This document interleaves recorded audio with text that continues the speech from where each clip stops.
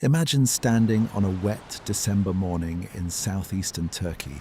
in a wheat field that has been ploughed for generations, and being told that 11,000 years ago,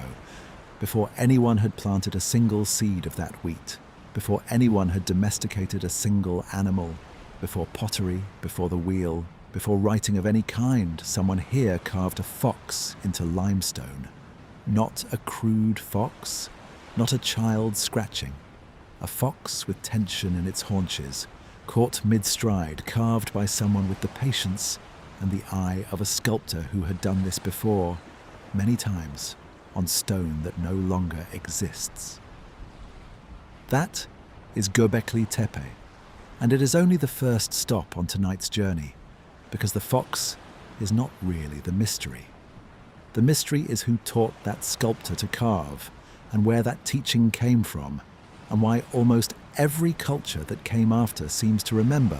in one form or another, that something came before them and was washed away. Tonight,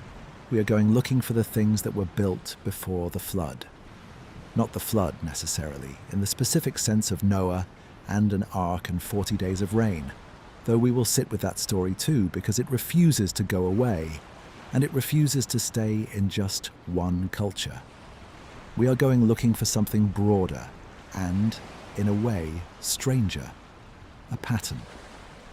of very old stone, arranged with an intelligence and an ambition that our conventional timeline says should not exist yet, showing up again and again in places that had no way of talking to one another. Turkey, Indonesia, Egypt, Lebanon, Bolivia, England, Peru, Japan, Micronesia, Malta, China, South Africa. 12 places, 12 piles of stone, and one very uncomfortable question sitting underneath all of them. What if the story we tell about the beginning of civilization has the starting date wrong? My name is Arthur. If you are new here, welcome. Arthur's Sleepy History is a place for the small hours, for questions from the deep past examined slowly and carefully, the kind of questions that don't resolve easily. If you want more videos like this, please click subscribe to show your support. It costs nothing and genuinely makes a difference in keeping this channel going. And leave a comment if you feel moved to. Tell me where you are and what time it is. Some of you are just starting your evening. Some of you are already deep into the small hours. Either way, I am glad to have you here. Let us return. Here is the shape of the case, and I want to lay it out gently, because none of this asks you to believe anything all at once. It asks you to notice a pattern and sit with it. The conventional account of human history has agriculture beginning somewhere around 11 or 12,000 years ago in the Fertile Crescent, as small bands of hunter-gatherers slowly, generation by generation, learned to plant and to wait. Cities came later. Writing came later still. Monumental architecture, the kind of stone-moving, sky-watching, generations-in-the-making architecture, was supposed to be a late arrival, something that needed surplus food, specialized labor, a settled population with the leisure to spend decades quarrying and dragging and lifting. Farmers first, monuments after. That was the rule. Then Göbekli Tepe was properly excavated, starting in the 1990s, and the rule broke. Here were T-shaped limestone pillars, some of them 5.5 meters tall, weighing many tons, carved with foxes and boars and vultures and scorpions, arranged in deliberate circles, and radiocarbon dating kept coming back to a period before agriculture existed in that region at all. Hunter-gatherers, people who by the old model should have been struggling simply to feed themselves day to day, had organized themselves well enough to quarry, carve, transport, and erect megaliths on a scale that would strain a modern crew with modern tools. And then, strangest of all, at some point, they buried it.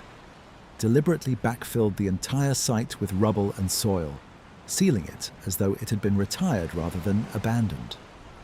We will spend real time with Göbekli Tepe in a little while because it deserves it, and because it is the single strongest piece of physical evidence that the old rule, farmers first, monuments after, simply does not hold. But Göbekli Tepe by itself would just be one anomaly, one exception the textbooks could quietly absorb and move past. What makes it worth an entire night of your sleep is that it does not stand alone. Half a world away on the Indonesian island of West Java, there is a stepped stone hill called Gunung Padang, long known locally as a sacred place, that a team of geologists began investigating with ground-penetrating radar and core drilling in the 2010s. What they reported, and what remains fiercely disputed in the scientific literature to this day, was a layered structure with the topmost, visible terraces built in a period consistent with the conventional timeline but with deeper layers, man-made in their claim, compacted soil and worked stone beneath the surface, dating back tens of thousands of years, far earlier than any known civilization is supposed to have existed anywhere on Earth. I want to be honest with you about this one because honesty matters more to me than a good story. The dating of Gunung Padang's deeper layers is contested, seriously contested, by geologists who argue the structures the original team identified may be natural volcanic formations, columnar basalt that simply looks worked when it is not. We will walk through both sides, but even the controversy itself is revealing,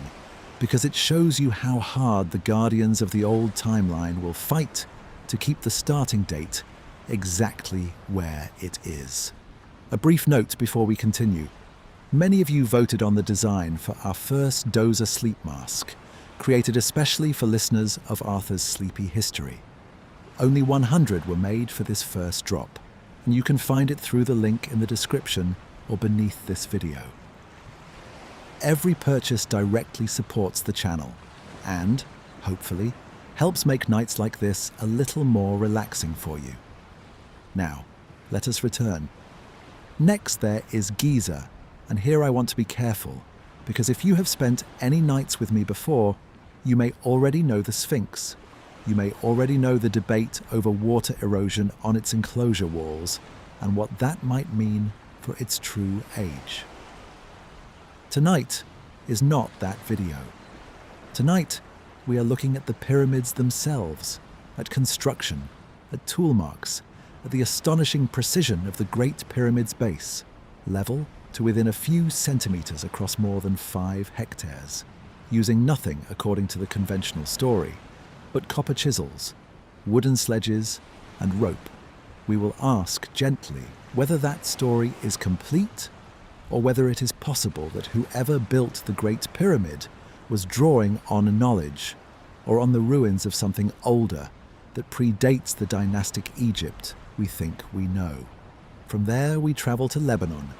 to Baalbek, where sits still, in the base of a Roman temple platform, 3 stone blocks so large that modern engineers still argue about how they were moved. Not raised,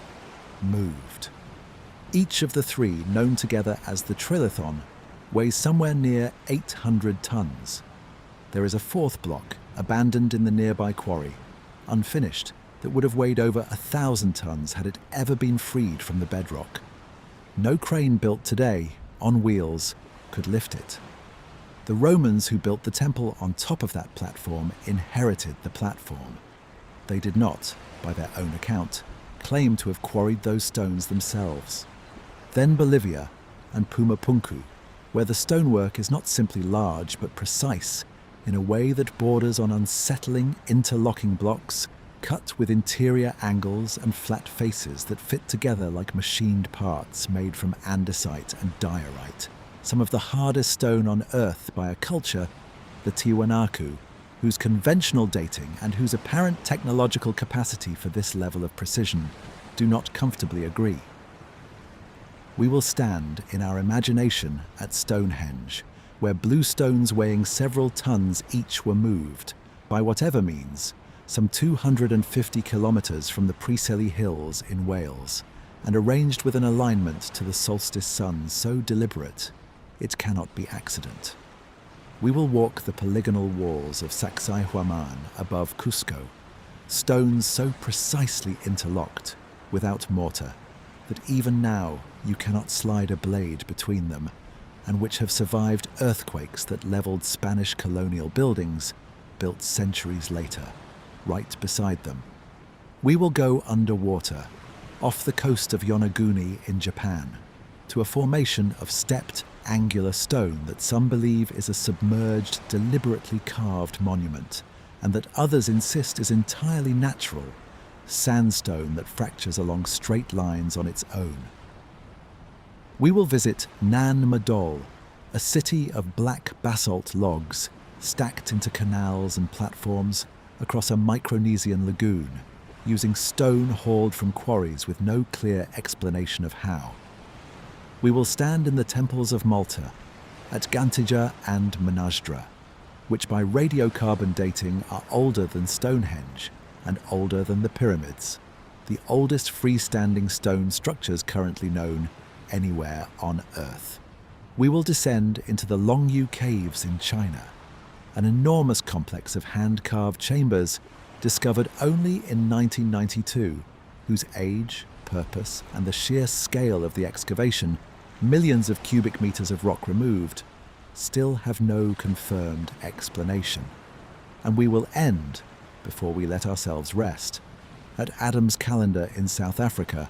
a circle of standing stones whose champions claim, controversially, an age older than any of the others on this list, though that particular claim sits on far thinner evidence than most of what came before it. And we will be honest about that too. 12 places. Different continents, different cultures, different stone, different tools, and running underneath nearly all of them, in the oral traditions of the people who lived near them or who claim descent from their builders, the same story keeps surfacing in different clothes. A great flood. A world before destroyed by water, that only a remnant survived. The Sumerians told it of a king named Ziusudra, and a flood sent by the gods.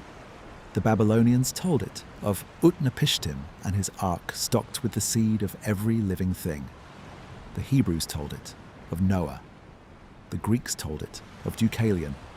Hindu tradition tells it of Manu and a great fish. Mesoamerican traditions tell it. Aboriginal Australian traditions tell it. Norse mythology tells it. This is not one culture's memory, echoed by its neighbours who happened to trade stories.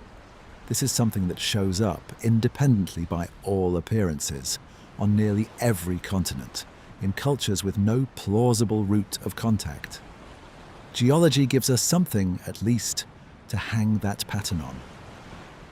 Around 12,800 years ago, give or take, the Earth's climate underwent an abrupt and violent reversal, a sudden plunge back into near glacial cold after a long warming trend, called by geologists the Younger Dryas. It lasted roughly 1,200 years, and it ended when it ended just as abruptly as it began, with catastrophic melting, rising seas, flooded coastlines, drowned landscapes that once were dry ground. Some researchers, though this remains a genuine and active scientific dispute rather than a settled fact, argue the onset of the Younger Dryas was triggered by fragments of a disintegrating comet striking the Earth or exploding in its atmosphere, an event violent enough to leave a distinctive layer of platinum, microscopic diamonds, and melted glass across sites on multiple continents. If something like that happened, if a world that had been slowly warming and slowly filling with human settlement along its coastlines was suddenly plunged into catastrophe, then a flood, remembered and retold for 10,000 years by the descendants of whoever survived it, is not folklore invented from nothing. It might be memory. I don't want to overstate any of this. Much of what I've just described sits honestly at the edges of accepted archaeology, defended by a minority of researchers against the skepticism, sometimes the outright hostility, of the mainstream. Gunung Padang's deeper dating in particular has been directly challenged by geologists who reviewed the same data. That disagreement is not a footnote I'm hiding from you. It's part of the story. But Göbekli Tepe is not in dispute. Its age is settled, confirmed, published, accepted by the same institutions that are skeptical of the other sites on tonight's list. And Göbekli Tepe alone is enough to prove that the old, comfortable rule that monumental building only began after agriculture, after settlement, after the slow climb towards civilization as we picture it, is wrong. Something was already possible in human hands and human minds, thousands of years earlier than we were taught. The only real question left, the one that will carry us through the rest of tonight, is how much earlier and how much of it was lost. Because here is the genuinely strange thing waiting for us there, the thing that took archaeology completely by surprise. It isn't just that Göbekli Tepe is old, it's that it appears to be, by every measure we currently have, a beginning with no beginning before it. No simpler version, no obvious apprenticeship of smaller, cruder monuments leading up to it, the way you'd expect skill to develop gradually over generations. It arrives in the archaeological record, already accomplished, already sophisticated, as if whoever raised those first pillars already knew exactly what they were doing. Let's go and stand among them. It's worth pausing, though, before we do, on why so many archaeologists resist this pattern I'm describing, because their resistance isn't stubbornness for its own sake. It's caution, and caution is usually earned the hard way. The mainstream explanation for the repeated flood myths is not that they all remember one real event. It's that flooding itself is simply one of the most common catastrophes a settled or semi-settled human population can experience wherever they happen to live. Rivers burst their banks. Coastal storms surge inland. A society that builds near fresh water, which is nearly every society, will eventually be flooded. And a story about a flood that nearly ended everything is exactly the kind of story any culture might independently invent to make sense of its worst memory. Convergent invention, not shared memory. That is the sober, cautious, and entirely reasonable counter-argument. And I think it deserves to sit here in the open rather than be waved away, because a fair account of any mystery has to let the boring explanations stand in the room too. But convergent invention struggles a little, I think, with the specificity of some of the details that recur. Not just a flood, but a flood that is deliberately sent as a judgment. Not just survivors, but a single family, or a single small group forewarned in advance, who build a vessel and preserve breeding pairs or seeds of the created world. Not just water, but water followed by a rainbow, or a bird sent out to find land, or a mountaintop where the vessel finally comes to rest. Those particular narrative beats repeating across cultures that could not plausibly have exchanged them are a little harder to wave away as coincidence alone, though harder to wave away is not the same as proven. And I want to hold that distinction honestly, rather than collapse it into certainty just because it makes for a better story before bed. What I find myself drawn to, and what I hope you'll sit with tonight, as your mind starts to loosen its grip on the day, is not really the question of whether there was one single global flood at one single moment.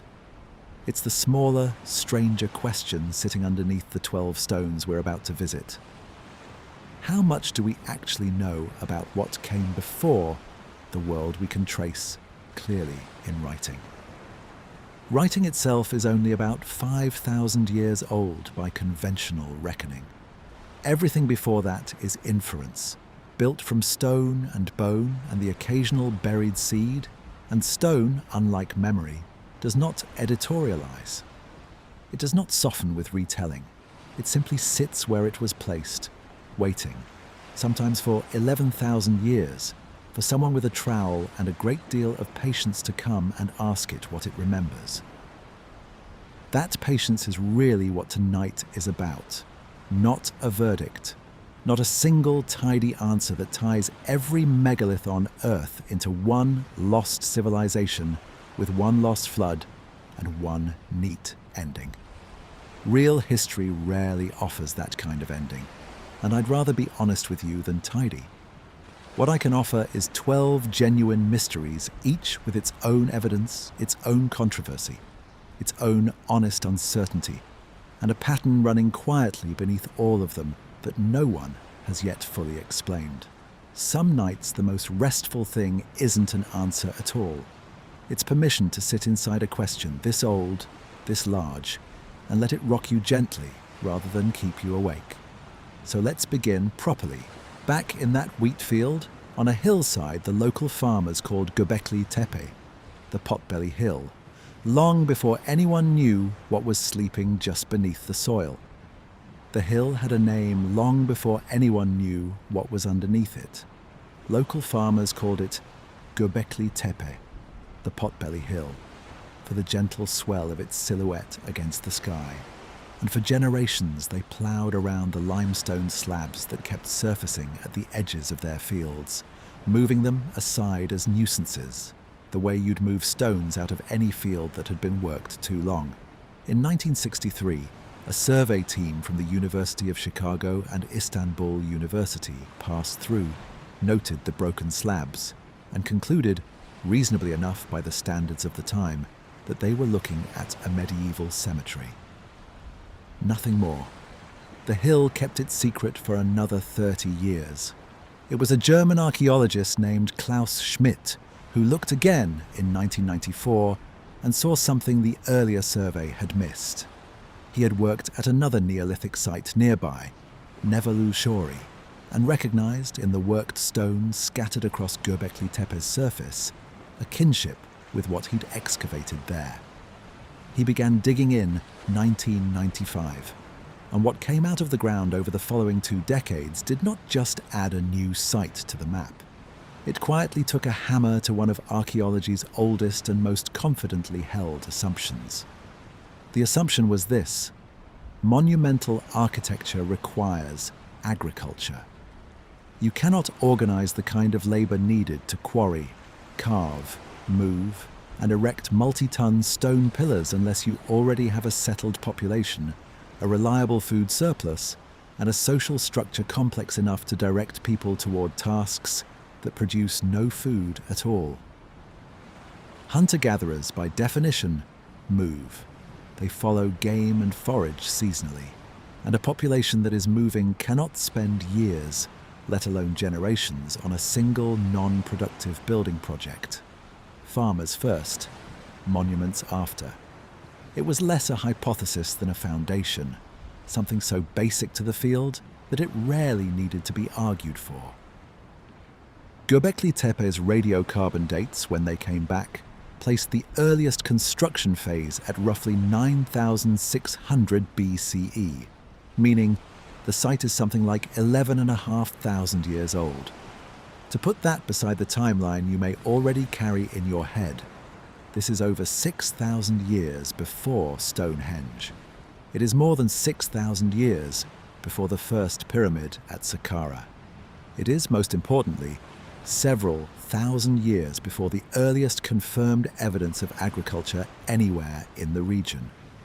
The people who built the first phase of Göbekli Tepe were, by every measure archaeology currently has,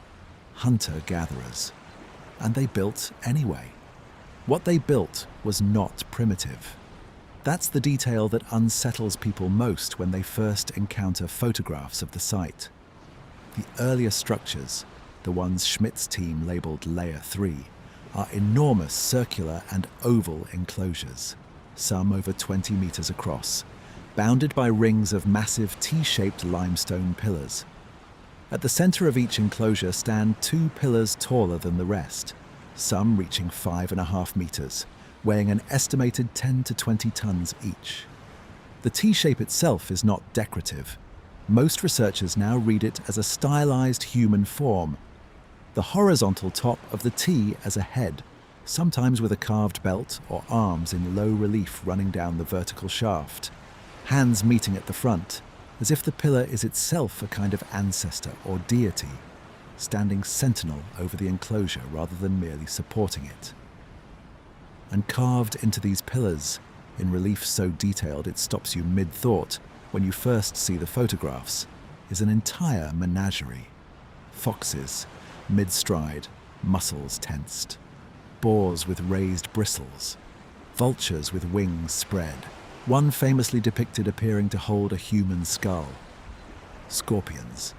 Snakes coiled in profusion down the length of some pillars. So many snakes on certain stones that archaeologists have half-joked about a serpent obsession running through the site's builders. Cranes, aurochs, the massive wild cattle that once roamed the region, rendered with an anatomical confidence that speaks of an artist who had watched these animals closely, probably hunted them, and had carved stone before, more than once, to have developed this kind of control over the material. This is the detail that should sit with you as you drift, because it is the part that conventional archaeology still has not fully resolved. Skill like this does not appear from nothing. Everywhere else in the archaeological record, artistic and architectural technique shows a visible learning curve. Crude first attempts, incremental improvement across generations, a slow climb toward mastery that you can trace layer by layer in the stone or the pigment or the pottery. At Göbekli Tepe, the earliest layer is, if anything, more ambitious and more technically accomplished than what came later. Layer 2, built on top of the backfilled Layer 3, centuries afterward, has smaller enclosures, smaller pillars, simpler carving. The site, in other words, does not start crude and improve. It starts as a masterpiece and gets smaller and plainer over time. Whatever tradition of stoneworking and monumental design produced Göbekli Tepe's first phase, it did not develop on that hill. It arrived there already mature, and we do not know where it came from. I want to be careful here because it would be easy to lean into mystery for its own sake, and that isn't what tonight is for. There are candidate explanations within the conventional framework. Some researchers argue that the hunter-gatherers built this framing understates just how complex late Epipaleolithic societies in this region may have been, pointing to evidence of intensive wild grain harvesting and possibly incipient cultivation nearby at sites like Karakadar, whose wild einkorn wheat has been genetically linked to the earliest domesticated strains found anywhere. In this reading, Göbekli Tepe's builders may not have been simple wandering foragers at all, but a more settled, more socially complex population on the very cusp of agriculture, drawn together seasonally in large numbers, perhaps for feasting and ritual, precisely at sites like this one. There is evidence for this.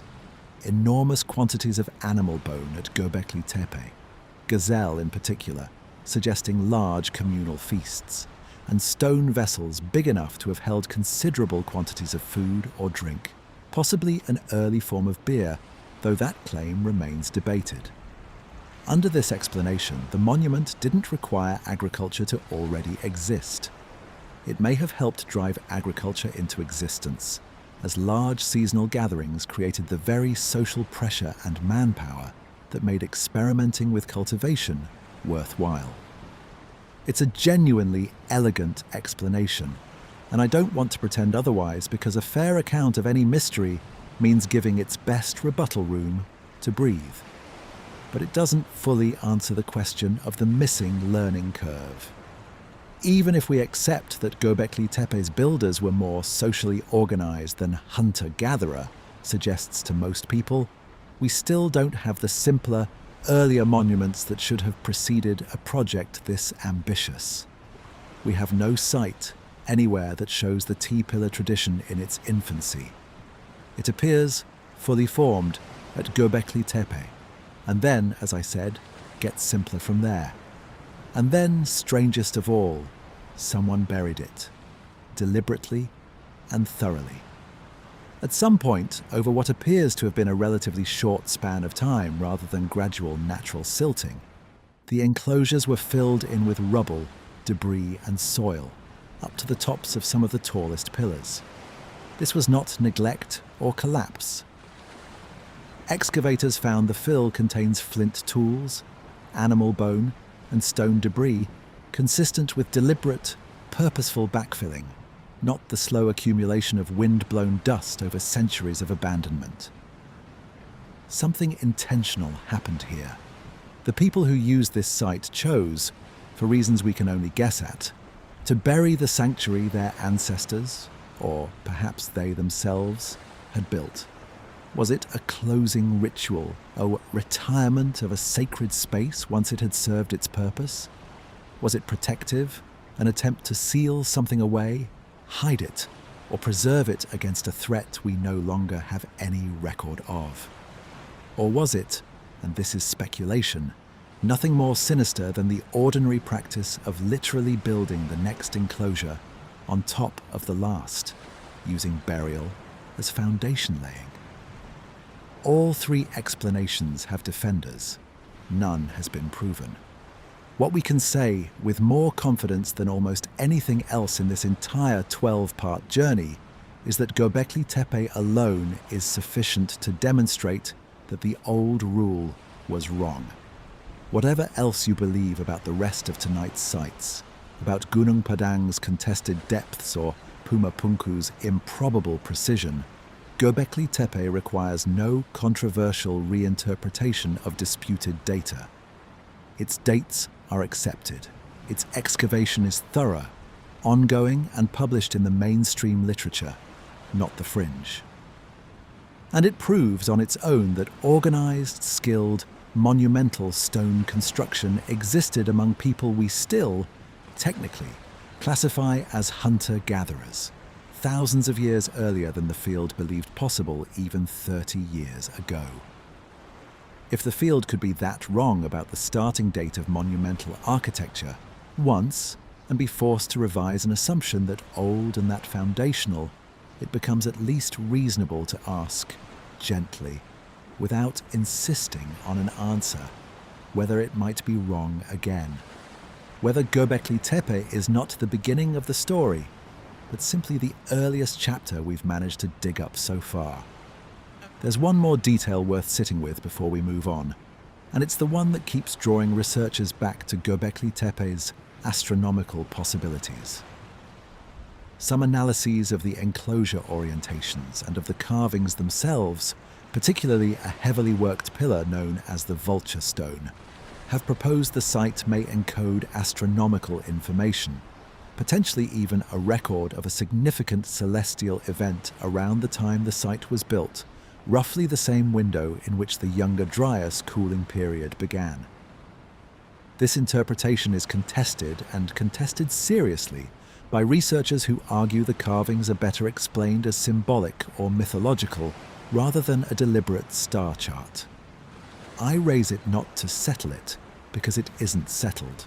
but because it's the first thread connecting tonight's opening site back to the flood myth pattern we began with. If Göbekli Tepe's builders really were responding in stone to some kind of catastrophe within living or ancestral memory, then this buried, backfilled sanctuary in a Turkish wheat field might be the oldest monument to a lost world that we have yet found. Not the last word on the flood, just perhaps the first. It's worth knowing too that what has been uncovered so far is very likely a fraction of what's actually there. Ground-penetrating radar and geomagnetic surveys across the wider hill have identified as many as 20 separate enclosures beneath the surface, of which only a handful have been fully excavated in the 3 decades since Schmidt first put a trowel into the ground. The excavation has been deliberately slow and conservative, in part because Schmidt himself, before his death in 2014, insisted on leaving most of the site buried and undisturbed for future archaeologists with better tools and techniques than the ones available today. It is a strange kind of humility for a discovery this significant, to uncover something that rewrites the timeline of civilization and then choose to leave most of it in the ground, trusting that whoever comes after you will do a better job of listening to what it has to say. Schmidt used to describe Göbekli Tepe, only half joking, as the world's first cathedral built by hands that had never yet planted a crop, and it is hard, even now, not to hear something of his own caution and wonder in that description. What's often left out of the popular retelling is how ordinary the site would have looked to an untrained eye for those first 30 years after the 1963 survey,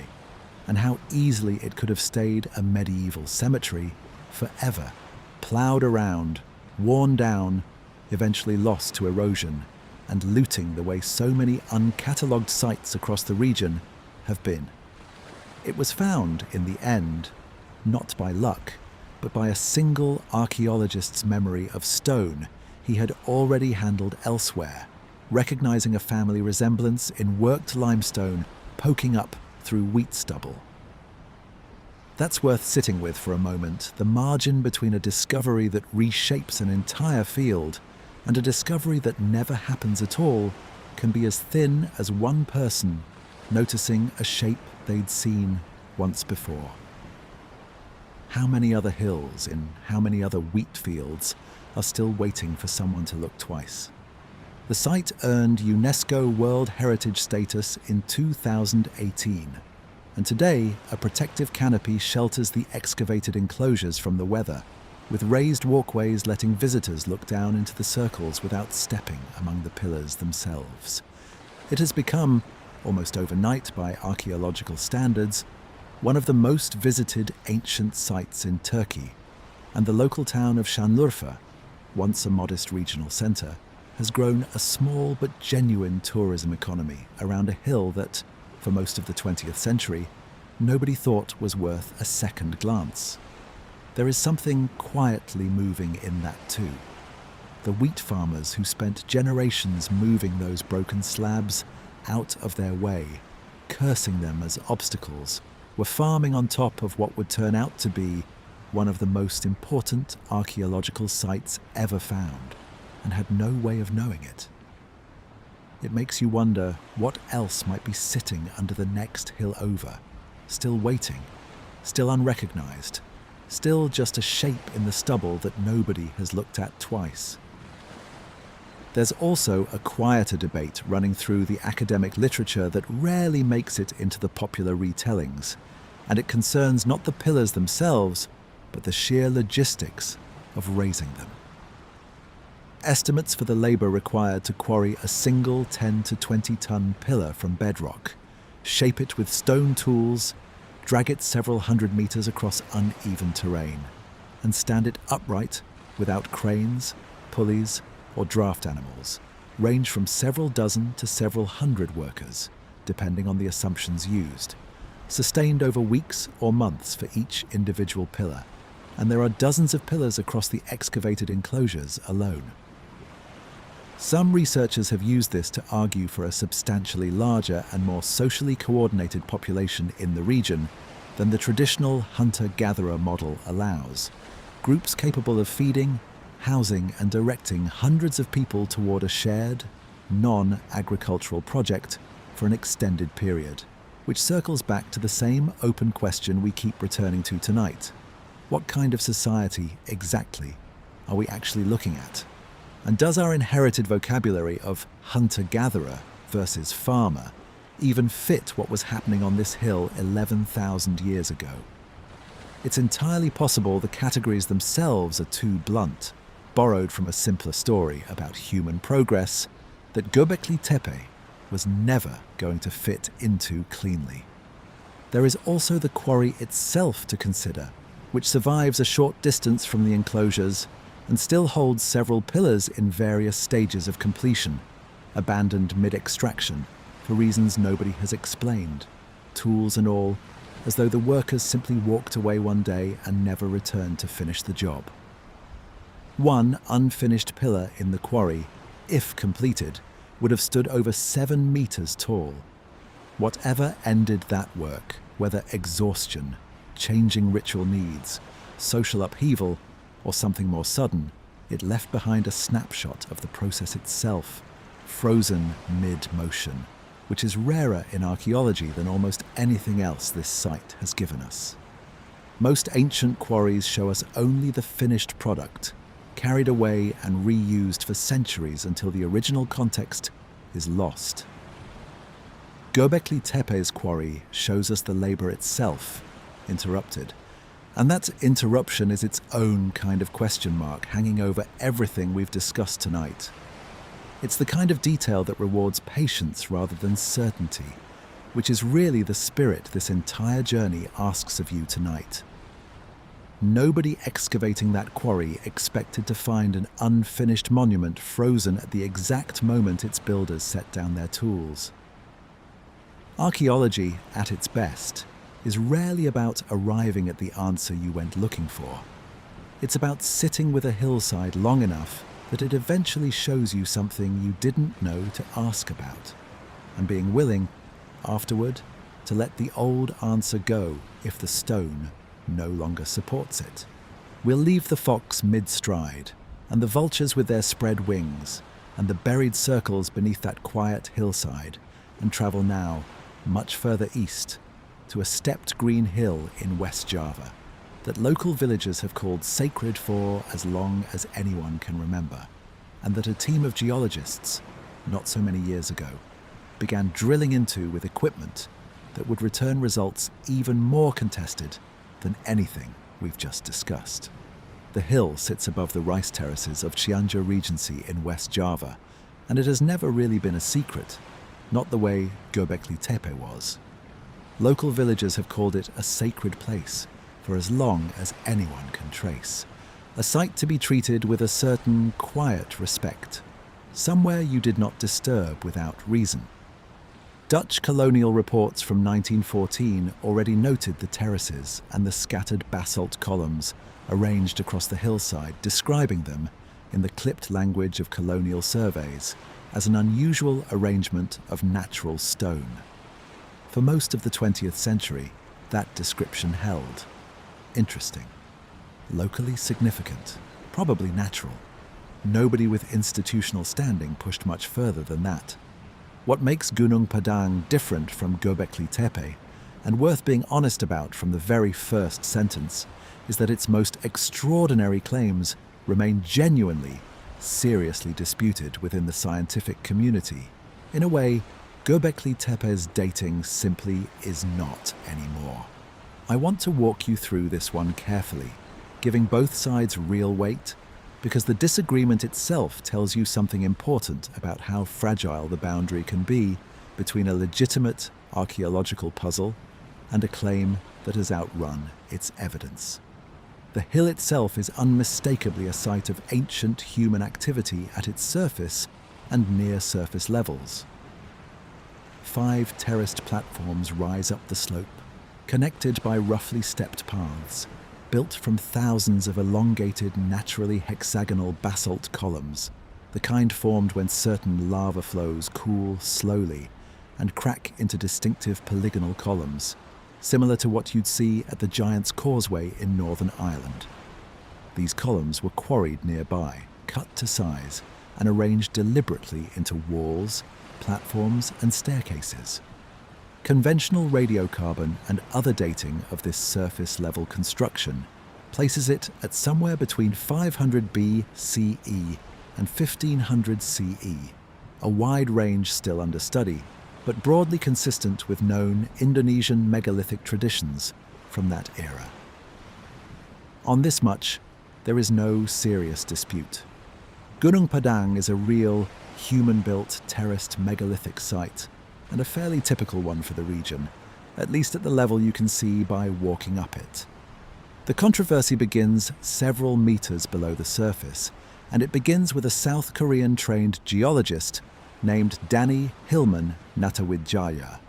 working with an Indonesian government-backed research team who began a program of ground-penetrating radar, seismic tomography, resistivity surveys, and, eventually, core drilling into the hill starting around 2011. Natawidjaja's team reported something extraordinary. Evidence in their interpretation of multiple layers beneath the visible terraces, each older than the one above it, extending the site's constructed history back dramatically.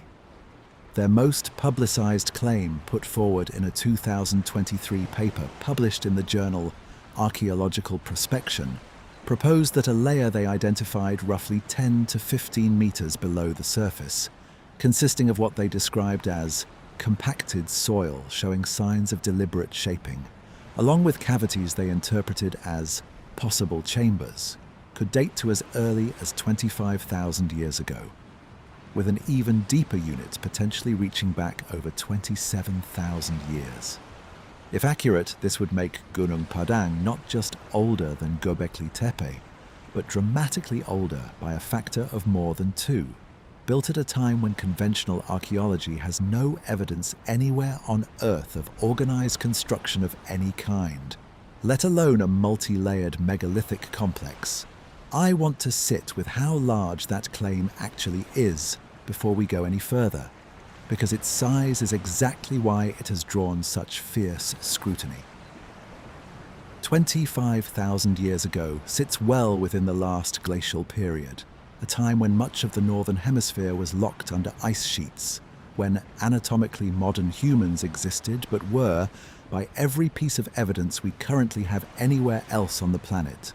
living as small, mobile groups of hunter-gatherers, leaving behind cave art, stone tools, and campsites, not terraced stone architecture.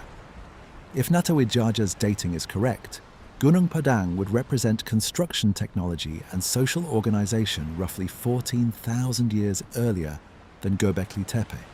which already broke the old assumption about hunter-gatherers and monuments. It would mean that assumption didn't just need revising once, it would need revising by an order of magnitude. Claims that large draw scrutiny that large, and the scrutiny arrived quickly and forcefully. A group of archaeologists and geologists published a formal critique, and in 2024, the publisher of the original paper, following an investigation, issued a retraction, citing concerns about the interpretation of the radiocarbon and soil data rather than any allegation of fabricated data. The core objection, raised by multiple independent researchers, centers on what the deep radiocarbon samples were actually dating. Natawidjaja's team dated organic material, soil carbon, found within and around the deep layers. Critics argue this dates the age of the soil and any organic material within it, not the age of construction. Soil can be extremely old and still have been used, disturbed, or deposited around a structure built much more recently, meaning old carbon in the ground does not automatically mean old human activity happened there. Some critics have gone further, arguing that what the survey team identified as chambers, cavities, and worked stone at depth may simply be natural volcanic features, columnar basalt formations and voids that occur without any human involvement at all. The same geology responsible for the hexagonal columns making up the surface terraces, everyone agrees, are real. This is the point in the story where I think it's worth pausing and asking what a fair, honest listener should actually take from a dispute like this, rather than picking whichever side makes for a better night's story. The retraction of the paper is a real and significant event. It does not mean Natawidjaja's team fabricated anything, and it does not mean the deep radar and seismic anomalies they detected are imaginary. Those instrument readings exist and are not seriously disputed. What's disputed is the interpretation. Whether those anomalies represent deliberately shaped human construction or natural volcanic and geological processes that happen to look structured to instruments and to hopeful eyes. That is a genuinely open scientific question, being fought out through further fieldwork, competing papers, and, frankly, no small amount of professional and even national pride, since Gunung Padang has become something of a point of pride within parts of the Indonesian archaeological and political establishment, adding a layer of institutional motivation to a dispute that would already be difficult to settle on the evidence alone. What I find genuinely fascinating, independent of who eventually turns out to be right, is how much this dispute mirrors the exact pattern we discussed back at Göbekli Tepe, just pushed to a much more extreme and much less settled degree. There, the old assumption, agriculture before monuments, held firm for over a century before a hillside in Turkey forced a revision that the field, however reluctantly, eventually accepted because the evidence became too solid to argue with. Here at Gunung Padang, we may be watching that same kind of fight happen in real time, with the outcome not yet decided, the evidence not yet solid enough either way, and reasonable, qualified scientists on both sides of the argument. It's possible the skeptics are entirely right, and in 10 years, Gunung Padang's deep layers will be quietly reclassified as natural volcanic geology, an entirely reasonable and unremarkable outcome that has happened to plenty of promising sites before. It's also possible, though the current evidence does not yet support this with confidence, that further excavation, more careful dating of unambiguously worked material rather than surrounding soil, and continued fieldwork will eventually produce the kind of undisputable data that Göbekli Tepe now has.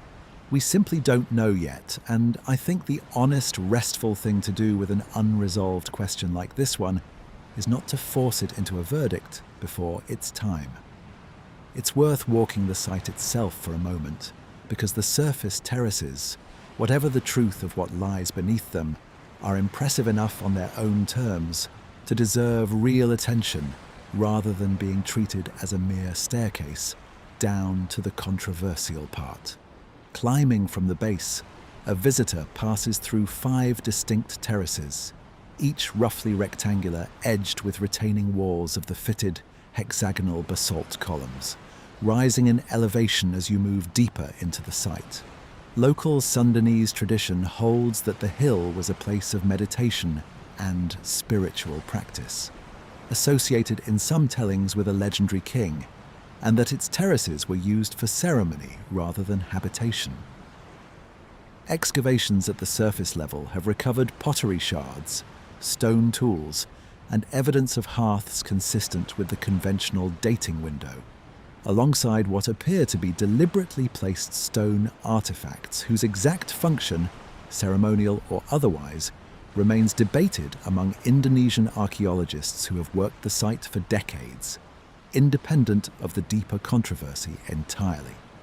This surface-level work is not in dispute, and it establishes Gunung Padang as a legitimate, significant, and still not fully understood Indonesian megalithic site, regardless of what does or does not lie in the layers beneath it. The team behind the deep layer claims has also pointed to something else worth mentioning honestly, because it complicates the pure pseudo-science reading that some critics have reached for. Natawijaja is not an outsider dabbling in archaeology from an unrelated field. He is a geologist with a substantial and, prior to this controversy, well-regarded career studying seismic activity and paleoclimate in Indonesia, and his research team included archaeologists, geophysicists, and paleontologists working within Indonesia's National Research and Innovation Agency, a mainstream government scientific institution, not a fringe outfit operating outside the academic system. This matters because it means the dispute over Gunung Padang is not a simple case of credentialed scientists correcting an amateur enthusiast. It's a dispute between credentialed scientists using the same broad category of instruments and techniques, reaching different conclusions about how to interpret ambiguous, difficult-to-read data recovered from deep beneath a hill that has never been fully, invasively excavated, and likely never will be, given both the practical difficulty and the site's ongoing cultural and religious significance to the communities who still consider it sacred ground. I'd also be doing you a disservice if I didn't mention how the site's more extraordinary claims have travelled well beyond the original scientific paper into popular media, documentary series, and online discussion in ways that have sometimes outpaced what the underlying research actually supports. Gunung Padang has become something of a flagship example in broader, lost advanced civilization arguments, cited alongside sites like Göbekli Tepe as evidence for a sophisticated, globally connected culture predating and lost to the Younger Dryas catastrophe. Sometimes with confidence, the primary research itself never claimed. This is worth flagging plainly. The original 2023 paper, before its retraction, made a bounded, specific claim about dated soil layers and possible cavities. It did not claim to have found finished chambers, artifacts, writing, or direct proof of an advanced lost civilization with technology beyond what the conventional timeline allows. The gap between what the paper actually argued and what popular retellings sometimes claim on its behalf is itself a pattern worth watching for across all 12 sites tonight. And I'll try to be honest with you every time it comes up, because overstating a genuine mystery does it no favours, and usually ends up handing easy ammunition to the skeptics who would rather dismiss the whole subject than engage with its more careful, more limited version. Where does that leave us, honestly, as we sit with Gunung Padang for a moment longer before we go deeper into it? Not with a verdict, not with a second Göbekli Tepe, confirmed and accepted by the mainstream. What we have instead is a real, unresolved scientific dispute playing out in real time between qualified researchers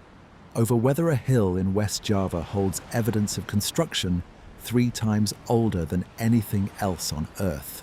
or whether it holds nothing more than dramatic, easily misread volcanic geology sitting beneath a genuinely old and genuinely interesting but far more conventional megalithic site. There is one more thread worth pulling on before we let this hillside rest for the night, and it connects back to where we began, with the flood traditions running underneath nearly every site on tonight's list. West Java sits within a broader Indonesian and wider Southeast Asian mythological landscape that carries its own deluge traditions, distinct from the Mesopotamian and Hebrew versions, but structurally similar. Stories of a great flood that reshaped the land, submerged what came before, and left survivors to begin again on higher ground. Some proponents of the deep Gunung Padang dating have drawn a direct line between the site's proposed age, falling within or near the broader window. Some researchers associate with Younger Dryas climate disruption and these local flood traditions, suggesting the hill itself may have functioned as a refuge, a highland sanctuary, built or expanded precisely because the land around it was not safe. I want to be careful with this connection because it currently rests on very thin evidence, a rough alignment of contested dates with a broad category of myth found in dozens of unrelated cultures worldwide, rather than any direct archaeological link. But it's the kind of thread that, if the deep dating is ever independently confirmed through less disputed methods, dating unambiguously worked stone or artifacts directly rather than surrounding soil carbon, would start to look less like coincidence and more like corroboration. For now, it remains speculative, offered honestly as speculation, and nothing more. I find myself, sitting with this one, less interested in whether Natawijaja turns out to be vindicated or corrected, and more interested in what the dispute itself reveals about how mysteries actually get resolved, slowly, through argument, retraction, reanalysis, and further fieldwork, rather than through a single dramatic discovery that settles everything at once.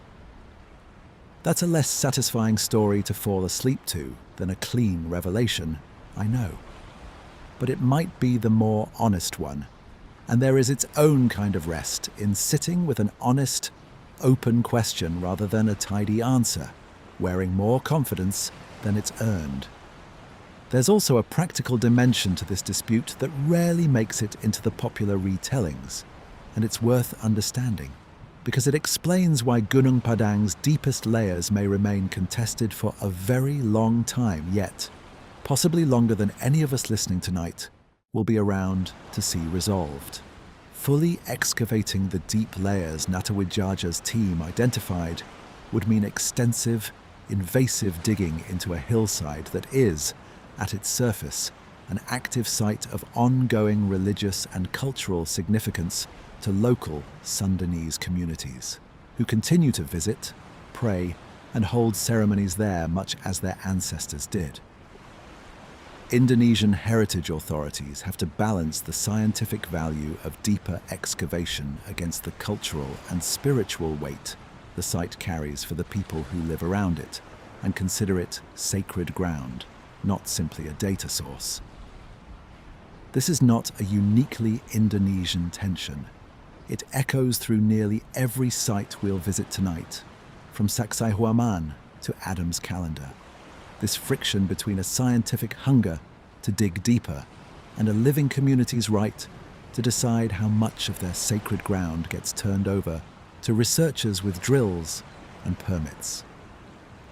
Progress on Gunung Padang's deepest, most contested claims will likely stay slow for exactly this reason, which means the mystery, unlike Göbekli Tepe's now settled dating,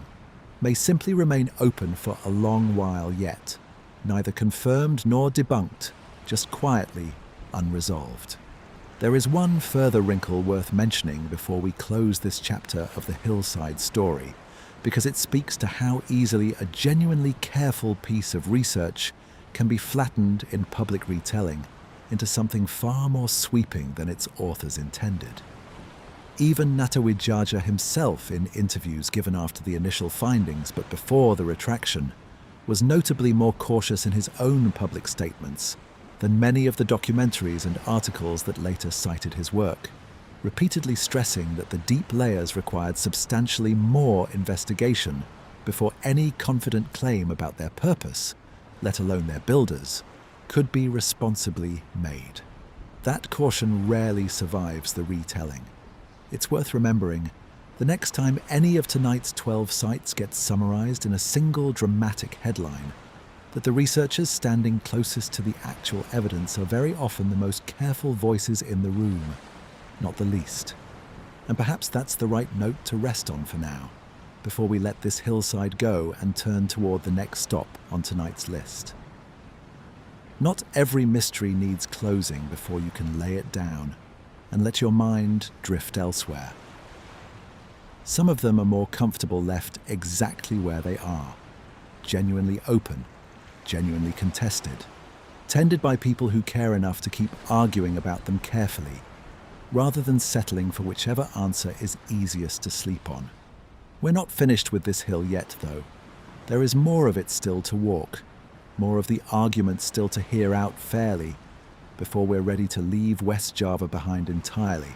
and let the next stone tell its own, very different story. There's a version of the Gunung Padang story that rarely gets told because it doesn't have the drama of a retracted paper or a 25,000-year-old chamber. And that's the story of what actually happens when you try to date a hill instead of a single artifact. Most of what makes archaeological dating reliable comes from dating something with a clear, bounded origin, a piece of charcoal from a specific hearth, a bone from a specific burial, a seed from a specific storage pit, each with a traceable, well-understood relationship to the moment of human activity researchers are actually trying to date. You know, or can reasonably infer, exactly when that organic material stopped exchanging carbon with the atmosphere, which is what radiocarbon dating actually measures. A hillside is not like that at all, and treating one as though it were is where a great deal of this dispute quietly began. A hillside is layered, disturbed, reworked, weathered and inhabited across enormous spans of time by different groups for different reasons, and separating This soil formed here naturally 10,000 years ago. From "this soil was moved here by people 300 years ago" requires an enormous amount of careful, painstaking, unglamorous stratigraphic work. The kind of work that takes years, involves no dramatic headlines, and rarely satisfies anyone hoping for a quick, tidy, simple answer either way. This is, in the end, probably the fairest way to hold the entire Gunung Padang question in your mind as we get ready to leave it for the night and turn our attention elsewhere. Not proven and not debunked, but still being carefully separated, soil layer by soil layer, core sample by core sample, by researchers on both sides of a genuine disagreement about method. If you take one thing from tonight's stop in West Java, let it be less about the specific number, 25,000 years, and more about how genuinely difficult it is to date a hill rather than an object, and how much patience real archaeology demands before it will let anyone, however excited, declare a verdict. There's also a broader pattern worth naming plainly here, because it will recur across the rest of tonight's list. And Gunung Padang is as good a place as any to name it clearly, once, so we don't have to relitigate it at every subsequent stop. Sites that challenge the conventional timeline tend to attract two very different kinds of attention simultaneously. The first is careful, credentialed, slow scientific inquiry, the kind Natawidjaja's team was engaged in, however contested its conclusions turned out to be, working through peer review, publication, critique, and, when warranted, retraction. The second is a much louder, much less careful popular amplification, documentaries and online content that seize on the most dramatic possible reading of a finding and run with it, past anything the original researchers claimed, often stripping out every caveat along the way. The friction between those two modes of attention is not a flaw unique to Gunung Padang. It is, if anything, the single most reliable pattern across every site, claiming to predate the conventional timeline and keeping the two modes distinct in your own mind. What the paper actually said versus what got said about the paper is probably the single most useful habit you could carry with you through the rest of tonight's journey. I think, sitting with all of this, what stays with me most about Gunung Padang isn't the 25,000-year figure at all. It's the shape of the argument itself, playing out today, in real journals, among real researchers, over a real hillside that ordinary people still climb, still prey on, still tend as sacred ground, regardless of what any instrument says about what lies beneath their feet. That coexistence, ancient reverence continuing undisturbed above a modern scientific dispute about deep time, is its own kind of strange and beautiful thing, and it doesn't need a resolved verdict to be worth pausing on. It's worth going back, for a moment, to how this hill first entered the modern scientific record, because the sequence of rediscovery tells its own quiet story about how slowly attention accumulates around a place like this, and about how rarely genuine archaeological understanding arrives in a single dramatic flash, rather than through decades of patient, incremental work. The Dutch colonial-era report from 1914 was not the last time the site was noted and then set aside. Indonesian researchers surveyed it again in the 1980s, describing the terraces in more detail and confirming their megalithic character, and further seasons of conventional, surface-level excavation continued intermittently through the 1990s and 2000s, recovering the pottery, tools, and hearth evidence that anchor the accepted 500 BCE to 1500 CE dating window. For nearly a century, in other words, Gunung Padang was known, documented, and taken seriously as an important regional megalithic site, without anyone proposing anything close to the deep, Ice Age-era claims that would eventually make it famous well beyond Indonesia. Those claims are a genuinely recent development, arriving only with Natawidjaja's geophysical surveys beginning around 2011, more than a full century after the hill was first formally recorded, and less than 15 years before the most dramatic of those claims were formally retracted. That timeline matters, I think, because it's easy, hearing the story compressed into a few minutes, to imagine a hill that sat wholly unexamined and mysterious until a lone maverick geologist arrived to find something for the first time.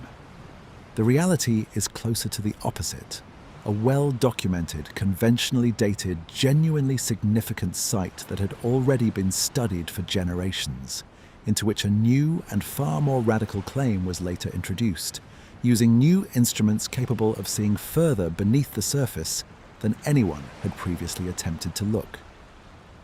New tools applied to old ground can absolutely reveal something real. They can also just as easily produce ambiguous signals that a hopeful team reads as more meaningful than a more skeptical team would. Ground-penetrating radar and seismic tomography are powerful, genuinely useful geophysical techniques, used every day in mainstream archaeology and engineering to detect anomalies underground, but their raw output is never a picture in the way a photograph is a picture. It is data that requires interpretation, and interpretation is exactly where this particular dispute lives. The specific critics worth naming, in fairness, include a number of geologists and archaeologists who published detailed technical rebuttals following the 2023 paper, arguing carefully and in good faith that the structures identified in the deep radar and seismic data are consistent with, and more parsimoniously explained by, the known volcanic history of the broader Mount Padang complex, an area with a well-documented history of andesitic lava flows capable of producing exactly the kind of columnar jointing, natural cavities, and layered soil horizons the deep survey detected.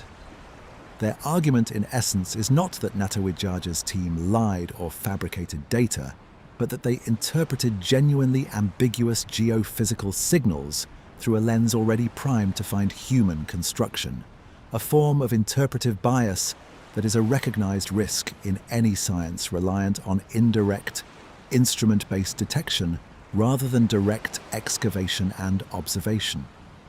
This is worth taking seriously precisely because it is not a dismissive or hostile critique. It's the kind of careful, technical pushback that good science is supposed to produce,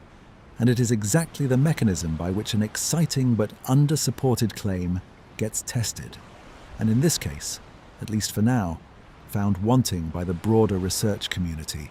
leading to the formal retraction. None of which erases the site's importance or its right to remain, at minimum, a genuinely interesting open question, rather than a closed and settled one. Even the retraction notice itself, worth noting honestly, focused on concerns about interpretation and methodology rather than declaring the underlying geophysical anomalies to be entirely explained away. Further seasons of fieldwork are, as of tonight, still ongoing, still funded, still taken seriously enough by Indonesia's national research institutions to continue.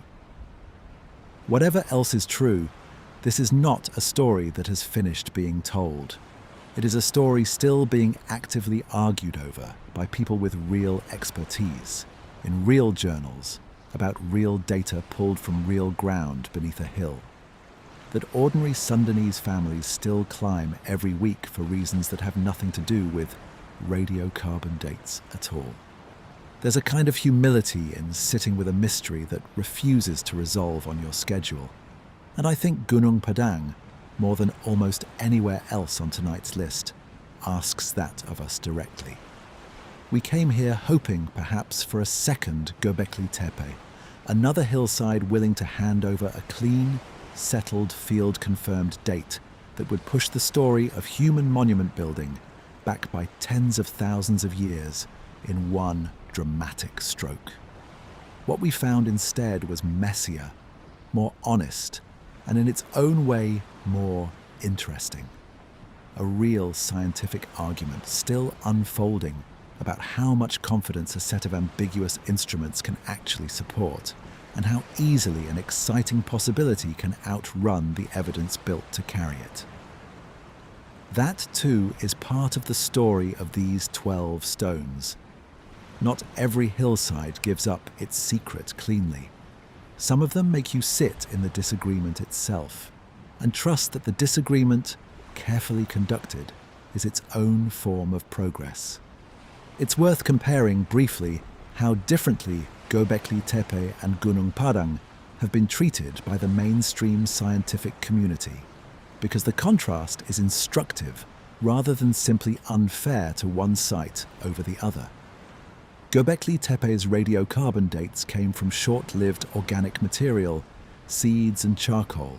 recovered from clear, well-documented stratigraphic contexts directly associated with construction fill, the kind of sample archaeologists consider about as reliable as dating evidence gets. Gunung Padang's most contested dates came from soil carbon in a much less clearly bounded context, recovered through coring rather than open excavation, in a setting where distinguishing naturally deposited ancient carbon from carbon associated with actual human construction is, by the critic's own account, extremely difficult to do with confidence. This isn't a case of one team being rigorous and the other being careless. Both teams used recognized scientific methods, published in credible outlets, and submitted their work to the same broad system of peer scrutiny that governs the discipline as a whole. But the type of evidence each site has produced sits at very different points on the spectrum of interpretive certainty, and that difference alone explains much of why one site's age is now textbook fact, while the other remains a live and genuinely unsettled argument. It also helps to understand what actually happens procedurally when a paper like the 2023 Gunung Padang study gets retracted, because the word itself carries a heavier connotation in casual conversation than it always does within the scientific process, and clearing up that misunderstanding matters more here than it might elsewhere. Retraction does not necessarily mean fraud, and in this case, no allegation of fraud was made.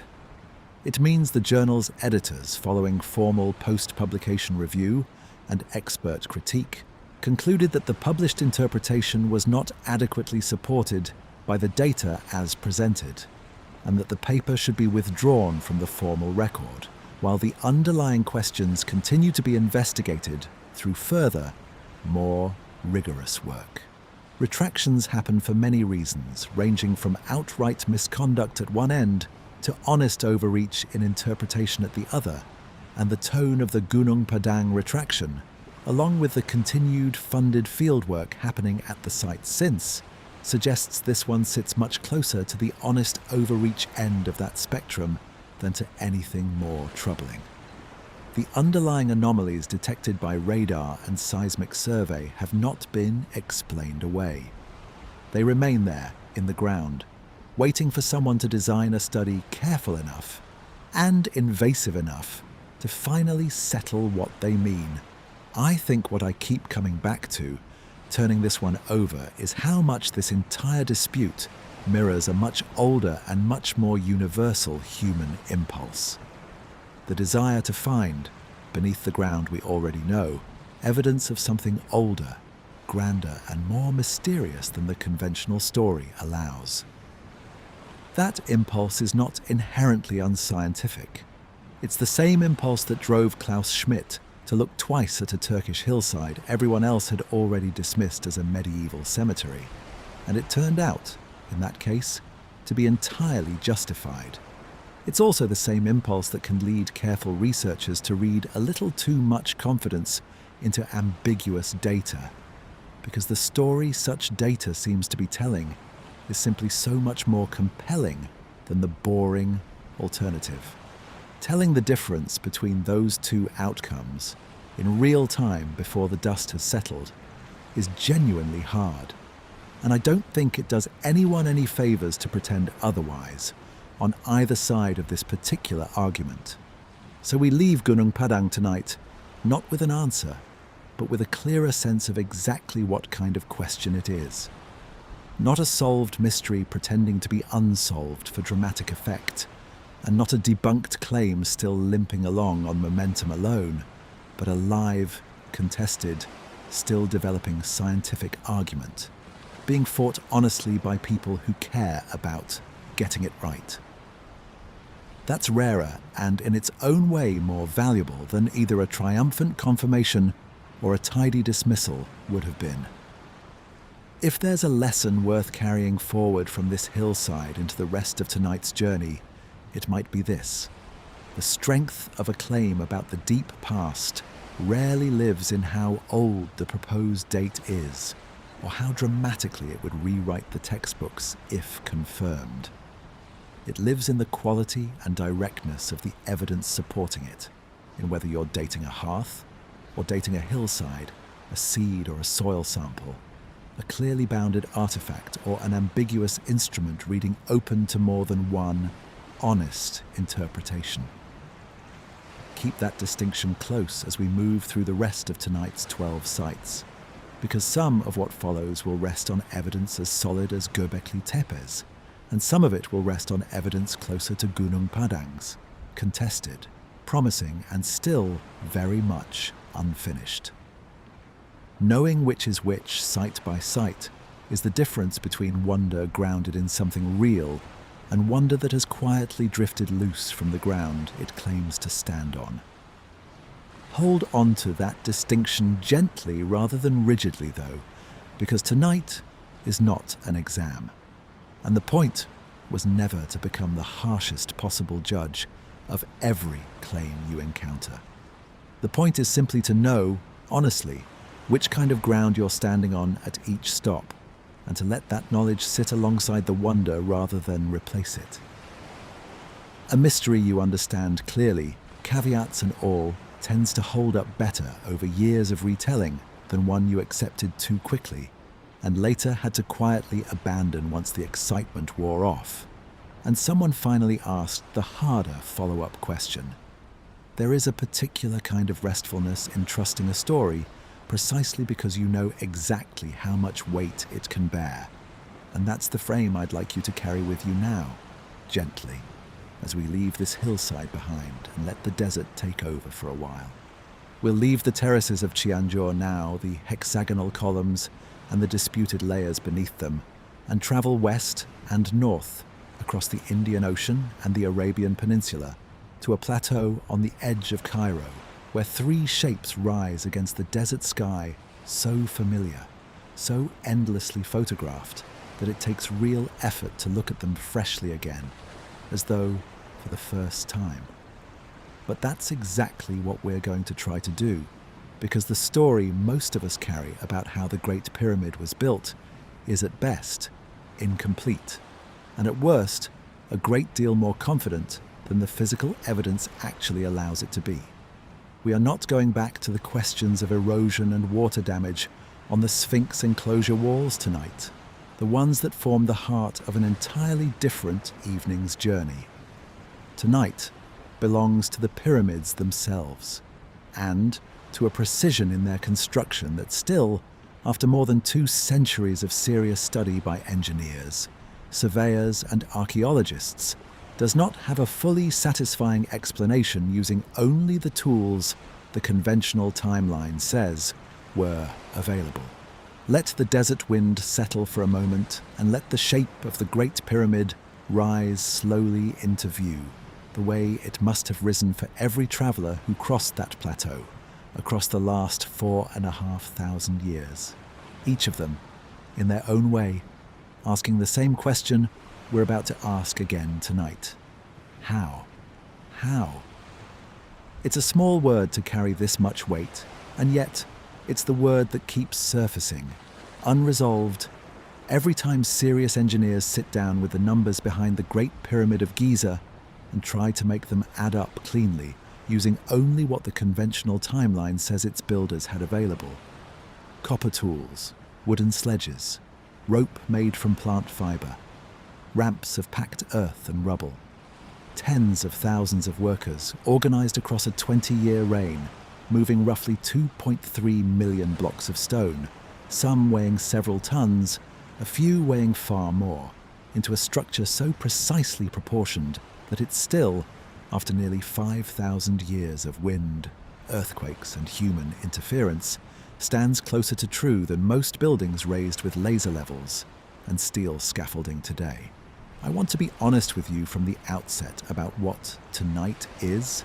and is not. This is not the video where we revisit the erosion patterns on the walls of the Sphinx enclosure, the ones that some geologists read as evidence of prolonged rainfall exposure from a much wetter climate period than conventional Egyptology allows, pushing the Sphinx's true age back potentially thousands of years earlier than its traditional attribution to the pharaoh Khafre. We've walked that ground already in its own dedicated evening, and I don't want to retread it here and shortchange either story. Tonight belongs entirely to construction, to the pyramids themselves, not the Sphinx beside them,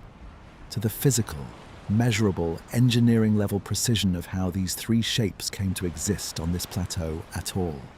and to the parts of that story that remain, honestly, still argued over by people whose entire careers are built on getting this exactly right. Let's start with the numbers, because they are the least disputed part of tonight's discussion, and they are already strange enough on their own without any embellishment. The Great Pyramid's base is almost a perfect square, 230 meters to a side, and the four sides are level to within a few centimeters across that entire span, an extraordinary achievement on a natural rock outcrop that itself is not perfectly flat. The four sides are oriented to the cardinal directions north, south, east, and west with an accuracy of within 1/10 of a degree, a level of precision that would require sophisticated astronomical or geodetic surveying to achieve even today without satellite positioning. The internal chambers, passages, and shafts are aligned with similar exactness, some of them apparently oriented towards specific stars or stellar regions, as they would have appeared in the sky around the time of construction, a claim called the Orion correlation theory, which remains genuinely debated among researchers, with critics arguing the alignments are looser and less deliberate than proponents claim, and proponents pointing to the consistency of multiple independent alignments across the complex as evidence the correlation is real rather than coincidental. I raise this honestly as contested, not settled, because it deserves that framing. What is not seriously contested is the raw scale of the undertaking. The pyramid contains an estimated 2.3 million blocks, with an average weight of around 2.5 tons each, though many of the granite blocks used in the internal chambers, quarried and transported from Aswan, over 800 kilometers to the south, weigh considerably more, with some estimated at 40 to 80 tons. The conventional timeline holds that this entire structure, along with the associated causeway, mortuary temple, and surrounding complex, was completed within roughly 20 years, during the reign of the pharaoh Khufu, sometime around 2560 BCE. Do the arithmetic on that claim honestly, and you get a construction rate of somewhere between 800 and 1200 blocks moved, shaped, transported, and precisely placed every single day for 2 decades straight, without modern lifting equipment, without the wheel in any load-bearing capacity, using a workforce whose size remains itself a matter of ongoing debate, with estimates ranging from as few as 20,000 to as many as 100,000 workers depending on which researcher's model you follow. I don't say any of this to suggest it's impossible.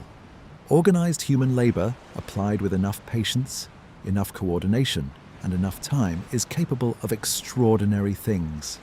and there is genuine, physical, on-the-ground evidence for how at least part of this process worked. Workers' villages have been excavated nearby, at a site called Hayt el Ghurab, revealing bakeries, breweries, and housing capable of supporting a large, organized, and apparently well-fed labor force. Evidence that directly contradicts older, more sensational narratives about slave labor, and points instead toward a paid or conscripted workforce operating with real institutional support behind it. Quarry marks, unfinished blocks, and worker graffiti found within the pyramid structure, naming specific work gangs, some with boastful names translating roughly to phrases meaning "friends of Khufu," give us genuine, textured insight into the human beings who actually built this thing. Not an anonymous mass, but organized crews with identities, rivalries, and apparent pride in their work. And yet, even with all of that genuine, hard-won evidence for organization and logistics, the central engineering question of precisely how the largest blocks were lifted to their final positions, some more than 100 meters above the desert floor, remains honestly unresolved in its specifics, even if the broad category of answer, some form of ramp system combined with sledges,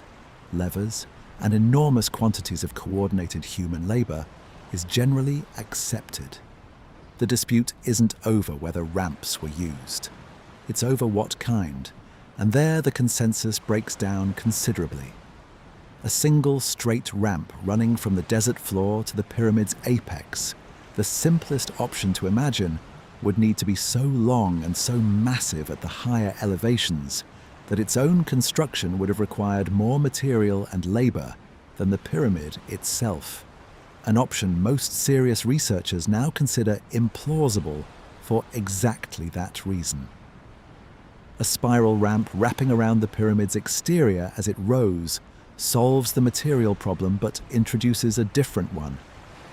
How do you maintain the precision of the pyramid's corners and angles if your workers are hauling and positioning blocks along a ramp that obscures those very corners during construction? And how do you navigate a laden sledge carrying tons of stone? Around the tight turns such a spiral would require at each corner. A third proposal, gaining serious traction in recent decades, suggests an internal ramp, spiraling not around the outside of the pyramid, but through a corridor built into its body, an idea partly supported by imaging surveys conducted by the Scan Pyramids project, an international collaboration using muon tomography, a technique that detects cosmic ray particles passing through solid stone to reveal hidden voids, which in 2017 identified a previously unknown large cavity above the Grand Gallery, dubbed the Big Void, whose purpose remains genuinely unexplained. Some researchers have proposed it may be evidence of exactly this kind of internal ramp system, a working corridor sealed once construction was complete. Others argue it may be a structural relieving space, designed to redistribute weight away from the chambers below, a purpose with clearer precedent elsewhere in the pyramid's design. As of tonight, this remains an open, actively investigated question, with no consensus yet reached, which is itself a remarkable thing to say about a structure that has been studied, measured, and picked apart by scholars for over 200 years. We are still finding entirely new, previously unknown spaces inside the most famous building on Earth, and we still don't fully agree on what most of them were for. There's a second thread of this mystery that gets far less popular attention than the ramp debate,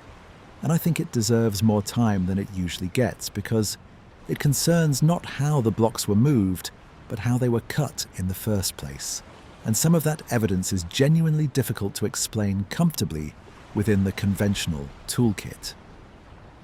Egyptian workers of this period are understood to have used copper tools, stone hammers, and abrasive sand for cutting and shaping limestone, the primary material of the pyramid's core.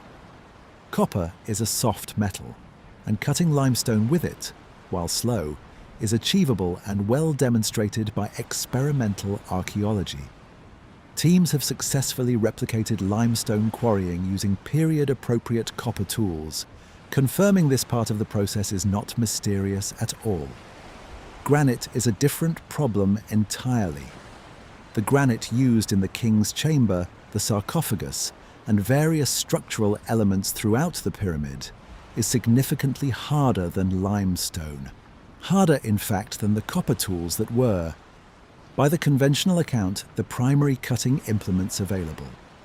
Some of the granite work shows drill holes and saw marks with characteristics that have generated real, ongoing debate among Egyptologists and engineers about exactly what process produced them. Core drill samples recovered from ancient Egyptian granite work, some housed in the Petrie Museum in London, show helical striations, spiral cutting marks consistent with a rotary drilling action, and the spacing of these striations has led some researchers, most prominently the mid-20th century engineer Christopher Dunn, to argue the marks are consistent with a drill bit advancing through the stone at a rate and with a consistency that would be difficult to achieve using hand-powered copper drills alone, suggesting instead some form of more sophisticated, though not necessarily anachronistic, drilling technology, possibly using harder abrasives, bow drills with mechanical advantage, or drilling techniques not otherwise directly attested in the archaeological record. I want to be careful and precise here because this is exactly the kind of claim that gets flattened in popular retelling into something far more dramatic than the underlying evidence supports. And I promised you honesty over spectacle at the start of tonight's journey. The mainstream Egyptological response to Dunn's analysis, and to similar claims, is that copper tools combined with abrasive sand, likely quartz or corundum-based, and considerable time and manpower, are sufficient to produce the granite working scene at Giza, and that experimental archaeology has demonstrated hand and bow drill techniques capable of producing spiral striations similar to those observed, given enough patience and the right abrasive compound. This is a real, substantive rebuttal, not a dismissal, and it deserves to be weighed seriously rather than waved past. What remains genuinely debated, even among those who accept the copper and abrasive explanation as broadly correct, is the sheer consistency and precision of certain granite surfaces,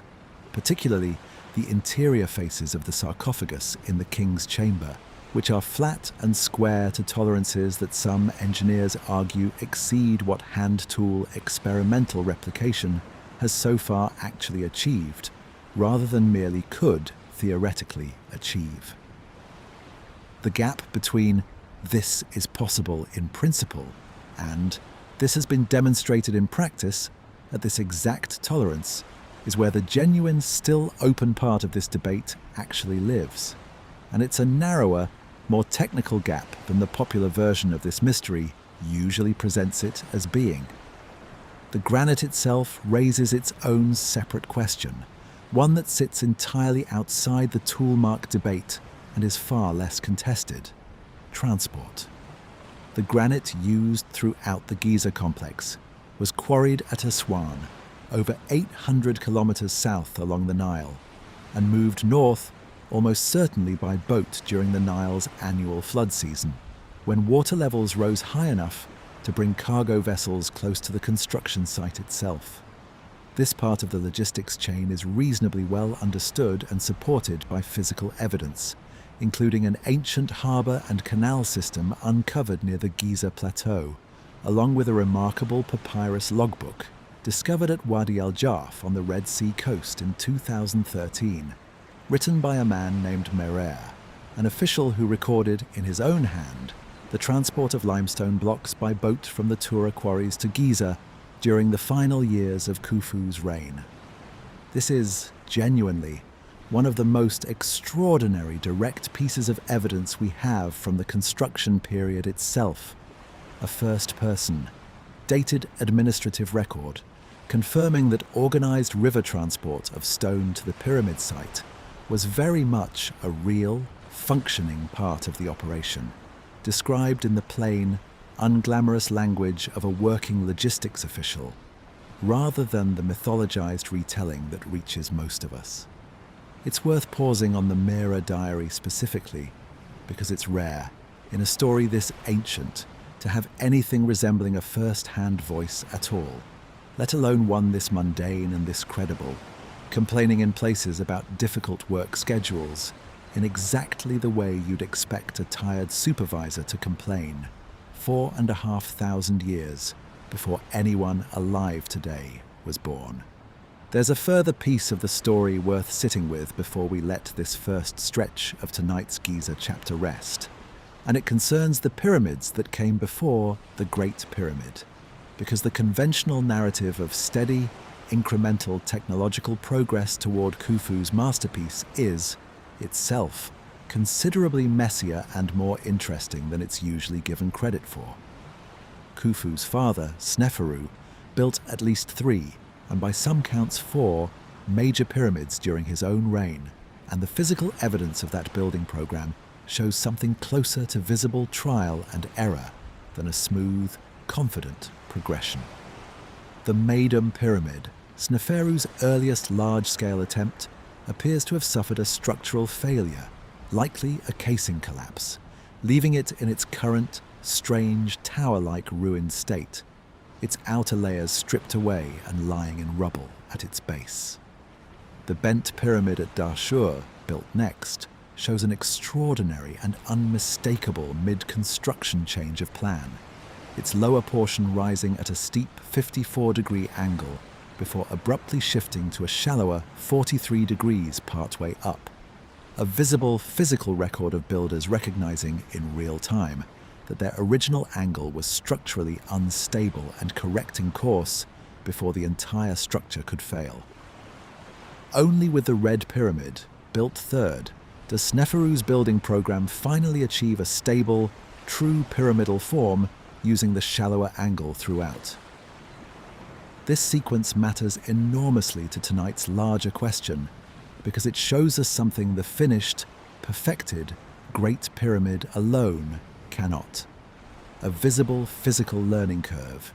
mistakes made and corrected, angles miscalculated and adjusted, structural failures absorbed and learned from, across a span of what conventional chronology places at only a few decades before Khufu's own, far more ambitious project began. In one sense, this strengthens the conventional account considerably, because unlike Göbekli Tepe, where we found a masterpiece with no visible apprenticeship behind it, Giza's pyramids do sit atop a documented physical record of prior experimentation, of a dynasty visibly learning to build at this scale through trial, error, and correction. In another sense, it deepens rather than resolves the mystery, because the leap from the bent pyramid's corrected, still somewhat awkward geometry to the Great Pyramid's near flawless precision, achieved apparently within a single generation and executed at nearly triple the volume, remains a startlingly large jump in both scale and accuracy to make in so short a time, even granting every lesson Sneferu's builders had already learned the hard way, and even accounting for the very real possibility that Khufu's architects, most likely a figure named Hemiunu, who held the title of vizier and overseer of royal works, had access to accumulated institutional knowledge and a workforce far larger and more experienced than anything available to his predecessors just 1 or 2 generations earlier. It's worth naming Hemiunu specifically,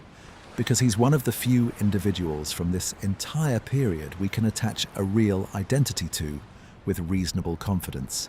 thanks to a statue and inscribed tomb bearing his name and titles, discovered near the Giza Plateau. Whatever the full explanation for the Great Pyramid's extraordinary precision eventually turns out to be, it likely runs, at least in part, through decisions this one man made, drawing on his father's dynasty's hard-won and only recently corrected engineering knowledge,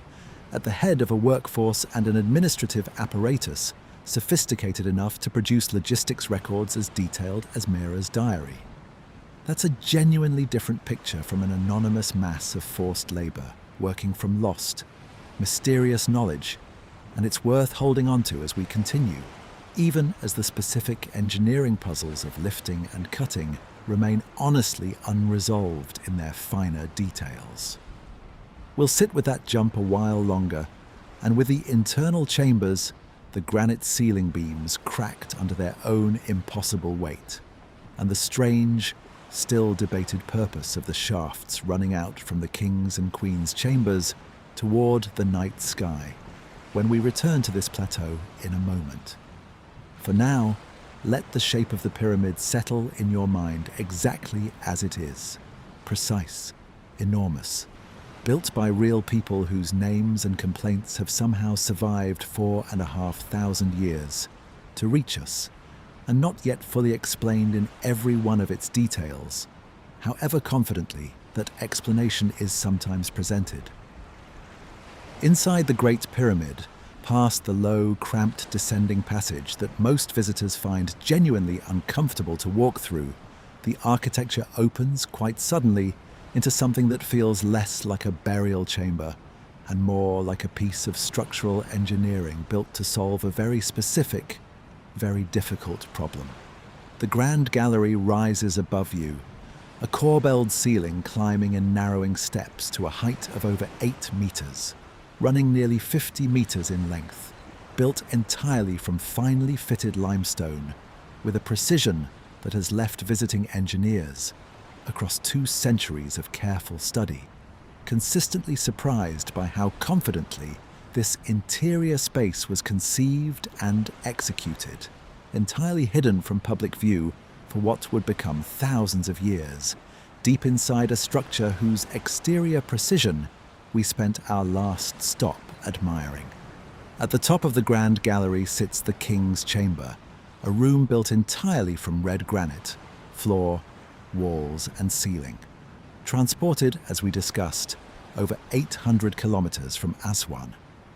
Its proportions have been analyzed exhaustively, repeatedly, by generations of surveyors working with increasingly precise instruments across nearly 2 centuries of study. And its dimensions do appear to encode certain mathematical relationships, including ratios connected to the golden ratio and to pi, that some researchers argue are too precise to be accidental,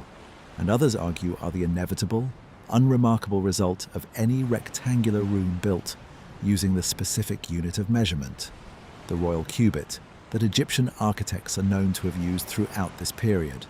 since certain mathematical relationships fall out naturally from that unit, regardless of any deliberate encoding. This is worth flagging honestly as one of those places where enthusiasm has, at times, outrun the underlying mathematics considerably, and where a careful, skeptical read of the numbers is usually the more responsible one, even though it makes for a less thrilling retelling. What is not remotely in dispute, and what deserves far more attention than it usually gets, is what sits directly above the King's Chamber's flat granite ceiling. A stack of 5 separate chambers, one on top of the other, each roofed with massive granite beams, the lowest of which are flat, and the uppermost of which is peaked, gabled, designed specifically to redirect the crushing weight of the pyramid's remaining mass away from the King's Chamber below and out to the sides, into the surrounding stone. These are known as the relieving chambers, and their existence discovered by explorers in the 19th century after they blasted their way up through solid masonry using gunpowder, a method that would horrify a modern conservator but was, at the time, simply how difficult architectural problems got solved, is one of the clearest, most unambiguous pieces of evidence we have that Khufu's architects understood, with real sophistication, the structural engineering problem posed by placing a flat-roofed room at the base of over 4 million tons of stone. Left unaddressed, that weight would eventually crush a flat granite ceiling, however massive the individual beams. The relieving chambers solve this problem elegantly, redistributing load the way a modern engineer would design an arch or a truss to do, 4,500 years before the mathematics of structural load distribution were formally written down anywhere. And yet, even here in one of the best understood and least controversial parts of the entire pyramid, there is a detail that has never been fully explained. One of the granite beams in the lowest relieving chamber, directly above the king's chamber ceiling, is visibly cracked, a fracture running most of the way across its width, apparently from the sheer, staggering weight it was bearing even with the relieving system in place. Some Egyptologists read this as evidence the ancient builders pushed the very limits of what their engineering could support, a system that worked, but only just, and that came uncomfortably,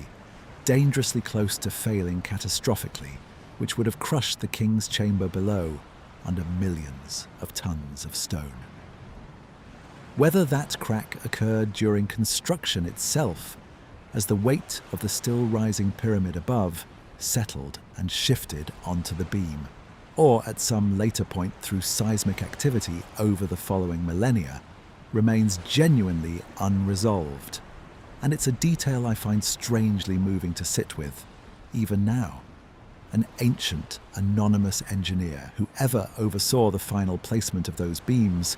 may well have known, in the moment, exactly how close this entire, extraordinary undertaking came to catastrophic failure, directly above the chamber built to house a king's eternal rest.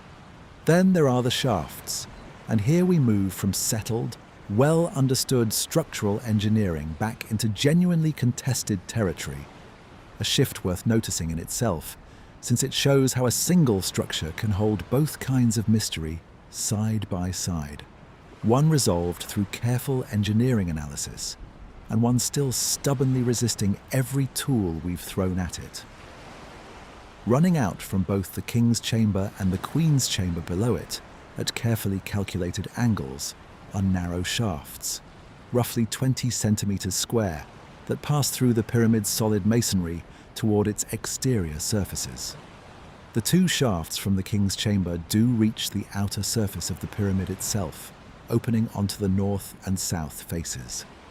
The two shafts from the queen's chamber, discovered to not fully reach the exterior at all, were found in 1872 to end abruptly within the pyramid's mass, and in 1993, a small robotic camera sent up the southern queen's chamber shaft made a discovery that reopened the entire question. A small limestone door, complete with two copper handles, blocking the passage roughly 60 meters in, with a narrow gap beneath it hinting at a further space beyond. A follow-up robotic exploration in 2002 drilled carefully through this door and found on the other side a second blocking stone, and the shaft's true purpose and endpoint remain, as of tonight, still unresolved, still sealed, still waiting for whatever comes next in a mystery that has now been actively investigated for over a century and has still not delivered a final answer. It's worth sitting with just how strange this timeline actually is, once you lay it out plainly. The Queen's chamber shafts were first noticed and investigated in the 1870s, at the very dawn of modern Egyptology. It then took over a century, until 1993, for anyone to send a camera far enough up the passage to discover the copper-handled door blocking it. It took nearly another decade after that, until 2002, to drill through that first door and confirm a second one waited behind it. And as of this recording, more than 2 decades further on again, that second door has still not been breached, its far side still entirely unknown to anyone alive today. 3 separate generations of researchers, each equipped with better tools than the last, have taken their turn at this one small, sealed passage, and each has only managed to confirm that another sealed passage waits beyond it. That is not the pace of a mystery being casually ignored. It's the pace of a mystery being approached with real caution by people who understand that whatever waits on the other side of that stone has already waited over 4,000 years, and can presumably wait a little longer still for the right combination of technology, funding, and care to finally reach it safely without risking damage to whatever it is protecting. The purpose of the king's chamber shafts, the two that do reach open air, has become the subject of the Orion correlation theory I mentioned briefly a moment ago. The proposal, put forward most prominently by researchers Robert Bauval and Adrian Gilbert in the 1990s, that these shafts were deliberately aligned towards specific stars, as they would have appeared in the Egyptian sky around 2500 BCE. The southern shaft toward Orion's belt, associated in Egyptian religious texts with the god Osiris, and the journey of the pharaoh's soul into the afterlife, and the northern shaft toward the circumpolar stars, associated with eternal, undying kingship. It's a genuinely compelling idea, tying the pyramid's precise internal architecture directly to specific, textually attested Egyptian religious beliefs about death, resurrection, and the stars. And it would explain, elegantly, why these particular shafts exist and point where they do, when they serve no obvious practical or ventilation purpose otherwise. Critics, and there are serious credentialed critics of this specific claim, argue the alignments, while real, are less astronomically precise than proponents suggest, and that the broader theory built around them, connecting the layout of the three main Giza pyramids to the three stars of Orion's belt, requires stretching the actual positions of the pyramids on the ground more than the evidence comfortably allows. This remains, honestly, one of the more contested interpretive claims in all of Egyptology, argued passionately on both sides, without a resolution either side has managed to force. I think what strikes me most, sitting with the whole of the Great Pyramid across these two parts of tonight's journey, isn't any single unresolved detail on its own: the cracked beam, the sealed door, the debated stars. It's the accumulation of them standing together inside a structure we have now studied continuously for over 2 centuries, using tools its original builders could never have imagined. Muon detectors capable of seeing through solid rock, robotic cameras small enough to crawl through 20-centimeter shafts. And we are still, this year, finding entirely new spaces we didn't know existed and cannot yet explain. There's another thread worth pulling before we leave this chamber, one that has drawn serious, if still cautious, scientific attention in recent years: the acoustic properties of the King's Chamber itself. Researchers studying the room's resonant frequencies have found that its granite walls, given its precise dimensions, produce a measurable resonance in a range close to the human voice. And some acoustic engineers have proposed the chamber may have been deliberately designed, or at minimum found to naturally possess, properties suited to chanting or ritual sound, amplifying and sustaining certain tones in a way that would have been immediately physically noticeable to anyone standing inside it during a ceremony. This research remains preliminary, conducted by a relatively small number of specialists rather than broadly replicated across the discipline, and I want to be careful not to overstate its current standing, since acoustics research on ancient structures is a genuinely difficult field to conduct rigorously, sensitive to modern intrusions like tourist foot traffic, ventilation systems, and structural changes made during centuries of exploration and excavation, all of which can subtly alter a chamber's natural resonant properties from whatever they originally were. But it adds yet another layer to a room that already shows evidence of careful mathematical proportion and sits at the center of a structural engineering system sophisticated enough to protect it from millions of tons of stone above. Whether its acoustic character was intended or incidental remains, like so much else in this pyramid, an open question rather than a settled one. There's also the so-called well shaft to consider, a narrow, roughly vertical passage connecting the lower reaches of the pyramid's descending corridor to the grand gallery above, cut in a way that appears rough and improvised compared to the finely finished precision found almost everywhere else in the structure. Its purpose has been debated for well over a century, Some Egyptologists read it as an escape route for workers who sealed the upper burial chamber after the king's body was placed inside, allowing them to exit via the lower passages after blocking the main route behind them. A practical, almost mundane explanation for a passage that otherwise looks oddly out of place amid such careful engineering. Others have proposed it may have served a ventilation function during construction, or held some now lost ritual significance we simply no longer have the context to reconstruct. Its rough, seemingly hurried construction, in such stark contrast to the rest of the pyramid's precision, is itself a small, honest reminder that not every part of this structure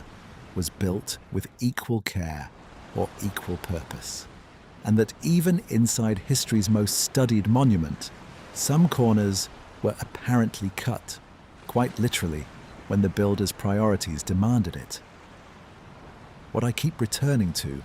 turning all of this over, is how rare it is to encounter a structure this thoroughly documented, this endlessly photographed, this central to popular imagination, and still find serious credentialed researchers disagreeing genuinely, respectfully, and substantively about fundamental questions of purpose, method, and meaning. That's not a failure of Egyptology. If anything, it's a sign of a healthy, still active field, unafraid to keep questioning its own settled answers when new evidence, a newly discovered void, a newly analysed acoustic signature, a newly excavated papyrus logbook demands it. It's worth remembering, too, that the Great Pyramid does not stand alone on this plateau, and its two companions deserve at least a passing mention before we leave, if only because they complicate any simple story about steadily declining ambition after Khufu's masterpiece. His son Khafra's pyramid, built second, is only slightly smaller than his father's, and thanks to sitting on marginally higher ground and retaining a cap of its original polished limestone casing near its apex, it can appear from certain angles almost as tall, a detail that has confused casual visitors for centuries into assuming it might be the larger of the two. The third major pyramid, built for Khafra's son Menkaure, is dramatically smaller than either of its predecessors, a genuine and deliberate reduction in scale that Egyptologists generally read as reflecting a real change in economic capacity or royal priorities within a few short decades of the Great Pyramid's completion, rather than any loss of engineering knowledge. Whatever produced the extraordinary singular achievement of Khufu's pyramid, it was apparently not something later builders felt compelled or perhaps able to fully repeat at the same scale ever again, anywhere in Egyptian history, across the following 2,500 years of dynastic rule that followed it. Buried near the Great Pyramid's southern face, sealed beneath limestone blocks and undiscovered until 1954, sat something else worth mentioning before we go. A full-sized wooden boat, over 40 meters long, dismantled into more than 1,200 separate pieces and packed into a purpose-built pit with such careful, deliberate precision that conservators were able to reconstruct the entire vessel decades later, plank by plank, following what amounted to an ancient assembly diagram left behind in the arrangement of the pieces themselves. Known as the Khufu ship, it remains one of the oldest, largest, and best preserved wooden vessels ever recovered from antiquity anywhere on Earth, built using a shell-first construction technique, sewn together with rope rather than nails, that modern boat builders still study with genuine admiration.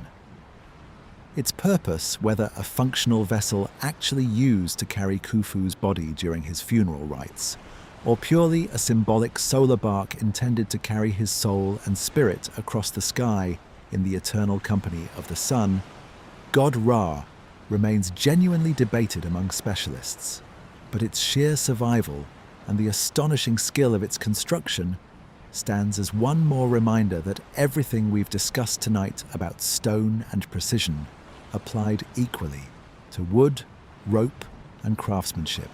in a civilization whose technical mastery ran through every material it touched, not stone alone. There is, in fact, a second boat pit on the same southern side of the pyramid, sealed and left largely unexcavated for decades out of conservation concerns, its wood still resting in careful, deliberate disassembly beneath limestone blocking stones nobody has fully lifted in living memory. Partial investigation using tiny cameras inserted through small gaps has confirmed a second vessel does indeed lie inside, in a similarly careful state of packed disassembly, but a full excavation, given the fragility of 4,500-year-old wood exposed suddenly to open air, has been deliberately, cautiously postponed for now, much as Klaus Schmidt once chose to leave most of Göbekli Tepe buried for future archaeologists with better tools than his own. It's a pattern worth noticing across tonight's journey. The most careful researchers, again and again, choosing patience over immediate revelation, trusting that what's been sealed away for millennia can wait a little longer for the right moment and the right hands to finally bring it fully into the light. We'll leave Khufu's chambers sealed for the night, the granite beam still bearing its ancient crack, the small copper-handled door still holding whatever waits behind it, and travel now north and east, out of Egypt entirely, into the mountains of Lebanon, to a temple platform where the stones themselves are so large that modern engineers, standing beside them with all of today's cranes and hydraulics at their disposal, still cannot agree on exactly how anyone, ancient or otherwise, ever moved them at all. High in the Bekaa Valley of eastern Lebanon, roughly 85 kilometers northeast of Beirut, tucked between two parallel mountain ranges that have sheltered this fertile valley for millennia, stands a temple complex the Romans called Heliopolis, City of the Sun, built across roughly 2 centuries beginning under the Emperor Augustus, dedicated to Jupiter, Venus, and Mercury, and celebrated across the ancient Mediterranean world as one of the largest and most lavish religious sites the empire ever constructed. 6 towering columns of the Temple of Jupiter still stand today, each nearly 20 meters tall, visible for kilometers across the valley floor. And, for most visitors, and for most of the site's long written history, that Roman temple complex is the whole story. Beautiful, monumental, unmistakably classical in its architecture and its purpose. But go and stand at the base of that temple platform, at the enormous stone foundation the Romans built their columns and walls upon, and you will find something the Romans themselves did not build, could not have built, and by every indication in the historical record, inherited rather than created. Set into the western wall of the platform, forming part of its ancient foundation courses, are 3 stone blocks so large that they have become, among engineers who study ancient construction anywhere in the world, simply the Trilithon, as though no further description were needed, the name alone sufficient to conjure the scale. Let's sit with the actual numbers, because they deserve to be stated plainly, and let's sink in before we go any further. Each of the 3 Trilithon blocks measures roughly 19 to 20 meters in length, over 4 meters in height, and around 3.5 meters in depth. Current engineering estimates, based on careful volumetric calculation and known limestone density figures for the region, place their weight at somewhere between 750 and 820 tons each, figures that have been refined and cross-checked by multiple independent research teams over the decades. To put that beside something more familiar and easier to picture, a fully loaded Boeing 747 aircraft weighs around 400 tons. Each of these 3 stones, set into a foundation wall roughly 7 meters above the ground on which they rest, weighs the equivalent of 2 fully loaded jumbo jets, stacked one on top of the other, and there are 3 of them in total, sitting in a row, fitted together with a precision that leaves barely a visible seam between neighbouring blocks, even after 2,000 years of exposure to wind, rain, and the region's periodic earthquakes. And even the Trilithon is not the largest stone associated with this site. A short walk from the temple platform,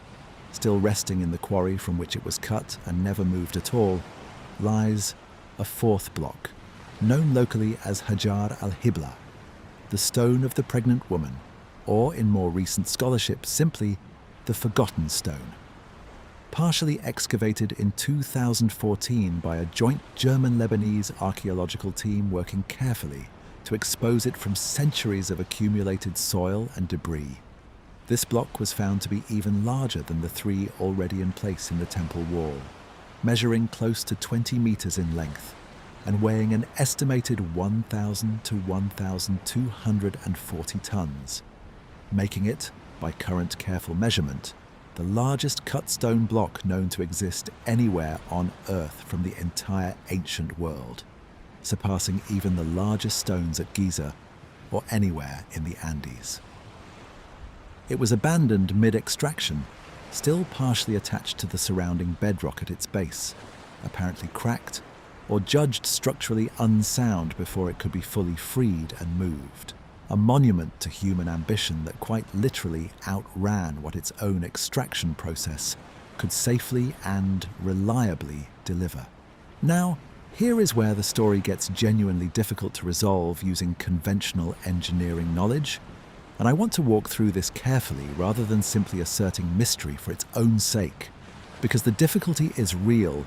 specific, and has been acknowledged in various forms by structural engineers who have studied the site directly. No crane in operation today, anywhere in the world, mounted on wheels or tracks and moved to a construction site the way ancient builders would have needed to move their lifting equipment, is capable of lifting a single block, approaching 1,000 tons. The largest mobile cranes currently in commercial use top out at load capacities in that general range only under highly specific, stabilized, purpose-built conditions, using outriggers, counterweights, and engineering support systems that did not exist in any form in the ancient world. Fixed, non-mobile industrial cranes permanently anchored and built for a single massive lifting task, such as those used in shipyards or heavy industrial plants, can exceed that capacity, but they are not analogous to a construction site in a remote valley 2,000 years ago, requiring instead permanent infrastructure, steel construction, and hydraulic or electrical power systems, with no ancient equivalent whatsoever. This is not a fringe observation confined to alternative history circles. It is a routinely acknowledged engineering puzzle, discussed openly and at length in mainstream archaeological and structural engineering literature about the site, not merely in speculative or popular circles.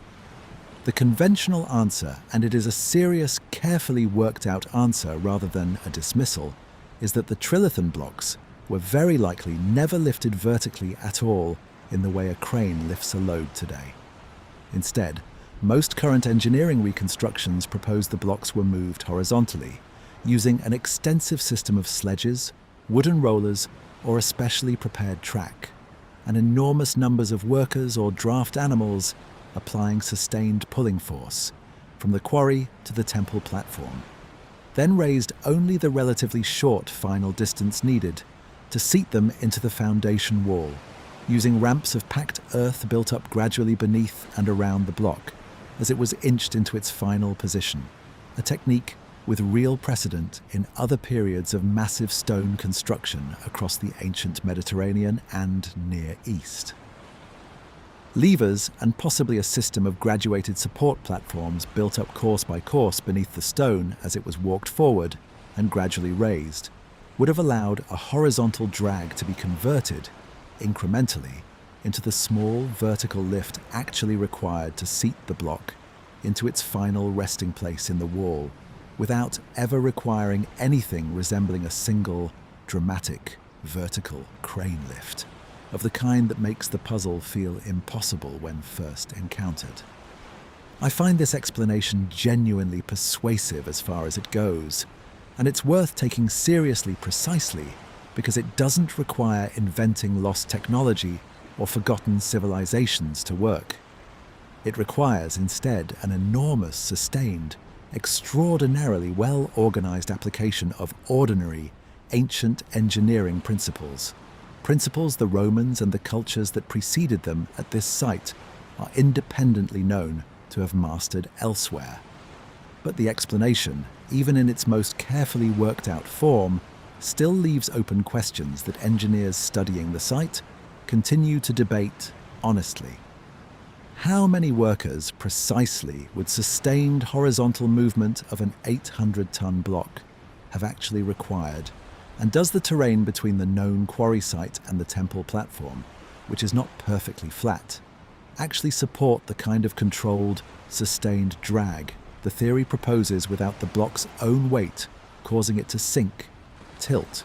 or become uncontrollably difficult to steer at various points along the route? These are not questions with fully settled, universally agreed answers. They are questions with plausible, carefully modelled answers that remain, honestly, harder to fully verify than the equivalent questions about smaller-scale ancient construction elsewhere, precisely because no other structure on Earth from this period, or indeed from any period before the modern industrial era, required moving stones anywhere close to this size, meaning there is no comparable, well-documented precedent anywhere else to test the model against directly. There's a second, quieter mystery running underneath the engineering puzzle, and it concerns not how the platform was built, but who actually built it. Because the honest answer is considerably less certain than most popular retellings suggest. The Romans, who built the temples we can see standing today, dedicated to Jupiter, Venus, and Mercury, did not claim to have built the great platform beneath them. Roman-era construction at the site clearly built upon and around an already existing foundation, incorporating the Trilithon and its surrounding megalithic courses as a pre-existing base for their own, considerably more modest, though still impressive by any other standard, stonework above it. The blocks the Romans themselves quarried and placed at Baalbek, while genuinely large by any ordinary ancient construction standard, some reaching 30 or 40 tons, are dramatically, almost comically smaller than the platform blocks beneath them, a scale difference so pronounced that ancient visitors and later scholars alike have long recognized the platform as belonging to an entirely different and apparently earlier phase of construction than anything the Romans are otherwise known to have accomplished anywhere else in their empire. Exactly how much earlier remains one of the most genuinely unresolved dating questions in all of ancient Near Eastern archaeology. There is no securely dated inscription, no confirmed foundation deposit, no unambiguous archaeological layer that definitively establishes when the Trilithon platform was actually constructed. Local tradition and some ancient Greek and Roman writers alike associated the site with the Phoenicians, and Baalbek does appear to have been a significant religious site, dedicated to the Semitic god Baal, for many centuries before Roman rule arrived in the region following Alexander's conquests, and the subsequent Hellenistic and Roman periods that followed. Some scholars place the platform's original construction within this pre-Roman, Phoenician-influenced period, potentially reaching back 1,000 years or more before the Roman temples were built atop it, though rigorous, undisputed archaeological dating, specifically pinning down the platform's construction to a precise century, using methods independent of the later, better documented Roman work, has proven genuinely difficult to establish.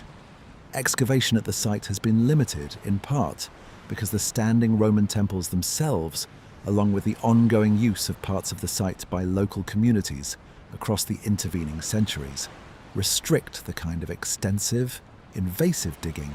that would be needed to definitively resolve the platform's original date through direct, stratigraphic evidence rather than inference and comparison with other regional sites. It's worth pausing here on the quarry itself, the source of all 4 of these extraordinary blocks, because the physical evidence preserved there tells its own quiet, detailed story about the methods actually used, even where the dating and identity of the builders remain contested. The quarry sits roughly 800 meters from the temple platform, close enough that the horizontal drag theory of transport becomes considerably more plausible than it might first sound, since the workers moving these blocks were not hauling them for kilometers across difficult terrain, but for a comparatively short, though still formidable distance across relatively level ground. Tool marks visible on the unfinished forgotten stone show clear, unmistakable evidence of the extraction technique used. A series of channels cut carefully around the block's perimeter, deep enough to isolate it from the surrounding bedrock on most sides, with workers apparently intending to free the final underside connection using wedges, likely wooden wedges soaked in water to expand and split the stone along a controlled fracture line, a well-documented ancient quarrying technique used across multiple cultures and time periods, including in ancient Egypt. That the forgotten stone was abandoned before this final step could be completed, whether due to an unexpected crack appearing in the stone,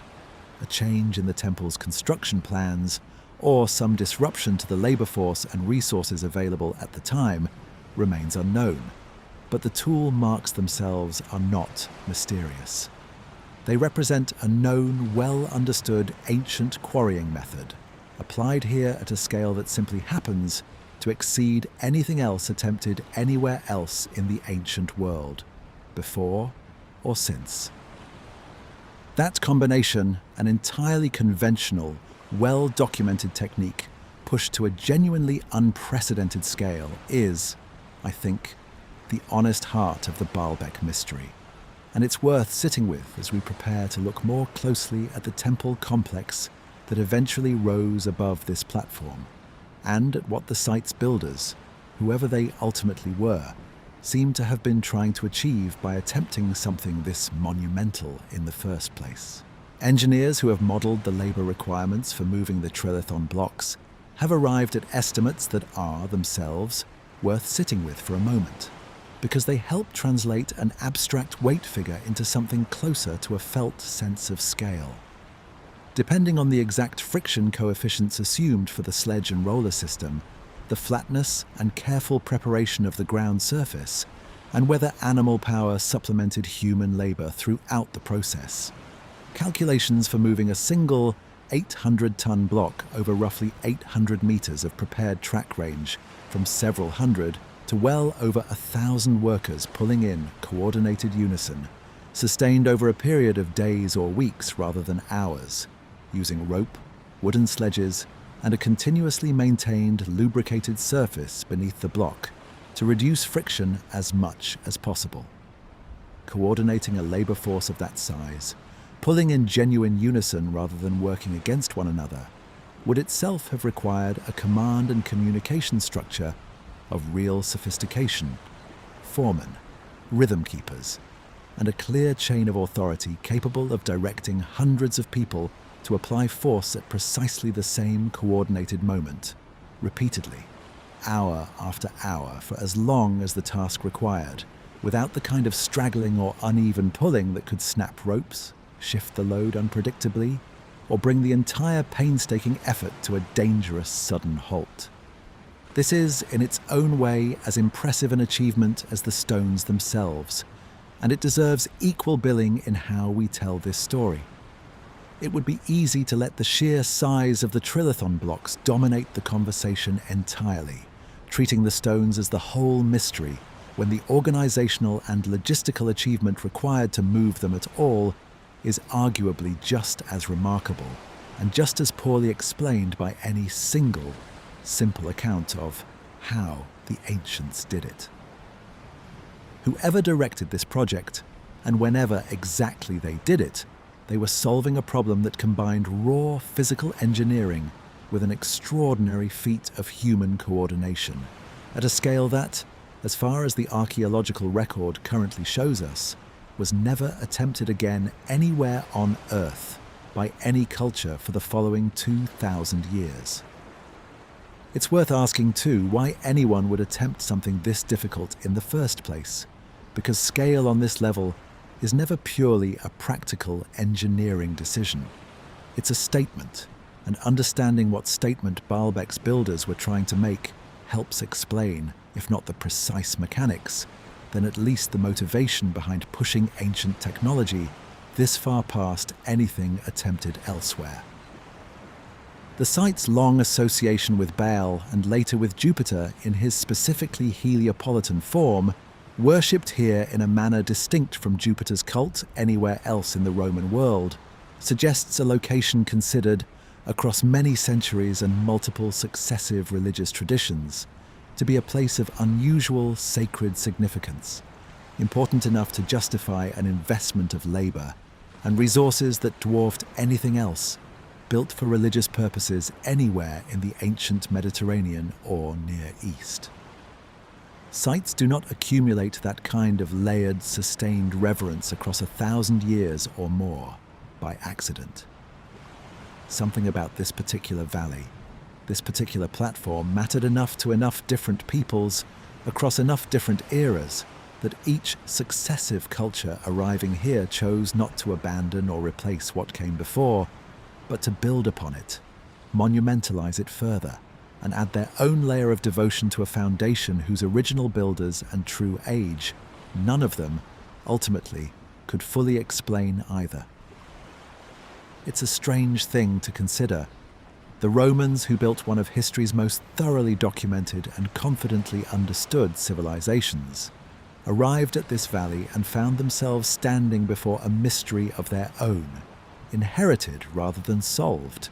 and chose, in the end, simply to build their own temple on top of it, adding their layer to a puzzle they, too, apparently could not fully unravel. We are not finished with this platform yet.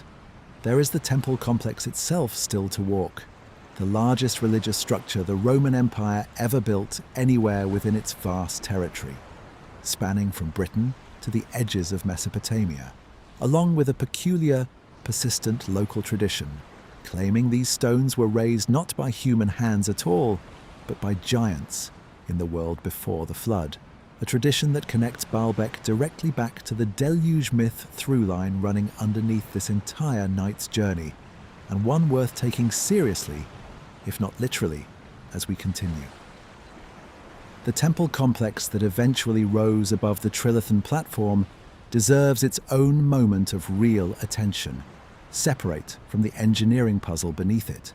because taken purely on its own Roman merits, without any reference to the mystery of its foundation, it remains one of the most extraordinary religious structures the ancient world ever produced.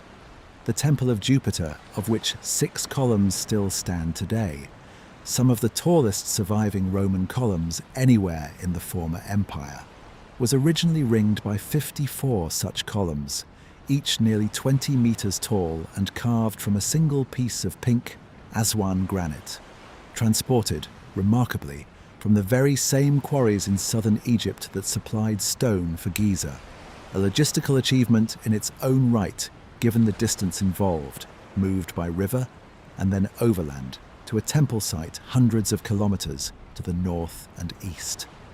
The temple originally stood on a platform accessible by a grand ceremonial staircase and forecourt, itself flanked by matching colonnades on either side, and would have been visible, gleaming white and gold in the strong Lebanese sun from a considerable distance across the entire valley floor. A deliberate statement of imperial and religious power impossible to miss from any approach a visitor or pilgrim might take toward it. Beside it stands the smaller, though still substantial, Temple of Bacchus, remarkably well preserved compared to its larger neighbour, its interior columns and elaborately carved ceiling largely intact, offering modern visitors one of the clearest surviving impressions anywhere in the former Roman world of what a fully finished, undamaged Roman temple interior actually looked like in antiquity, since so many comparable temples elsewhere have been stripped, collapsed or converted into churches and mosques over the intervening centuries, losing much of their original decorative detail, painted plaster, and gilded surfaces in the process, leaving only bare stone where once there would have been colour, gold leaf, and painted narrative scenes covering nearly every available surface. Baalbek's relative isolation and its role as a genuine pilgrimage destination, continuing well into the Byzantine and early Islamic periods rather than being abandoned outright, likely contributed to this unusually good state of preservation, even as successive rulers repurposed parts of the complex for their own religious traditions across the centuries that followed Rome's eventual withdrawal from the region. It's worth sitting for a moment with just how much labour, wealth and imperial attention Rome poured into this single site, in a province that, however religiously significant, was not among the empire's largest, wealthiest, or most strategically central territories at any point during this period. Construction continued across the reigns of multiple emperors, from Augustus through to at least Caracalla, spanning nearly 2.5 centuries of sustained investment in a single religious complex, an extraordinary, almost improbable commitment of resources that speaks to just how seriously Rome took whatever significance this valley already held long before its own arrival in the region. The Romans were not, as a rule, in the habit of investing this heavily in provincial religious sites without a strong existing reason. Whether that reason was genuine local reverence they wished to co-opt and formalize under their own imperial cult, or a recognition that Baalbek's Semitic religious traditions carried weight and popularity that made political and religious sense to fold carefully into the broader structure of Roman civic religion, rather than attempt to suppress or replace outright. There's something worth adding here about how widespread this specific pattern, giants as the builders of impossible ancient monuments that later, more ordinary generations could not hope to replicate, actually is across world mythology, because Baalbek is far from alone in attracting this particular kind of explanation from the people who lived nearby and inherited it without fully understanding it. Greek tradition attributed the massive, roughly cut stone walls found at sites like Mycenae and Tiryns to the Cyclopes, giving us the term Cyclopean masonry, still used by archaeologists today as a purely descriptive technical label,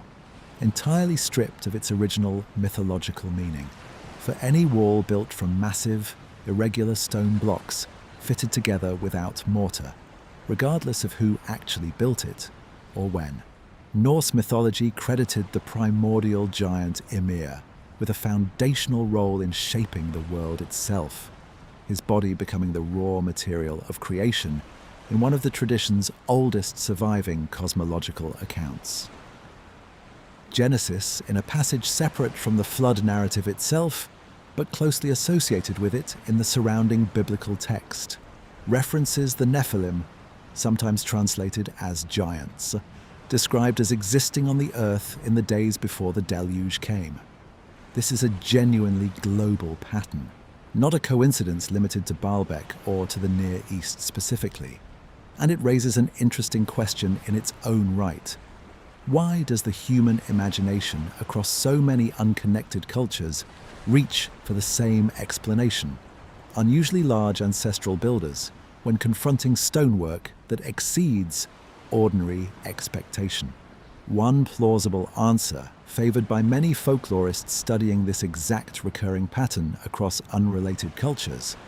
is that scale itself is the trigger, that any sufficiently massive human construction anywhere on Earth tends to generate origin myths involving giants, regardless of the specific culture or era, simply because massiveness itself feels, intuitively and immediately, like something ordinary-sized human hands should never have been able to achieve on their own. If that's right, then the giant legends attached to tonight's various sites may tell us less about any specific lost civilization, and more about a genuinely universal feature of how human minds respond to scale, that exceeds their own frame of reference, regardless of place or period. Which brings us back, gently, to the specific local tradition attached to Baalbek itself, because it deserves to be taken seriously as a piece of cultural memory, even where it cannot be taken as literal historical fact. Arabic and earlier local traditions recorded carefully by medieval travelers and geographers who visited the site over the centuries and dutifully documented what local residents told them at the time,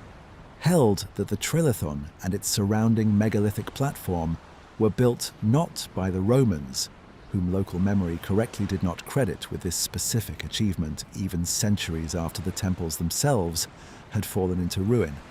but by a race of giants who lived in the world before the Great Flood came, sometimes named in these traditions as servants of biblical figures such as Cain or Nimrod,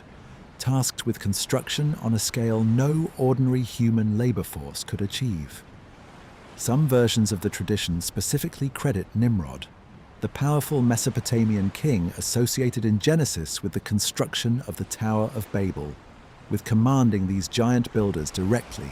tying Baalbek's origin story firmly into the same broader Near Eastern mythological landscape that also produced the flood narratives we discussed carefully at the very start of tonight's journey together. I want to be careful and precise about what I'm claiming here because it would be easy to let this detail slide into more certainty than it actually deserves, and I'd rather underclaim than overclaim on a point this sensitive. I am not suggesting giants literally built the Trilithon, nor am I suggesting the biblical Nephilim were a real, physically distinct population of unusually large humans. There is no archaeological or skeletal evidence anywhere in the region supporting the existence of a race of unusually large humans capable of this kind of construction, and the physical engineering explanations we discussed a moment ago, however difficult and impressive in their own right, do not require anything beyond ordinary human labor applied at an extraordinary, coordinated scale, using techniques we have already walked through in careful detail. What I find genuinely worth sitting with instead is the persistence and specificity of the tradition itself. That local memory, stretching back centuries before modern archaeology arrived to offer its own more measured, evidence-based explanations, independently arrived at the conclusion that whoever built this platform must have possessed capabilities beyond ordinary human builders, and independently located that capability in the same pre-flood, antediluvian world that shows up again and again across cultures separated by enormous distances and, in some cases, by little to no plausible historical contact whatsoever. That's the pattern we keep circling back to tonight, site after site, stop after stop. A genuine, measurable engineering achievement that exceeds ordinary expectation by any reasonable standard, paired with a local tradition insisting the builders came from an earlier, lost, more capable world. A world ultimately ended by catastrophic flood. Whether that tradition preserves a genuine folk memory of unusual capability, however,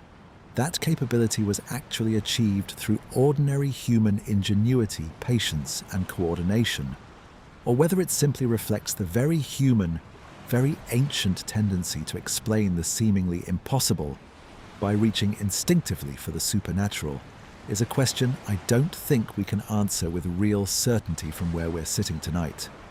But the pattern itself, repeating from Turkey to Java to Egypt to Lebanon, each and every time attached to genuinely extraordinary, independently verifiable physical achievement, is difficult to dismiss as simple coincidence,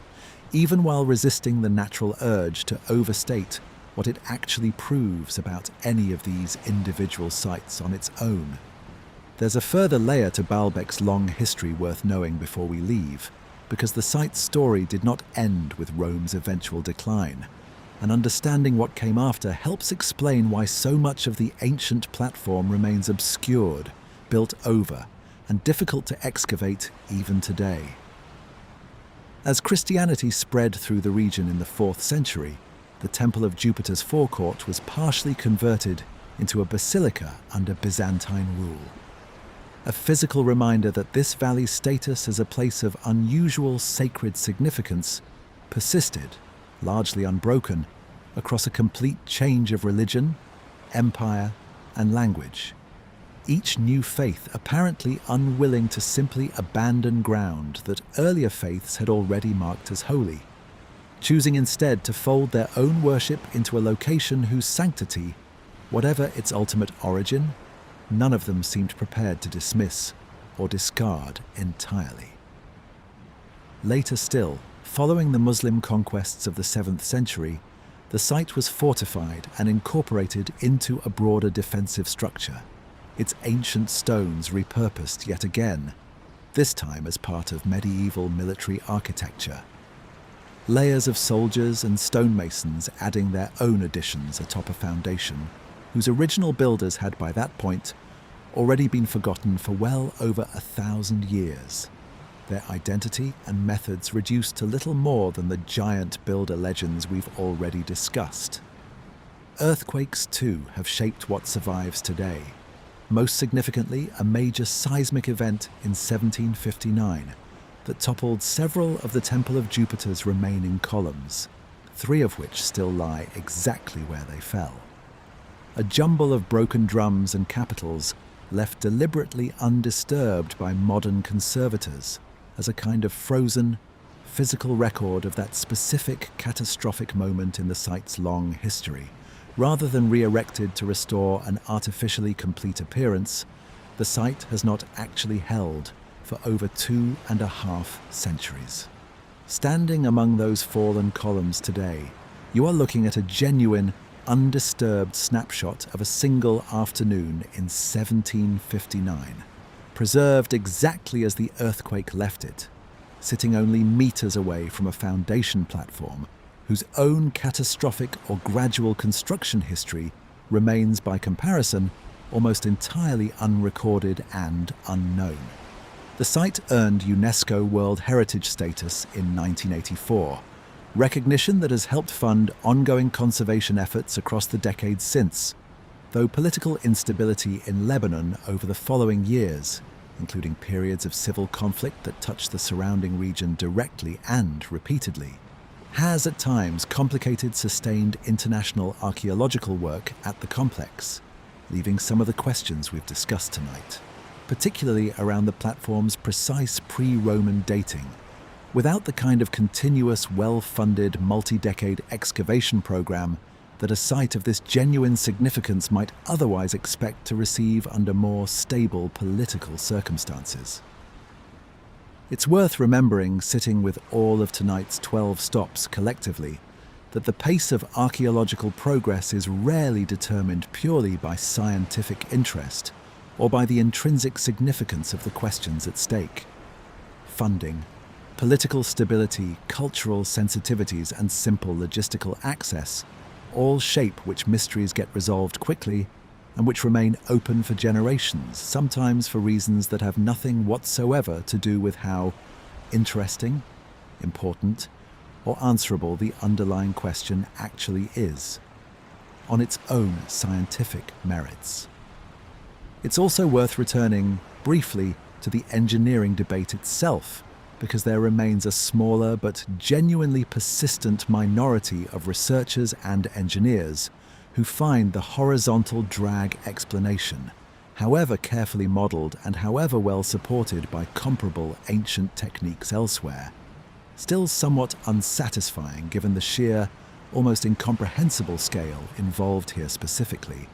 and who continue to propose alternative mechanisms worth at least acknowledging honestly, even where they remain speculative and currently lack the kind of direct, physical corroborating evidence the mainstream account can more confidently point to. Some have proposed hydraulic or water-assisted lifting and transport techniques,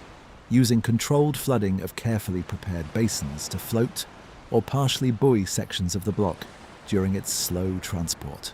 reducing effective friction dramatically compared to a purely dry drag across packed earth. an idea with some genuine precedent in other ancient heavy transport contexts, documented elsewhere across the ancient Near East and Mediterranean, but with no direct physical evidence at Baalbek itself, currently confirming any such system was actually constructed or used here, specifically at any point. Others have simply argued that our modern estimates of ancient labour organisation, coordination and technique remain too conservative across the board,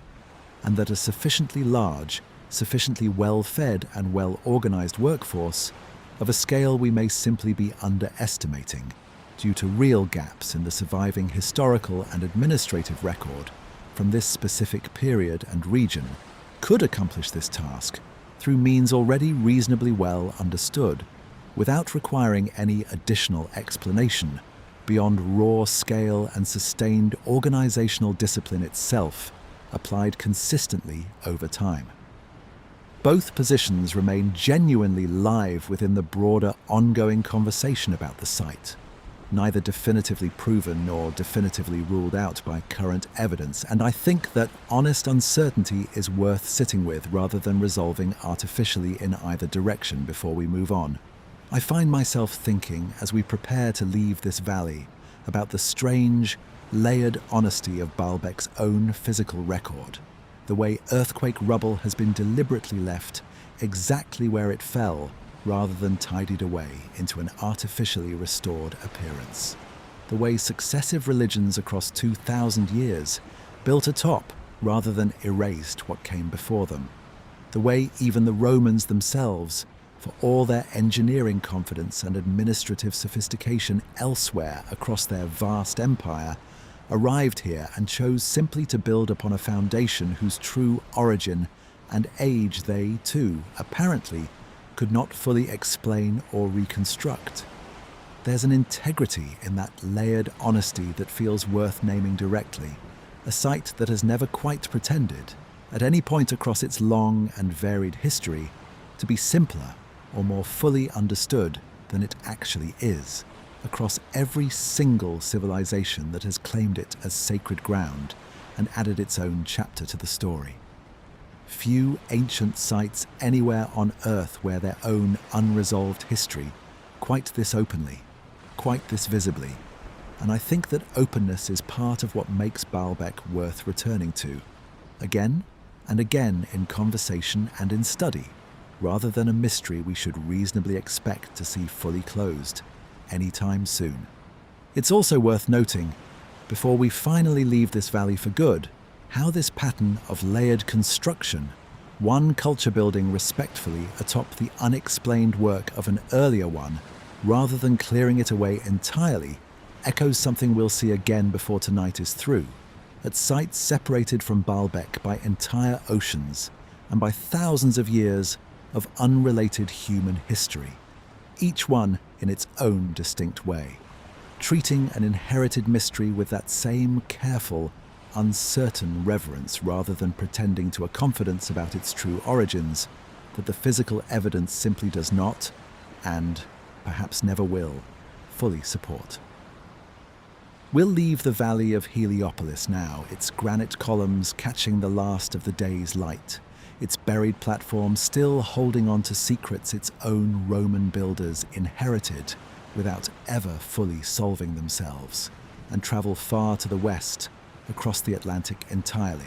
high into the Bolivian Andes, to a windswept plateau over 3,500 meters above sea level, so thin-aired and remote, even by the standards of ancient monumental construction, where stone has been cut with a precision so exact, so mechanically clean, and so consistently repeated across dozens of separate blocks, that visiting engineers have repeatedly, and somewhat uncomfortably, compared it to modern industrial machining rather than anything achievable by hand, however skilled that hand might have been. The plateau sits high above sea level, thin-aired and genuinely cold at night even now, near the southern shore of Lake Titicaca, in a stretch of the Bolivian Andes known as the Altiplano. The site itself, called Puma Punku, meaning Gate of the Puma in the Aymara language, still spoken by many local communities in this region today, is not, at first glance, an especially impressive sight for the casual visitor. Where Baalbek still stands with its columns reaching skyward, and Giza rises unmistakably against the desert sky for kilometers in every direction, Puma Punku today is largely a field of scattered broken stone blocks. Toppled and disordered across open ground, the visible remains of a structure whose original above-ground form has been lost to time. Repeated earthquake activity and centuries of stone robbing by later builders who quarried the site's already finished blocks for their own, considerably less ambitious construction projects nearby. And yet, walk among those scattered blocks,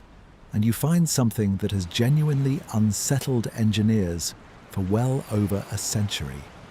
Precision that looks less like ancient masonry and more like something cut by machine. Puma Punku forms part of a much larger archaeological complex known as Tiwanaku, named for the pre-Columbian civilization that built it, a culture that rose to prominence in this region beginning somewhere around 500 CE and reached its height as a major regional power between roughly 700 and 1000 CE, before declining gradually and largely disappearing from the archaeological record several centuries prior to the arrival of Spanish colonizers, and indeed prior to the rise of the Inca Empire that would later absorb much of the same Andean territory and, by some accounts, treat Tiwanaku's ruins with particular, genuine reverence, regarding them as the birthplace of humanity itself in Inca cosmology, a monument built in their own tradition, not by ordinary mortal people at all, but by the creator god Viracocha, in the earliest formative days of the world, before humanity as we know it had even properly begun. The conventional dating of Tiwanaku, and by extension of Puma Punku specifically, places the site's major construction phases squarely within this same broad window, roughly the middle of the first millennium CE through its final centuries, based on radiocarbon dating of organic material recovered during excavation, along with stylistic and stratigraphic comparison to other, better dated sites across the region. This dating is generally accepted within mainstream Andean archaeology today,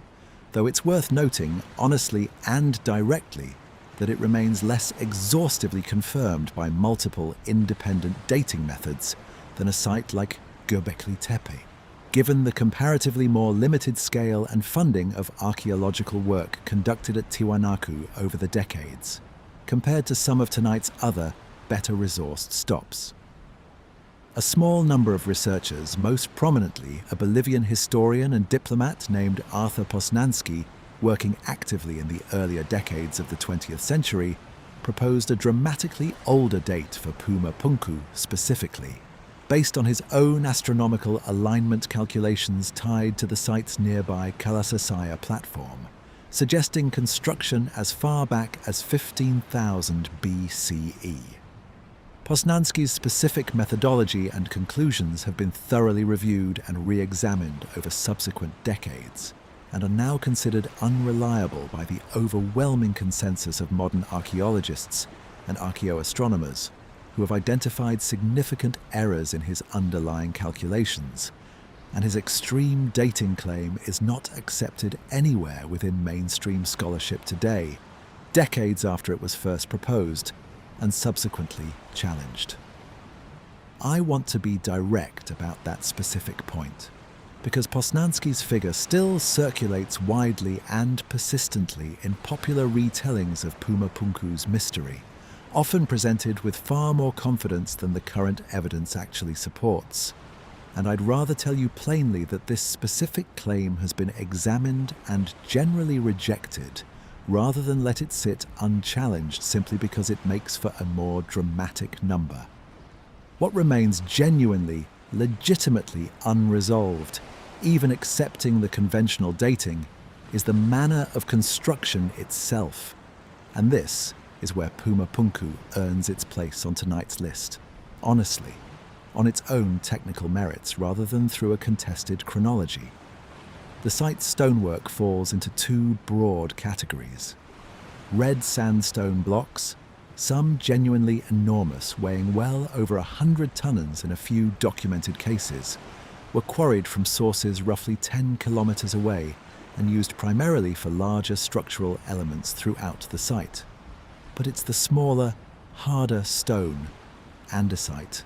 a volcanic rock significantly tougher and more resistant than the sandstone and requiring an entirely different order of cutting technique and tool durability altogether, that has drawn the most sustained engineering attention, because these andesite blocks, quarried from sources considerably further away, some estimates placing the nearest suitable andesite quarry as far as 90 kilometers from the site itself across genuinely difficult mountainous terrain, show a level of geometric precision that experimental archaeology has struggled to convincingly replicate, using tools and techniques confirmed to have been available to the Tiwanaku culture. The H-blocks, as they're commonly called for their distinctive cross-sectional shape, when viewed from certain angles, are the clearest example of what makes this site genuinely remarkable. These are rectangular andesite blocks, precisely identical to one another across multiple separate examples found scattered at the site, with perfectly flat faces, sharp, true right angles at every single corner, and a series of internal notches and channels cut into their surfaces with a consistency that, measured carefully with modern surveying tools, shows variance of only a few millimeters between blocks that were supposedly carved separately and independently by hand. Interchangeable, standardized, mass-produced looking components, cut from one of the hardest common rock types available anywhere in the region, without, as far as the conventional archaeological record indicates, iron tools, without the wheel in any load-bearing mechanical capacity, and without any confirmed evidence of the kind of specialized abrasive cutting apparatus that might make this level of standardization straightforward to achieve by hand. Christopher Dunn, the same engineer whose analysis of Egyptian granite tool marks we discussed carefully at Giza, has been among the most vocal and persistent researchers to examine Puma Punku's andesite work specifically. And his conclusions here are, if anything, more forceful and more confidently stated than his earlier claims about Egyptian granite. He has argued at length that certain surface finishes on the andesite blocks show characteristics consistent with machine tooling, drill holes with unusually consistent diameters and depths across separate examples, and flat surfaces with a level of planarity that he contends is extremely difficult, if not practically impossible, to achieve using only stone hammers and abrasive sand, the toolkit conventionally attributed to Tiwanaku's builders by mainstream archaeology. Mainstream archaeologists studying the site push back on this reading directly and substantively, arguing that careful experimental work using stone tools, wooden templates for ensuring consistent shapes across multiple, separately produced blocks, and considerable, patient hand finishing with abrasive sand and water has been shown, in controlled tests conducted elsewhere, to be capable of producing comparably flat surfaces and consistent geometry, given sufficient time, genuinely skilled labor, and a culture that had, by all available indications, developed real specialization and standardization in its stoneworking practices over many generations of continuous dedicated production at a single site. I think the fairest way to hold this particular disagreement, and I want to be genuinely fair to both sides rather than simply picking whichever explanation makes for a better story, is to notice that it hinges less on whether hand-tool andesite cutting is theoretically possible at all, which most researchers on both sides agree it is, and more on whether it's plausible at the specific scale of standardization and repeated precision. Puma Punku actually displays across dozens of separately produced blocks that fit together with genuinely interchangeable consistency. It's worth comparing Puma Punku's andesite work briefly to another famous example of Andean stone precision, the polygonal masonry found at sites like Sacsayhuamán, near Cusco, which we'll visit properly later tonight, because the comparison actually helps sharpen exactly what makes Puma Punku distinctive. Sacsayhuamán's walls show enormous, irregularly shaped stones, fitted together with extraordinary precision, each block cut to match its unique, irregular neighbours, in a kind of three-dimensional puzzle achieved through patient, iterative hand-fitting, testing and recutting. Puma Punku's H-blocks are different in character entirely. Not irregular puzzle pieces custom-fitted to their specific neighbours, but standardised, interchangeable units, cut to a consistent, repeatable template and, by some accounts, capable of being swapped with one another without loss of fit. A manufacturing philosophy closer to modular, standardised production than to the bespoke, one-off precision fitting seen elsewhere in Andean stonework. That distinction, standardisation versus custom fitting, is part of what draws so much specific attention to Puma Punku among researchers who study ancient stoneworking broadly, since true standardisation, producing genuinely interchangeable components rather than uniquely fitted ones, represents a meaningfully different and, in some ways, more demanding manufacturing achievement, requiring consistent control over exact dimensions across separate production runs, rather than the more forgiving, iterative approach that custom fitting allows. Some researchers have proposed that Tiwanaku's builders may have used wooden or reed templates, pressed against roughly shaped blocks to mark precise cutting lines, combined with careful measurement using knotted cords or similar simple surveying tools, as a plausible method for achieving this kind of repeatable standardization without requiring anything beyond Stone Age materials and technique, extended through patient, skilled practice across what was likely many generations of specialized craftsmen working continuously at a single, dedicated production site. This remains, like the transport question, a plausible reconstruction rather than a directly, physically confirmed method, since no templates or measuring tools specifically confirmed to have been used in this exact process have survived or been recovered archaeologically at the site. A gap in the physical record that leaves room for genuine scholarly disagreement about exactly how this standardization was actually achieved, even among researchers who broadly agree that ordinary human hands and Stone Age tools, patiently and skillfully applied, are sufficient to explain the end result without requiring anything beyond what Tiwanaku is otherwise known to have possessed. That's a narrower, more technical question than, could ancient people cut hard stone? And it's one that, honestly, has not yet been definitively settled through rigorous published experimental replication, specifically targeting Puma Punku's exact methods and exact level of measured consistency, rather than andesite cutting or hard stone work in general. There's a further logistical puzzle sitting alongside the cutting precision question, and it concerns the transport of these andesite blocks across the 90 kilometers, separating the nearest known quarry from the construction site itself, through terrain that includes significant elevation changes and, at various points, requires crossing or navigating around sections of Lake Titicaca itself. Tiwanaku's builders did not have draft animals capable of the heavy hauling work that, say, horses or oxen would later provide to civilizations elsewhere across the world,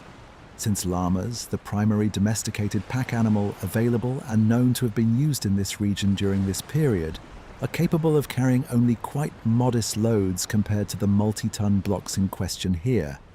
and were almost certainly unsuited to the task of hauling andesite blocks of any significant size across this kind of distance. This has led researchers to propose various combinations of large-scale coordinated human labour, water transport across sections of the lake using reed boats of the kind still constructed by local Aymara and Uru communities today for fishing and short-distance travel, and possibly seasonal use of ice or frozen ground during the coldest months to reduce friction during certain parts of the year, though direct physical evidence confirming exactly which combination of methods was actually used remains genuinely limited, based more on plausible, carefully reasoned reconstruction than on any surviving contemporary record or unambiguous physical trace of the transport process itself left behind along the likely route. It's worth situating Puma Punku within the broader story of the Tiwanaku civilization that built it, because the culture responsible for this extraordinary stonework did not simply vanish without leaving other traces of its capability and sophistication. Tiwanaku developed a substantial urban centre nearby, with clear evidence of sophisticated raised field agriculture, known locally as suka kolus, an engineering system using elevated planting beds separated by carefully managed water-filled channels that moderated soil temperature and reduced frost damage at this challenging high-altitude elevation, allowing the civilization to support a population considerably larger than the surrounding terrain would otherwise sustain through more conventional dry-land farming methods alone. This agricultural sophistication matters to how we should read Puma Punku's stonework, because it demonstrates a culture capable of solving genuinely difficult engineering problems through patient, accumulated generational knowledge applied consistently over centuries, rather than a culture that appeared without precedent, produced one extraordinary monument, and then vanished.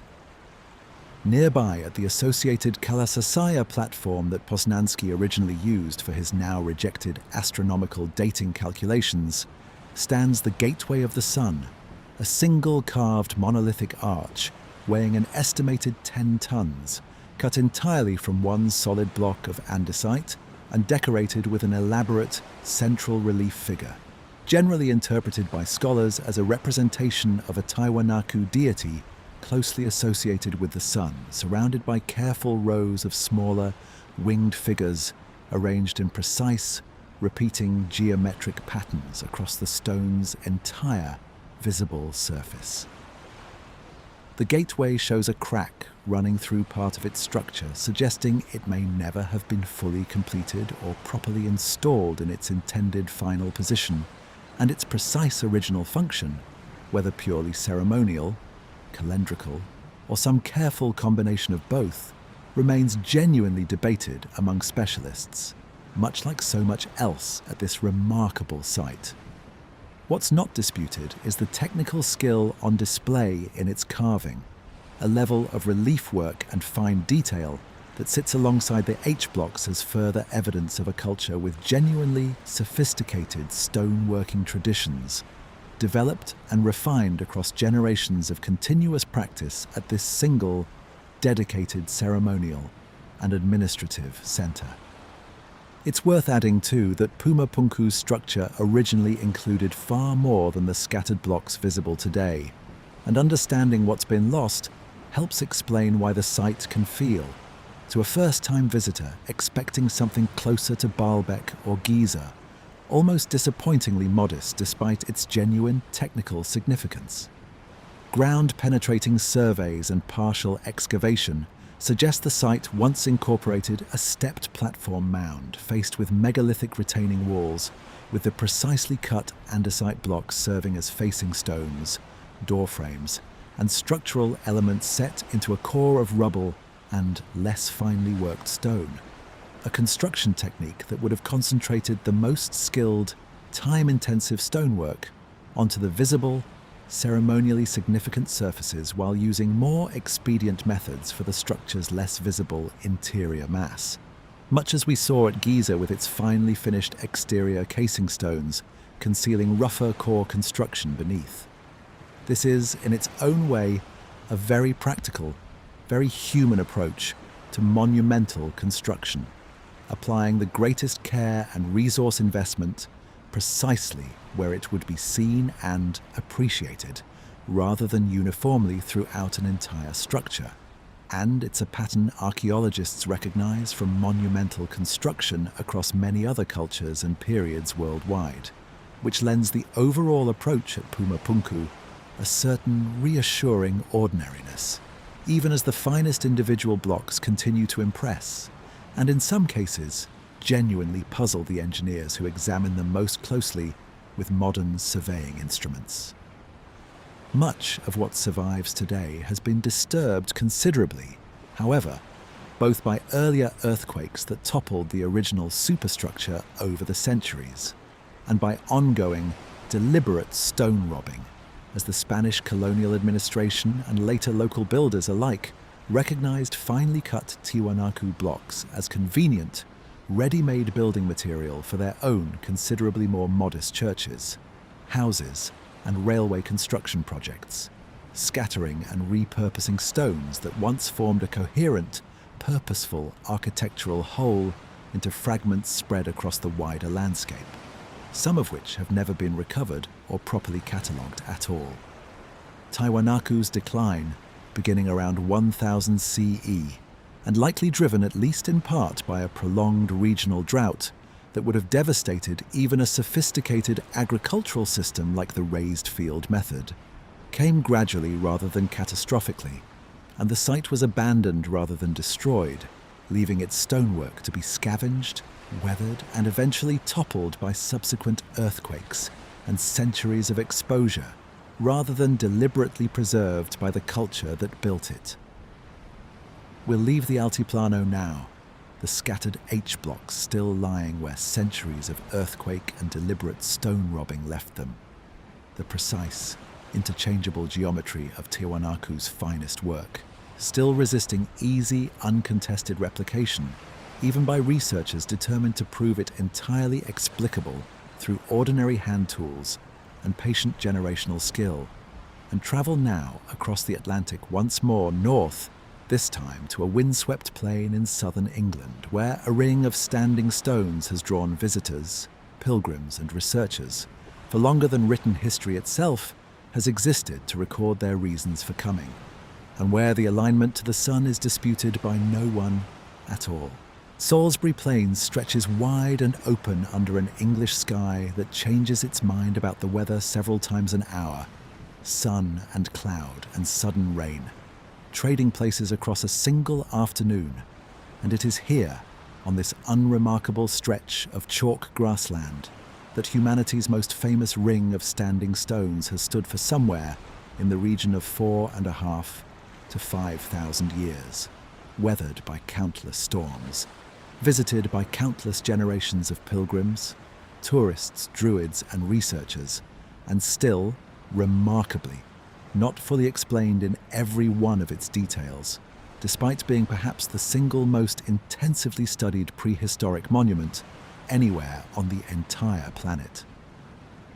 Unlike several of tonight's earlier stops, Stonehenge's basic chronology is genuinely, thoroughly well established, thanks to over a century of careful, patient excavation and, more recently, precise radiocarbon dating of antler picks and other organic material carefully recovered from the site's successive construction phases. The monument was not built all at once, but developed gradually across a remarkably long span of time,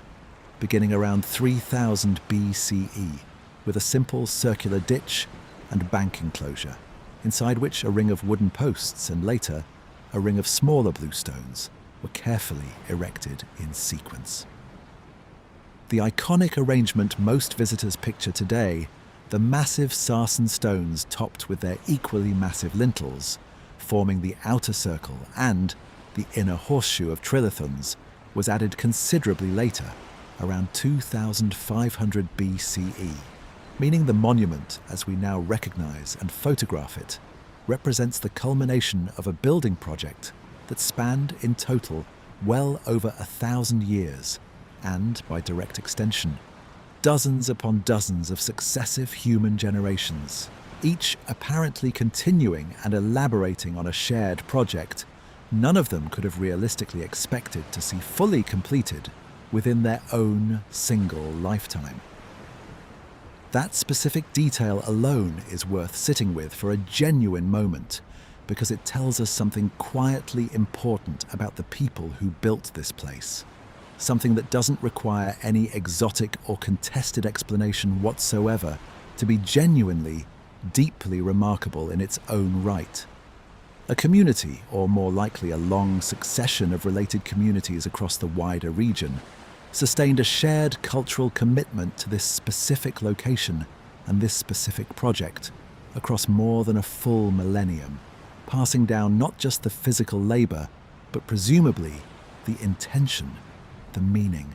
and the design across generations who never met their predecessors, working toward a shared vision none of them would live to see in its final form. That kind of sustained, multi-generational cultural commitment is, in its own quiet way, just as impressive as any single feat of engineering. And it's a detail that tends to get lost when the conversation jumps straight to how the stones were moved. Speaking of which, let's address the two genuinely separate transport puzzles Stonehenge actually presents,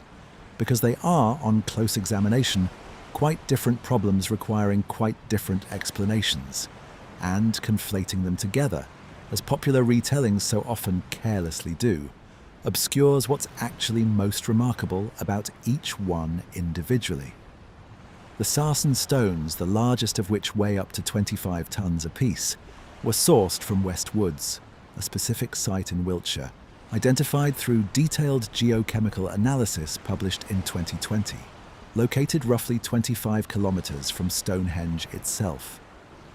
Moving stones of this considerable size over this specific distance, while still a formidable undertaking requiring sustained, carefully coordinated labor, sits comfortably within a range that experimental archaeology has repeatedly demonstrated is achievable using sledges, prepared timber trackways, and reasonably large teams of coordinated workers, broadly comparable in overall scale and method to transport challenges we've already discussed tonight at other sites earlier in our journey. And this specific part of the Stonehenge puzzle is not, in itself, seriously contested by researchers working in this field. The blue stones present a genuinely different and considerably more startling problem entirely. These smaller stones, weighing between 2 and 5 tons each, considerably less imposing at first glance than the great sarsens, have been geologically traced through detailed and painstaking petrographic and geochemical analysis conducted over several decades to a remarkably specific and confirmed source: the Preseli Hills in West Wales, a distance of some 250 kilometres from Salisbury Plain, involving, whichever specific route is proposed by researchers, either a formidable overland journey across varied and often genuinely difficult terrain, or some combination of overland transport and coastal sea travel around the Welsh coastline and up one of the river systems draining into the Bristol Channel,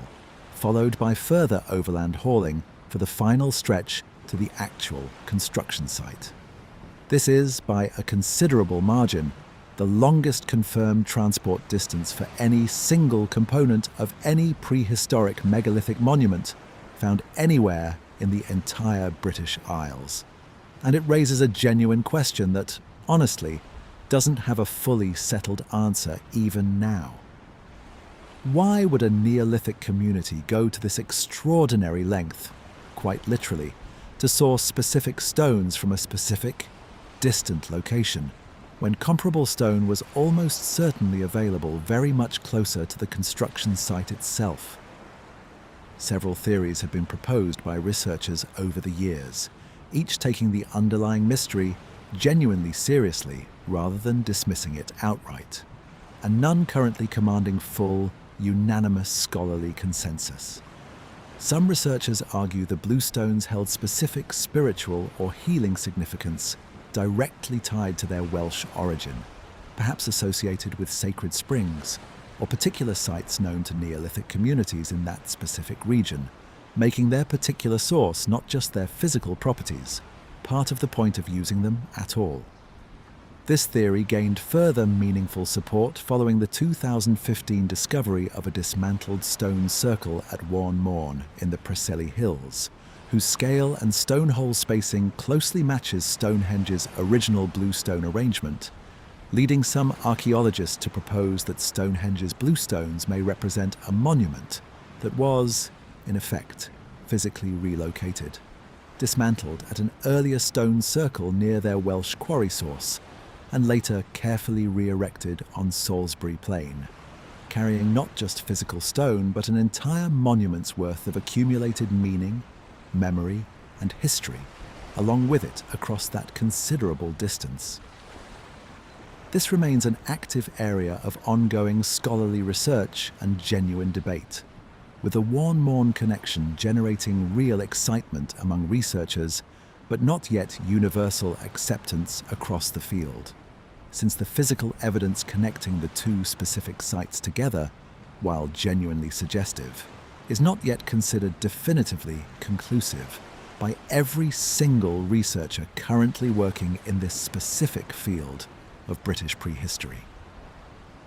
An alternative and genuinely serious scientific proposal suggests the blue stones may not have been transported by deliberate human effort across their full journey at all, but were instead carried most of the considerable distance by glacial ice during a much earlier geological period, deposited naturally somewhere on or reasonably near Salisbury Plain, long before any human construction activity began at the site, requiring Stonehenge's actual Neolithic builders only to move the stones the final, considerably shorter distance to their exact, carefully chosen positions within the finished monument itself. This glacial transport theory remains genuinely contested within the wider geological community, with critics pointing out specifically that no confirmed glacial erratic deposits of this exact bluestone type have actually been found anywhere on or reasonably near Salisbury Plain independent of the monument itself, a persistent gap in the physical evidence that proponents of the theory have not yet been able to satisfactorily close through further fieldwork. Most current archaeological opinion firmly leans toward deliberate, planned human transport across the entire full distance, precisely because of that persistent missing glacial evidence. But the debate has not been definitively closed either way, and it's worth knowing that this specific technical disagreement, human effort versus glacial deposit, is a real, live discussion within the field, rather than a settled fact, simply awaiting popular acknowledgement. What's not disputed at all, and what makes Stonehenge genuinely distinct from several of tonight's other stops, is the monument's precise, deliberate, astronomical alignment. The main axis of Stonehenge aligns directly and unmistakably with the sunrise on the summer solstice, and, correspondingly, the sunset on the winter solstice, an alignment confirmed repeatedly through centuries of careful observation and, more recently, precise modern surveying equipment, and one that thousands of visitors still travel to Salisbury Plain to witness together in person every single year without fail, gathering at dawn on the solstice to watch the sun rise directly along the monument's precise main sightline, exactly as it would have appeared for the Neolithic builders who originally designed it that way, nearly 5,000 years ago. This is not a contested or ambiguous alignment requiring careful, generous interpretation to see clearly. It is precise, deliberate, and completely unambiguous. And it tells us with real confidence that whatever else motivated Stonehenge's builders across their multi-generational project, tracking and marking the sun's yearly cycle through the solstices was central to their purpose from the very beginning. There's also compelling evidence carefully drawn from skeletal remains, excavated both at and near the site over many decades of ongoing archaeological work, that Stonehenge functioned, at least in part, as a burial ground and place of dedicated ancestor veneration, particularly during its earliest construction phases, with cremated human remains recovered from the surrounding ditch and from within the earlier bluestone circle. Some individuals apparently brought to the site from genuinely considerable distances, based on careful isotopic analysis of their remains, suggesting origins well outside the immediate local region entirely, echoing in its own quiet way the same recurring theme of distant, deliberate connection we've already encountered in the Bluestone's confirmed Welsh origin. Stonehenge, in other words, appears to have functioned simultaneously and probably interconnectedly as an astronomical observatory precisely tracking the solar year, an ancestral burial and memorial site connecting the living to specific, remembered dead, and very likely as a gathering place for seasonal ceremony and feasting, evidenced by extensive nearby settlement, remains at Durrington Walls, where archaeologists have recovered enormous quantities of animal bone and pottery, suggesting large seasonal gatherings, quite possibly timed to coincide with the very solstices the monument itself was built to track and celebrate. Durrington Walls deserves a moment of its own careful attention because it represents one of the most significant discoveries in recent Stonehenge research, and it has genuinely, fundamentally reshaped how archaeologists understand the wider landscape surrounding the monument, rather than continuing to treat Stonehenge as an isolated ceremonial structure standing entirely alone on an otherwise empty plain. Located just 3 kilometers from Stonehenge itself, Durrington Walls was, at its peak, one of the largest settlements anywhere in Neolithic Britain, home to a substantial seasonal population who appear to have gathered there specifically around the winter solstice, based on detailed evidence from pig bone analysis, showing animals were slaughtered at an age consistent with a planned midwinter feast, rather than being spread evenly across the calendar year. As ordinary, sustained, year-round habitation would otherwise clearly suggest to archaeologists studying the bone assemblage. This has led many researchers to a striking and increasingly influential reinterpretation of the entire ceremonial complex as a unified whole. Durrington Walls, associated with timber circles and the world of the living, feasting, celebrating, and marking the depths of winter with warmth and community. And Stonehenge itself, built in enduring, permanent stone and associated instead with the dead and the ancestors. The two sites connected by a processional avenue running down to the River Avon, along which mourners may well have carried cremated remains from the world of the living toward their final, permanent resting place among the standing stones themselves. This dual monument interpretation, living community paired with a separate, stone-built realm of the dead, remains one of the more compelling and increasingly well-supported frameworks for understanding what Stonehenge actually meant to the people who built and used it, even if the full emotional and religious texture of that meaning remains, inevitably, beyond what physical evidence alone can ever fully recover or reconstruct for us today. There's also a genuinely serious, still debated proposal concerning lunar rather than solar alignment at the site, put forward by researchers who have carefully identified potential alignments within the monument's outer stones, corresponding not to the sun, but instead to the more complex, roughly 18.6-year cycle of the moon's extreme rising and setting positions, a subtle astronomical phenomenon sometimes referred to as a major lunar standstill. If correct, this would suggest Stonehenge's builders were tracking and marking an astronomical cycle considerably more subtle and difficult to observe than the solar solstices, one that would have required patient observation across nearly 2 decades to properly identify and confirm an extraordinary achievement of sustained, multi-generational astronomical record-keeping if the interpretation holds up under further scrutiny. This lunar standstill theory remains actively and genuinely debated within the archaeoastronomy community,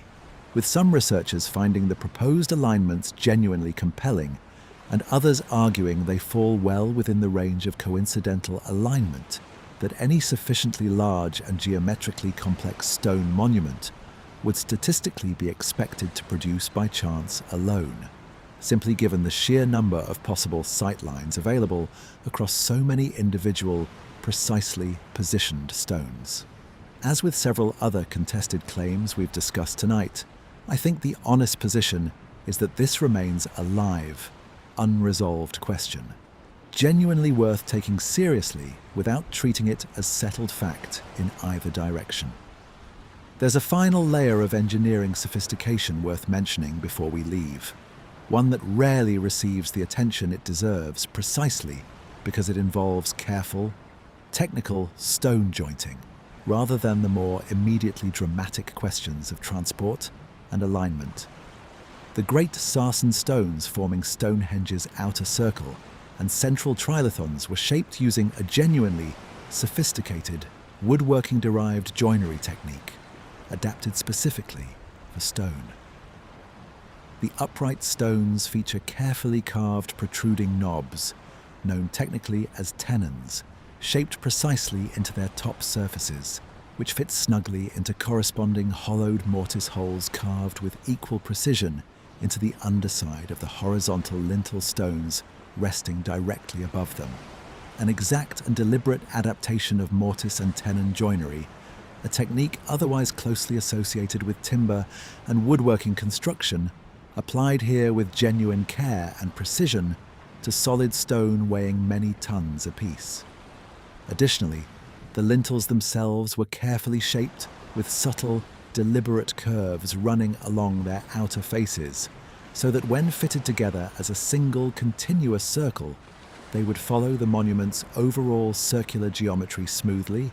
and consistently, rather than presenting a series of disconnected straight edges, a detail requiring each lintel to be individually, carefully customized to its specific position within the circle, rather than mass-produced to a single uniform template.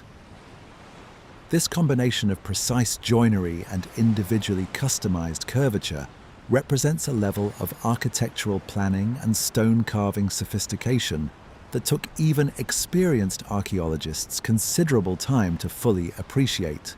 since much of this technical detail is genuinely difficult to observe directly, without close, careful examination of the stones from angles most casual visitors, kept at a respectful distance by modern conservation barriers, never actually get to see for themselves. Modern conservation at the site has itself become a genuinely delicate balancing act, weighing public access, which brings both essential funding and a meaningful, ongoing sense of shared cultural connection to the monument against the physical wear that centuries, and now millions, of visitors inevitably bring to a structure never designed to withstand this volume of continuous foot traffic and close contact. Visitors were permitted to walk freely among,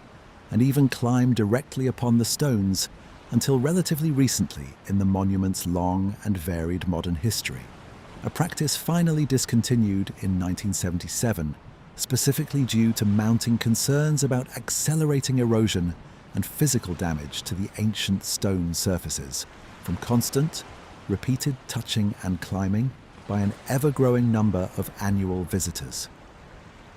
Today, general visitor access is restricted to a perimeter path deliberately set back some distance from the stones themselves. Though special, carefully managed close access is still granted during the solstice celebrations, specifically when the site's original ceremonial function and its modern role as a living, actively visited monument come together most visibly and most powerfully of all, drawing thousands of people from around the world to stand exactly where Neolithic builders once stood themselves, watching precisely the same sunrise their distant ancestors first aligned these very stones to track and mark nearly 5,000 years ago. We'll leave Salisbury Plain now, the great stones still holding their ancient, precise alignment to sunrise and sunset exactly as they were carefully designed to nearly 5,000 years ago, and travel south once more back across the wide Atlantic and high into the mountains of Peru, to a fortress above Cusco where stone blocks weighing well over 100 tons each have been fitted together with such extraordinary precision that entire earthquakes have failed to shift them even slightly, even as those same earthquakes leveled colonial buildings built centuries later directly beside them.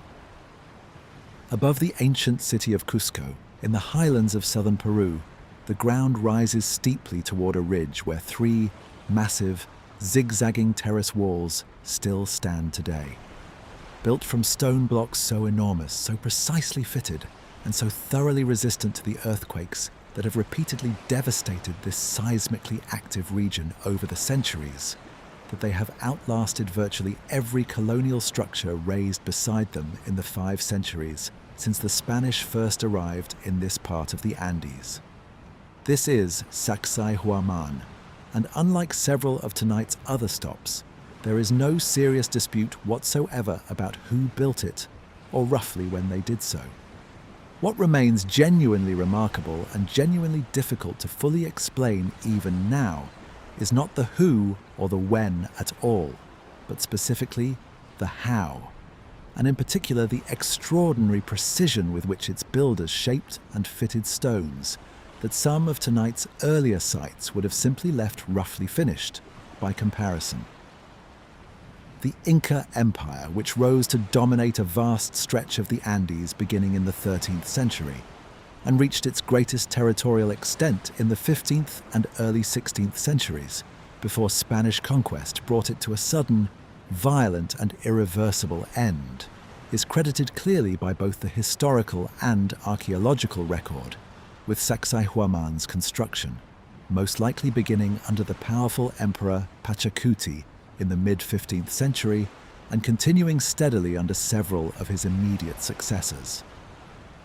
Spanish chroniclers who arrived shortly after the conquest recorded local accounts describing the enormous scale of labor involved, including specific claims that tens of thousands of workers were involved in the site's construction across multiple decades of sustained effort, organized through the well-documented Inca system known as mita, a form of rotational labor tax in which communities across the vast empire contributed workers for state construction projects on a carefully managed rotating basis, a thoroughly documented, well-understood administrative system rather than a mysterious or otherwise unexplained one requiring any speculative reconstruction. This part of Sacsayhuamán's story, in other words, sits on genuinely solid historical ground, supported by both archaeological evidence and written testimony from people who spoke directly with Inca, informants only decades after the site's completion. What draws engineers and researchers back to Sacsayhuamán again and again, generation after generation, is the stonework itself, specifically a distinctive technique known as polygonal masonry, in which large, irregularly shaped stones, some of the largest estimated to weigh well over 100 tons, are cut and fitted together with such extraordinary precision that the joints between them are, in many places, essentially invisible to the naked eye, tight enough that even today, with the stones having settled and shifted through centuries of continuous seismic activity, you genuinely cannot slide a piece of paper, let alone a knife blade, into many of the gaps between neighboring stones.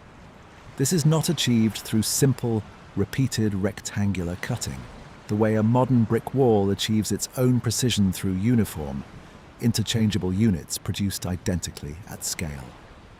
Each individual stone at Sacsayhuamán is instead a unique, irregular polygon, with anywhere from 4 to 12 or more distinct sides and angles, cut specifically and painstakingly to match the equally unique, irregular shape of every stone surrounding it,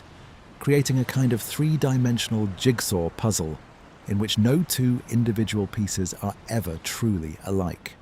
and yet every single piece fits its specific, particular neighbors with essentially seamless, invisible precision. This distinctive building technique appears to have served a genuinely practical structural purpose beyond simple aesthetic ambition or display, and this is one of the clearer cases we've encountered tonight, where the underlying why behind an extraordinary engineering choice has a well-supported, thoroughly non-mysterious answer grounded in real physics. The Andes are one of the most seismically active mountain regions anywhere on Earth, sitting directly along the boundary where the Nazca and South American tectonic plates continuously grind against one another, and earthquakes powerful enough to level conventional rectangular masonry construction occur here with real, unfortunate regularity, as the region's history, both ancient and painfully modern, repeatedly and tragically demonstrates. Polygonal masonry, precisely because each individual stone interlocks with its unique neighbours along multiple irregular faces rather than simple straight edges, distributes seismic stress across the entire wall structure far more effectively and evenly than uniform rectangular blocks ever could, allowing individual stones to shift very slightly relative to one another during an earthquake, and then settle back naturally into their original interlocked position once the shaking finally stops, rather than cracking, separating, or collapsing outright the way more rigid rectangular construction tends to under identical seismic stress. This is, essentially, ancient seismic engineering, arrived at through what was almost certainly centuries of accumulated Andean building experience across multiple pre-Inca cultures, refined and perfected at Sacsayhuamán into its most spectacular and enduring surviving expression.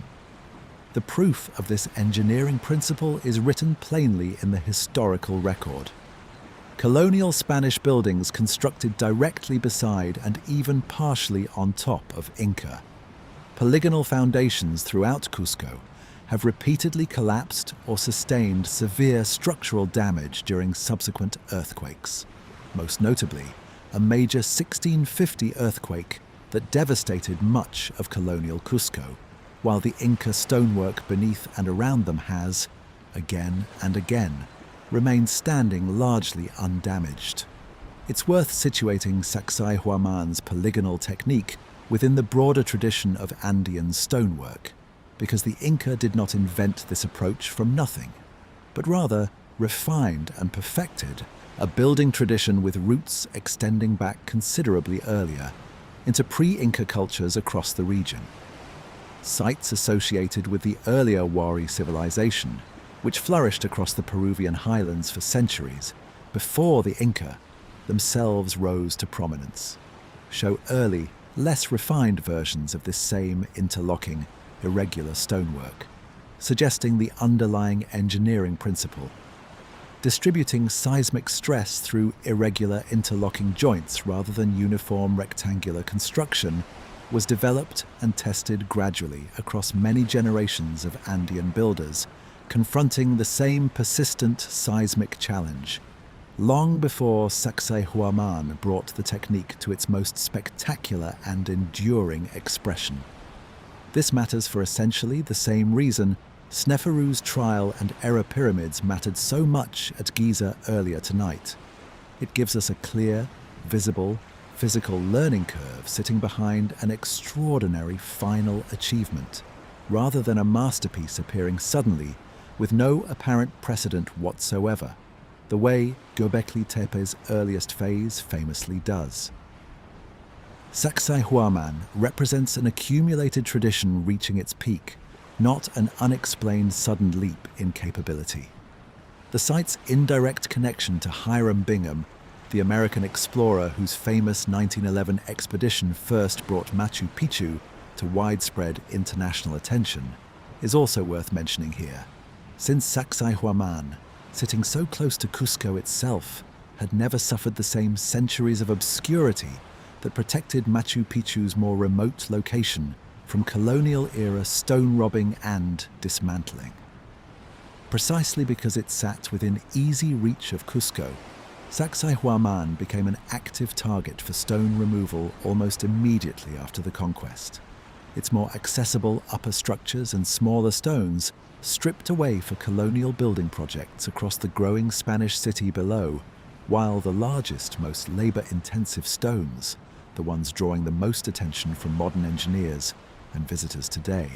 survived specifically because they proved too enormous and too difficult for colonial builders to be worth the considerable effort of relocating them elsewhere. The genuine engineering question that remains somewhat less fully resolved concerns the cutting and fitting process itself specifically, namely, how Inca stonemasons actually achieved this level of precise, custom interlocking across stones this large and this heavy, using tools that, by the conventional archaeological record available to us, consisted primarily of harder stone hammers,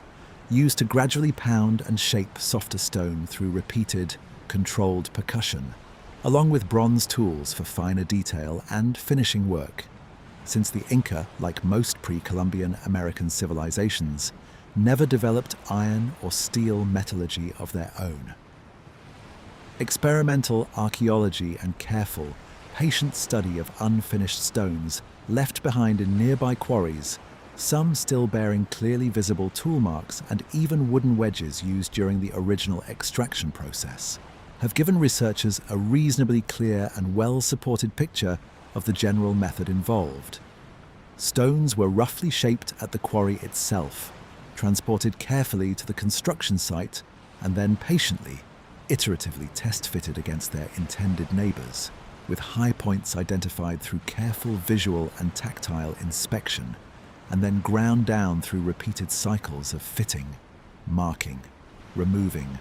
grinding, and refitting again, a slow, painstaking, and genuinely labour-intensive process that could plausibly, given enough skilled workers and enough patient time, produce the level of precision Sacsayhuamán actually displays today,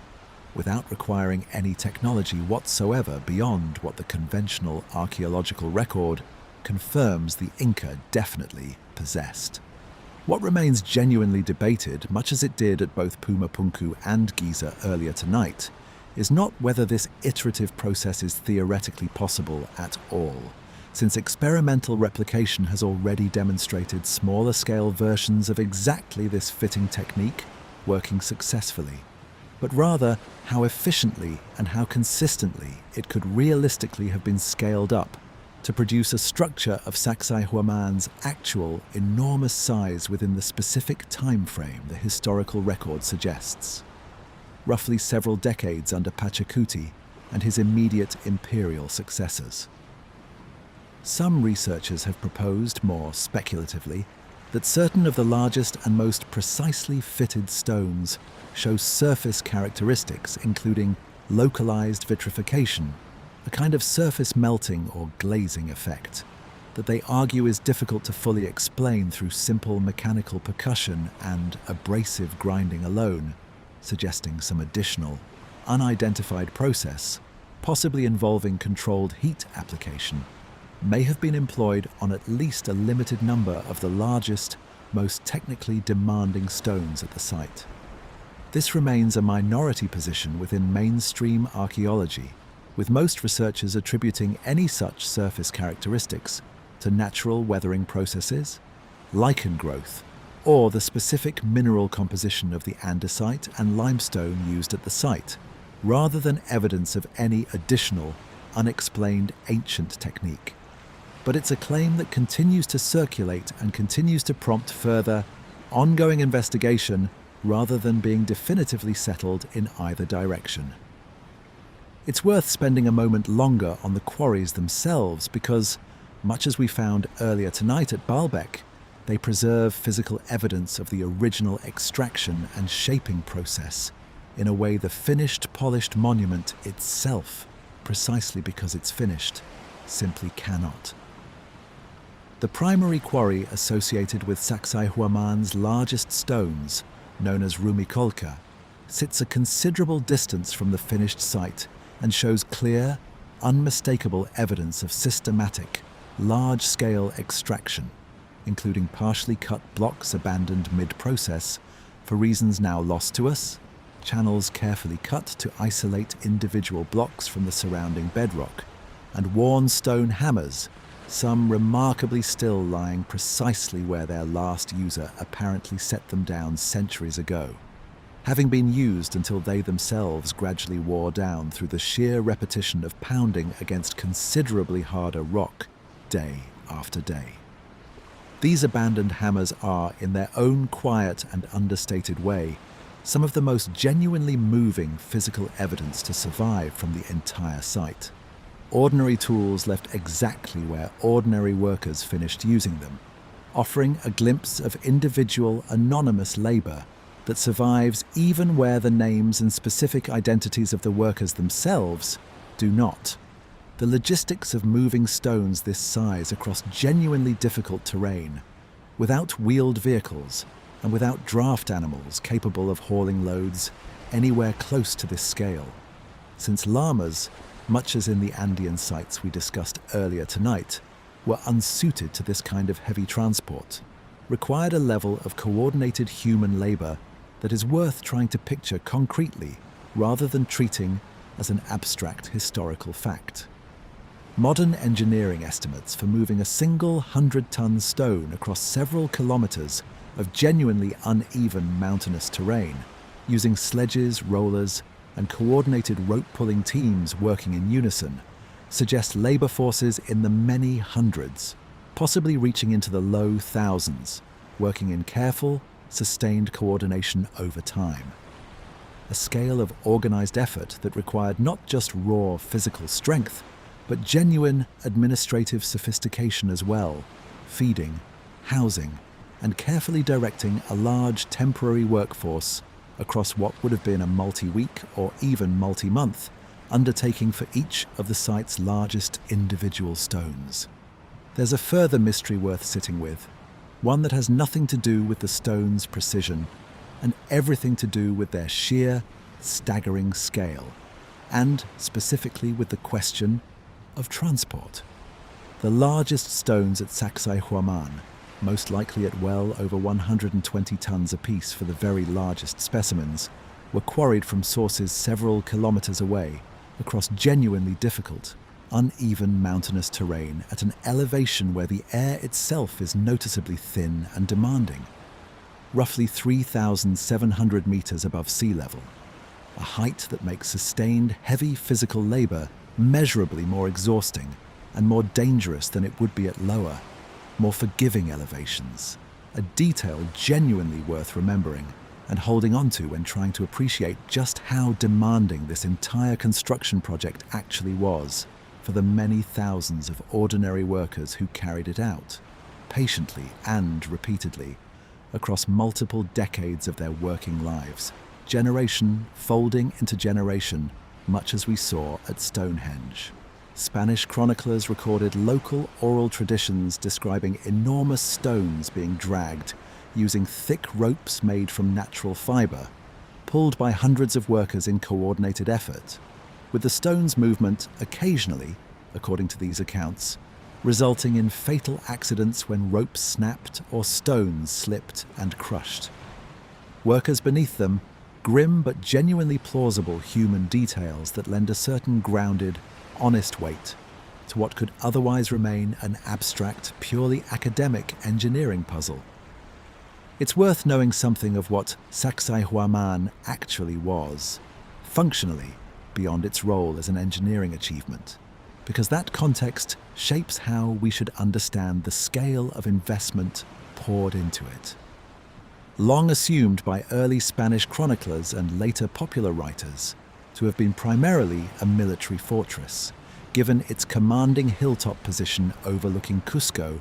and its massive defensive-looking zigzag walls, more recent archaeological interpretation favors a broader, more layered understanding of the site's purpose. Sacsayhuamán appears to have functioned simultaneously as a religious and ceremonial complex of genuine, considerable significance, closely tied to Inca solar worship and to the annual Inti Raymi festival celebrating the sun god Inti, as well as serving practical military and administrative functions entirely befitting its commanding position at the symbolic head of Cusco, which the Inca themselves conceived of, quite deliberately, as being laid out in the overall shape of a puma,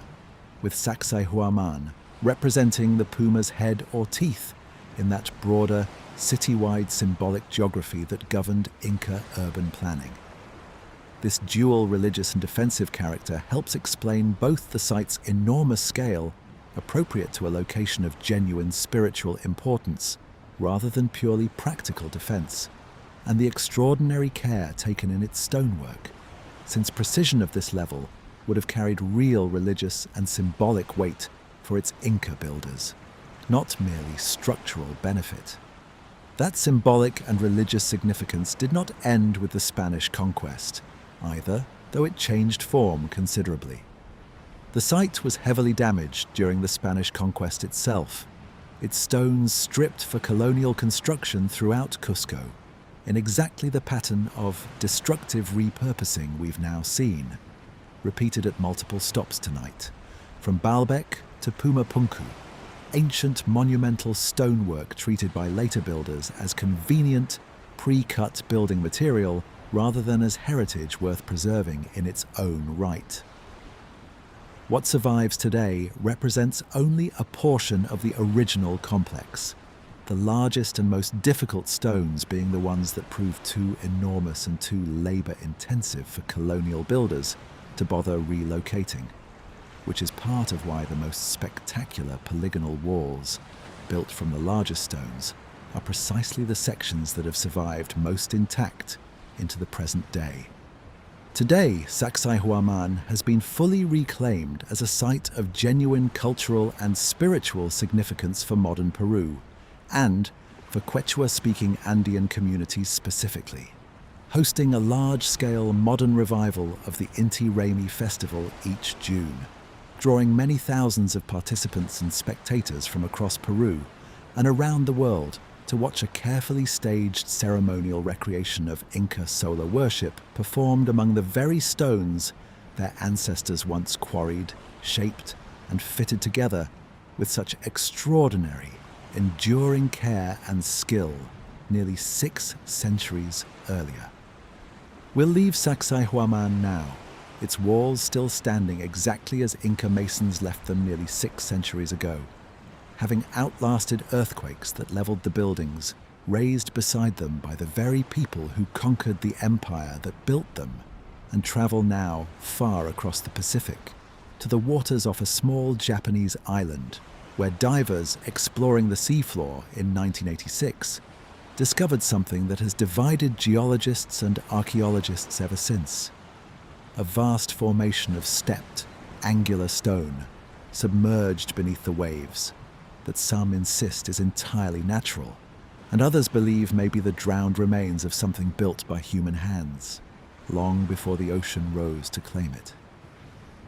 In 1986, a local diving instructor named Kihachiro Aratake was exploring the waters off the southern coast of Yonaguni, the westernmost inhabited island in Japan's Ryukyu chain,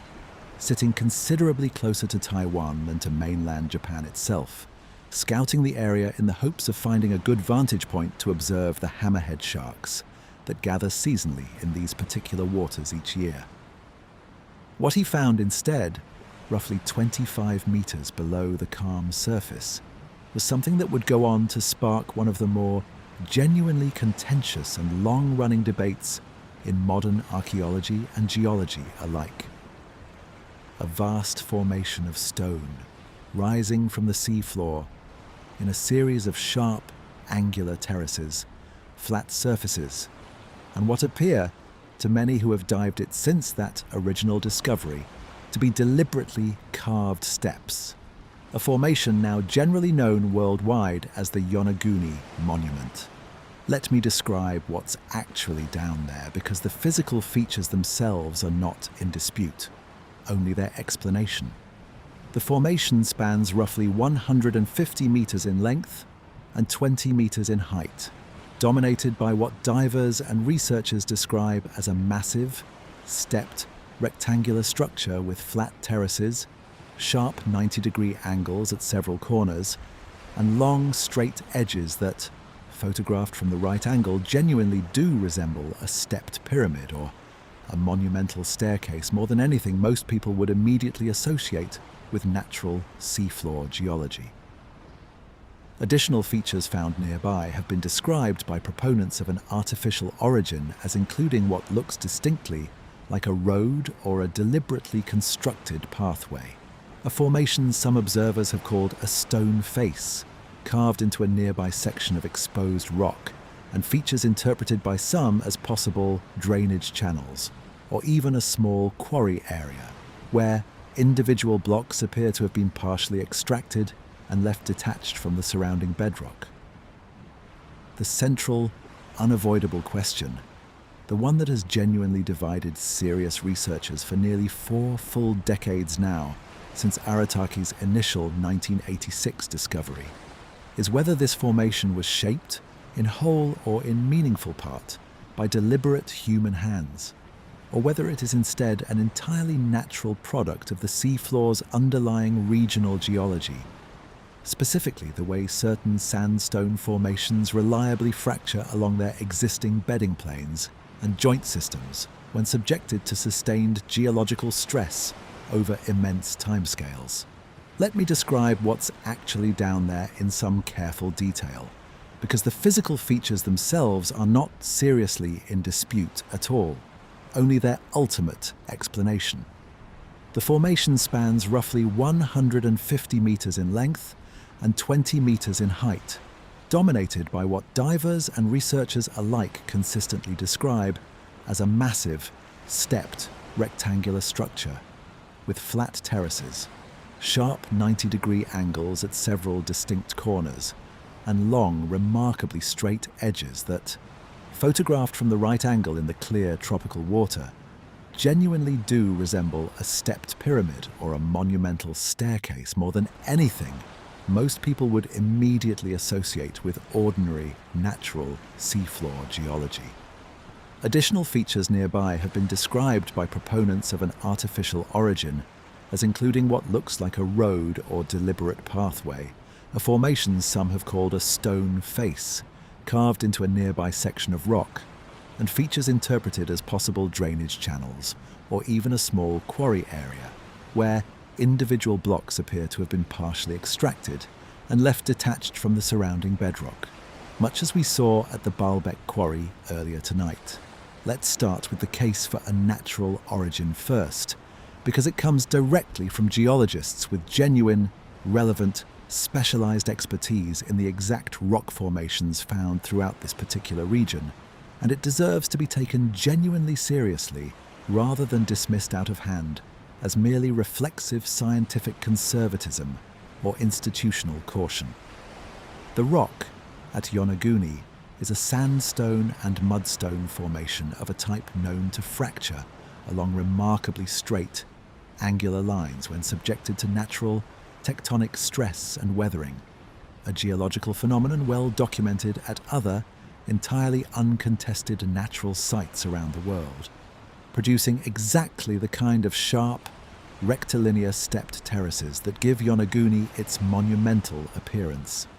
This particular type of sandstone contains natural bedding planes, essentially distinct layers formed gradually during the rock's original sedimentary deposition, many millions of years ago,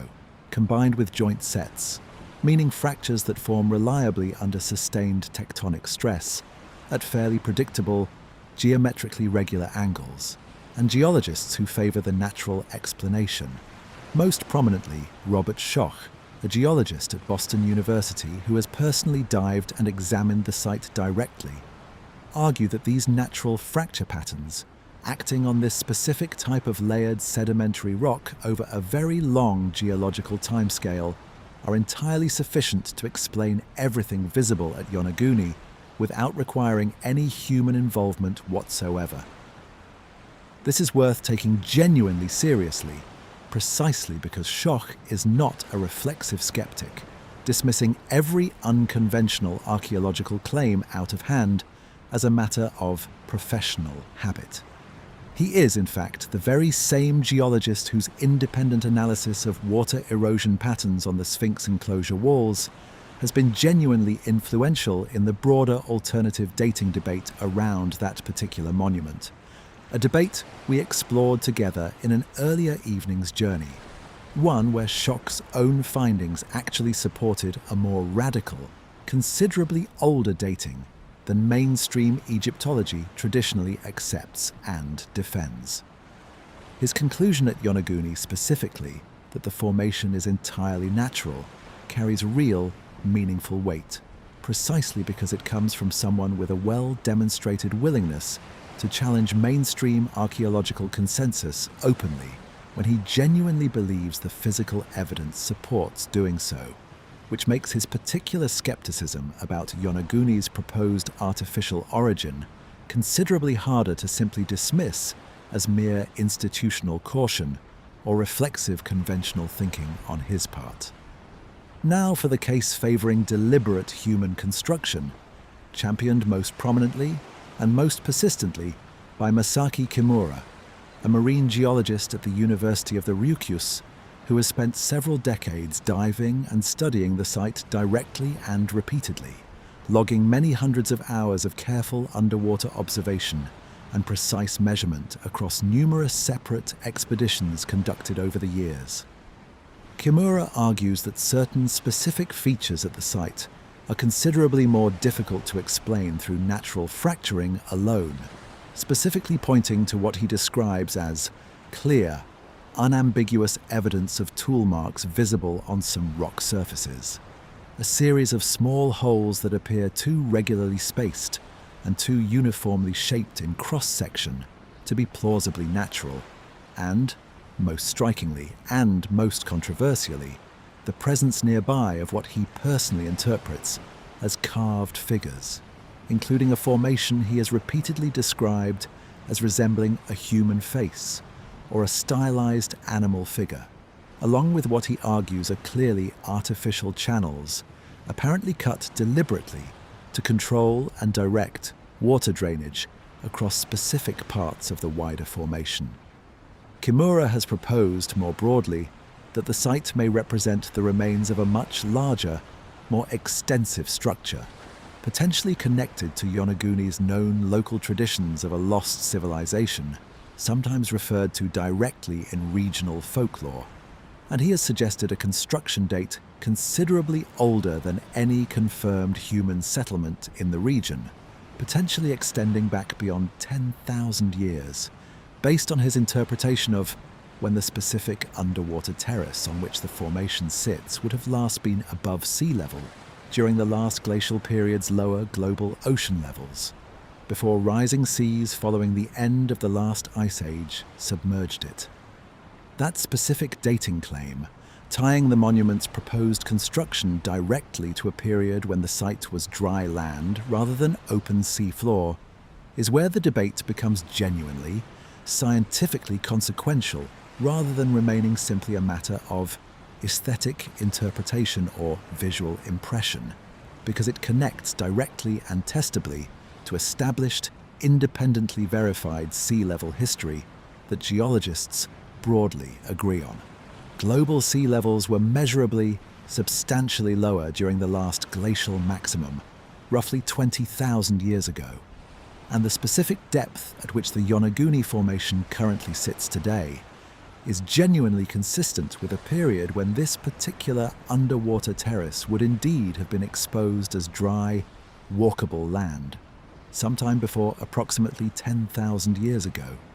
when post-glacial sea level rise following the end of the last ice age would have gradually and permanently submerged it beneath the rising waves. If the formation genuinely is artificial in origin, this dating would place its construction firmly within the same broad Younger Dryas and early Holocene window we've returned to again and again across the whole of tonight's journey, potentially making it, alongside Göbekli Tepe specifically,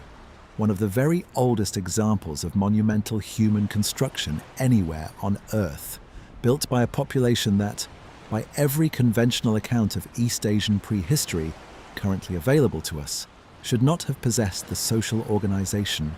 tool technology, or technical capability for a construction project of this considerable scale and ambition. I want to be honest and direct about where mainstream scientific opinion currently sits on this question,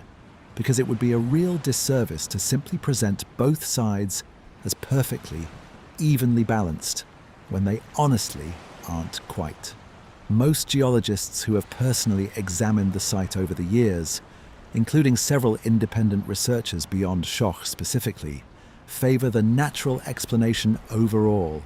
pointing to comparable rectilinear fracture formations documented at genuinely uncontested natural sites elsewhere around the world,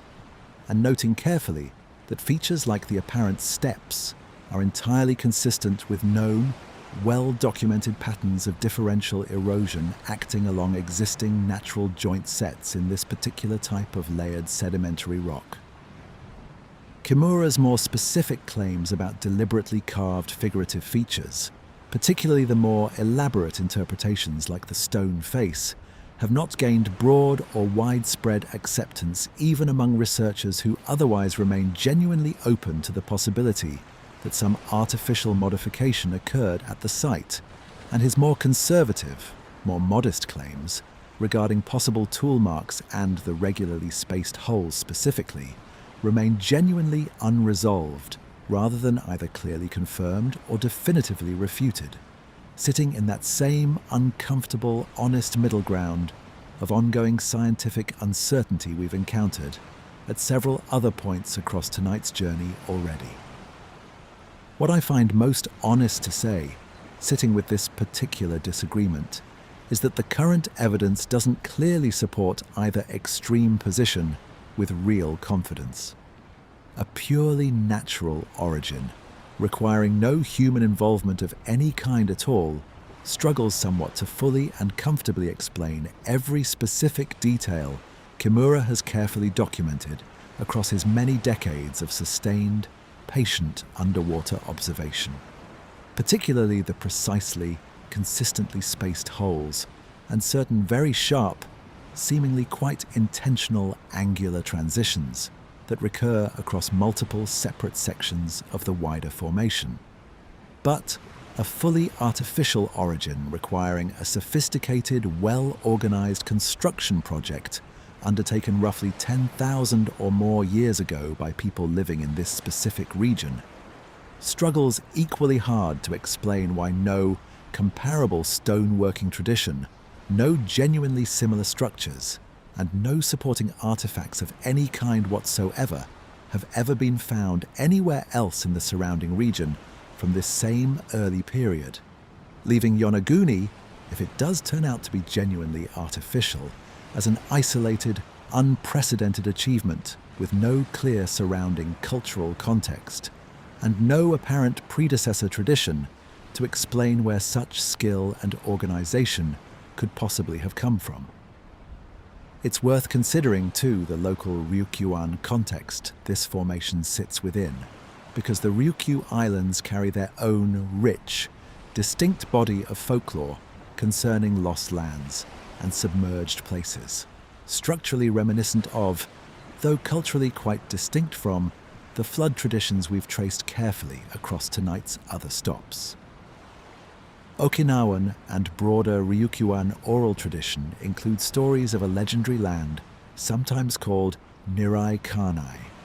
a distant, sometimes submerged realm associated closely with ancestral spirits and with the origin of blessings and good fortune brought to the islands across the sea from beyond the horizon, along with more localized traditions specific to Yonaguni itself, describing a once prosperous ancient settlement, eventually lost entirely beneath the rising waves. Whether these particular traditions represent genuine, ancient folk memory of an actual submerged settlement, later attached retroactively to a naturally striking rock formation, once local divers began noticing and discussing it, or whether they represent an entirely separate, independent thread of storytelling that simply happens to align suggestively with the modern 1986 discovery, is genuinely impossible to determine with any real confidence from where we're sitting tonight. But the underlying pattern, once again, echoes precisely what we've now seen, repeated across this entire journey. Physically striking, ambiguous stone formations, paired consistently with local traditions, independently pointing toward a lost, submerged, or otherwise vanished world that came before the one we currently know. The site has, in the decades since Aratake's original 1986 discovery, become a genuinely significant draw for recreational divers specifically interested in visiting the formation in person and forming their own independent judgment about its true origin, with local dive operators based on Yonaguni now offering dedicated underwater excursions to the site on a regular basis. And the formation itself has become something of a meaningful economic and cultural anchor for this small, remote island community, whose total population numbers only in the low thousands. This has created an interesting dynamic worth naming honestly and directly. The local tourism economy has a genuine practical financial interest in Yonaguni's artificial origin eventually being confirmed, since a confirmed 10,000-year-old submerged monument is unquestionably a considerably larger draw for visiting divers than an interesting but ultimately natural rock formation would be, a commercial incentive worth being clearly aware of without assuming it automatically invalidates any of the genuine scientific observations made by researchers on either side of this particular ongoing debate, since incentive and evidence are, at least in principle, entirely separate matters, even in those cases where they happen to conveniently point in the same direction for the people most directly involved. It's worth briefly comparing Yonaguni to other underwater formations that have drawn similar speculation elsewhere in the world's oceans, because the comparison helps sharpen exactly what makes this particular site distinctive and why it has proven so much more durably contentious than most comparable claims. Various submerged rock formations off the coasts of Cuba, the Bahamas, and elsewhere across the world's oceans have periodically generated similar excited claims of lost, submerged cities or ancient monuments over the years, almost all of which have since subsequently been examined carefully by qualified geologists and found to be straightforwardly, unambiguously natural in origin, lacking any of the genuinely ambiguous, difficult-to-dismiss features that have kept Yonaguni's own debate alive and unresolved decades after its initial discovery. What sets Yonaguni apart, and what has kept this particular formation from being definitively and universally dismissed the way most comparable underwater claims eventually have been, is the specific combination of geologically plausible, natural explanation existing genuinely alongside features. Kimura's regularly spaced holes and certain sharply intentional-looking angular transitions specifically that have proven stubbornly resistant to easy, confident dismissal by skeptical researchers, even after nearly 40 full years of sustained, repeated examination by qualified geologists and marine archaeologists, working largely independently of one another across that considerable span of time. There's also a practical dimension to why this particular debate has remained so persistently unresolved for so long, one worth understanding honestly. Unlike a terrestrial site where researchers can freely and repeatedly walk the ground, take unlimited careful measurements, and bring in whatever specialized equipment a given investigation requires without major logistical constraint. Examining Yonaguni requires scuba diving to a depth of roughly 25 meters, a depth that meaningfully limits both the duration and the frequency of any single individual research visit. And that makes the kind of exhaustive, multi-year, continuous excavation and analysis routinely and readily applied to a site like Göbekli Tepe or Sacsayhuamán considerably more difficult, more expensive, and more logistically constrained to properly organize and sustain over time. This genuinely practical limitation, rather than any lack of scientific interest or genuine curiosity about the site's true origin, likely explains a meaningful part of why Yonaguni's central question remains open after so many decades, when comparable terrestrial mysteries elsewhere on tonight's list have often been resolved, one way or the other, through more sustained and more easily conducted archaeological attention. We'll leave the waters off Yonaguni now, the hammerhead sharks still circling overhead in the same seasonal currents that first drew Aratake to this particular stretch of remote coastline, back in 1986, the formation itself still sitting exactly where it has sat for thousands upon thousands of years. Neither definitively confirmed as deliberate human handiwork, nor definitively ruled out as one. And travel now further out across the vast Pacific, to a scattered lagoon of tiny artificial islands in Micronesia, built entirely from massive columns of dense black volcanic stone, where the central question is not whether people actually built it, since that much is genuinely certain and beyond dispute, but rather how anyone managed to move stone this heavy across open, exposed ocean water at all. Scattered across a shallow coral lagoon off the eastern coast of Pohnpei, one of the federated states of Micronesia's main islands, sits a city built not on solid land at all, but on the water itself. Roughly 100 artificial islets connected together by an extensive network of navigable tidal canals, giving the site its evocative modern nickname among visitors and travel writers alike, the Venice of the Pacific. This is Nan Madol, and unlike Yonaguni's contested origins, there is no dispute whatsoever about whether this particular site is artificial. The dispute here is entirely about logistics instead, about how a Pacific island culture, without metal tools, without the wheel, and without any confirmed large draft animals, managed to move and stack hundreds of thousands of tons of stone across open water to build an entire functioning city on a reef. The complex covers roughly 80 hectares of reef and lagoon in total, comprising around 92 separate artificial islets,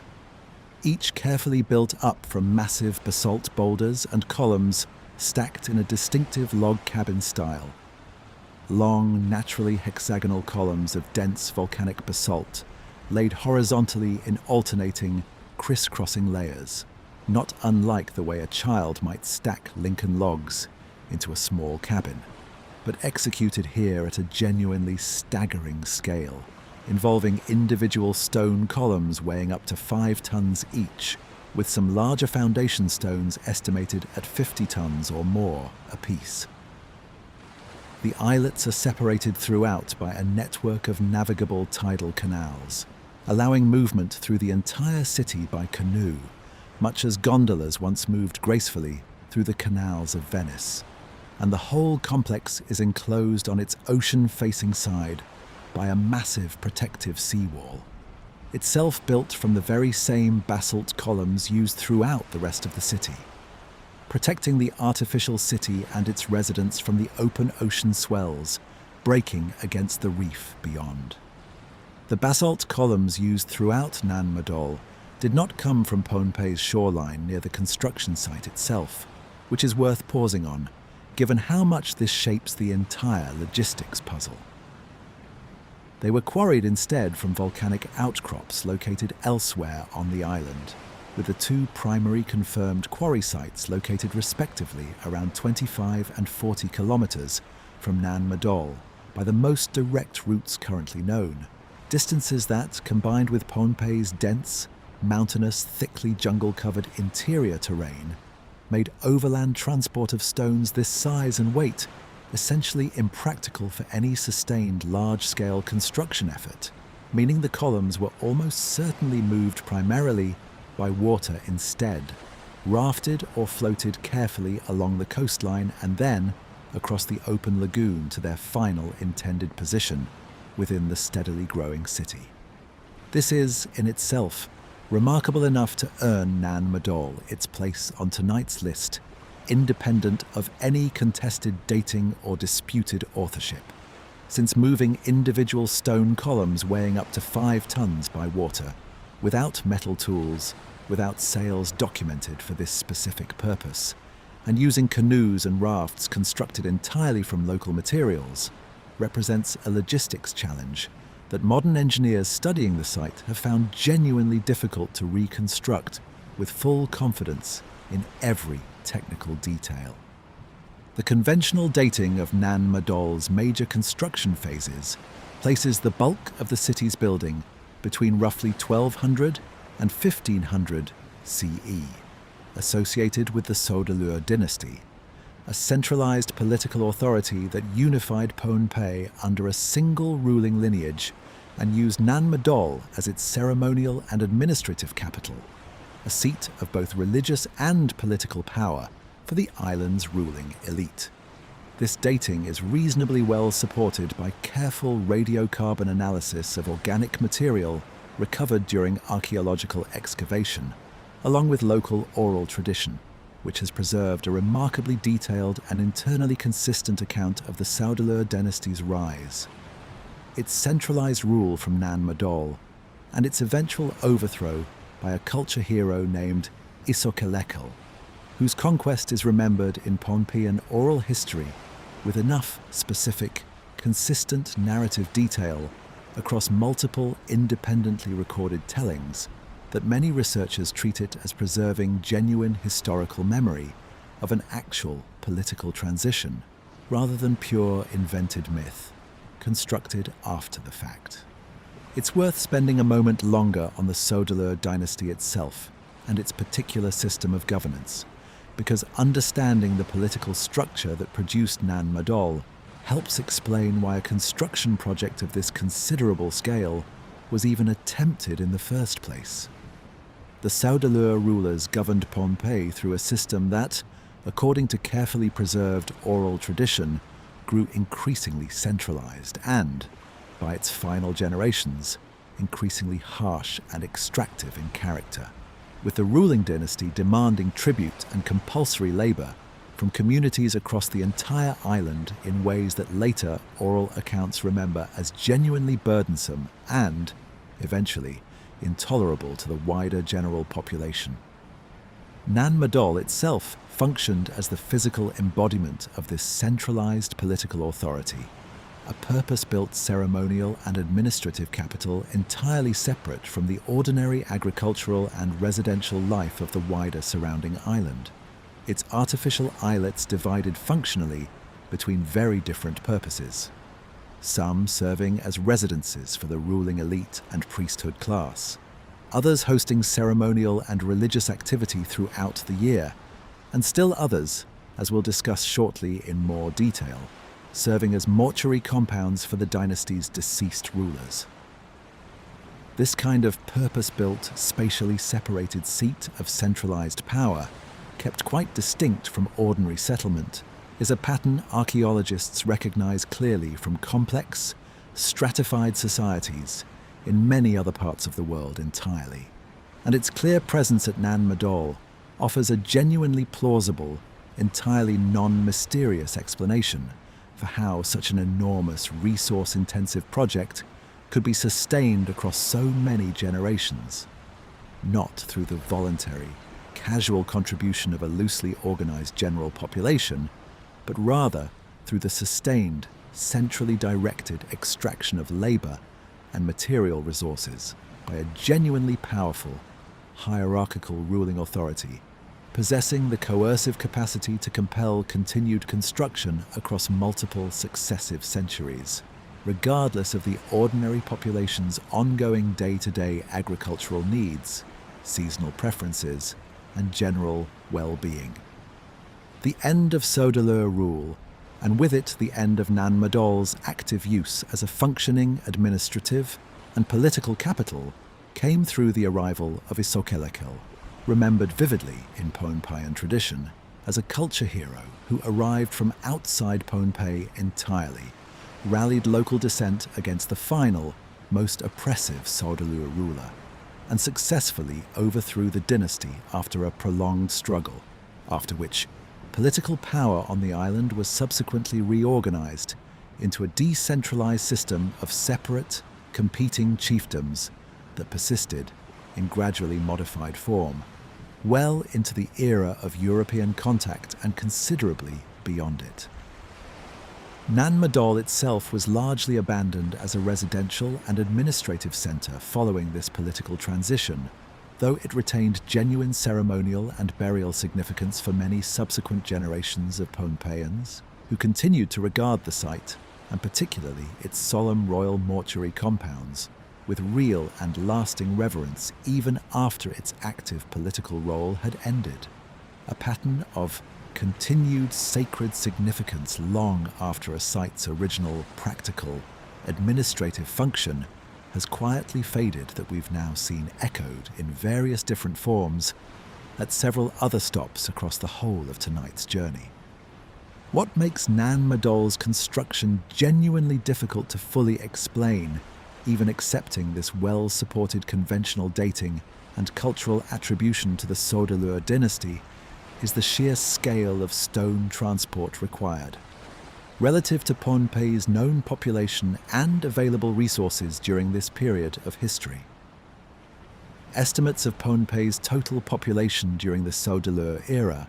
based on careful analysis of the island's limited agricultural carrying capacity and detailed comparison to similar Pacific island societies studied elsewhere,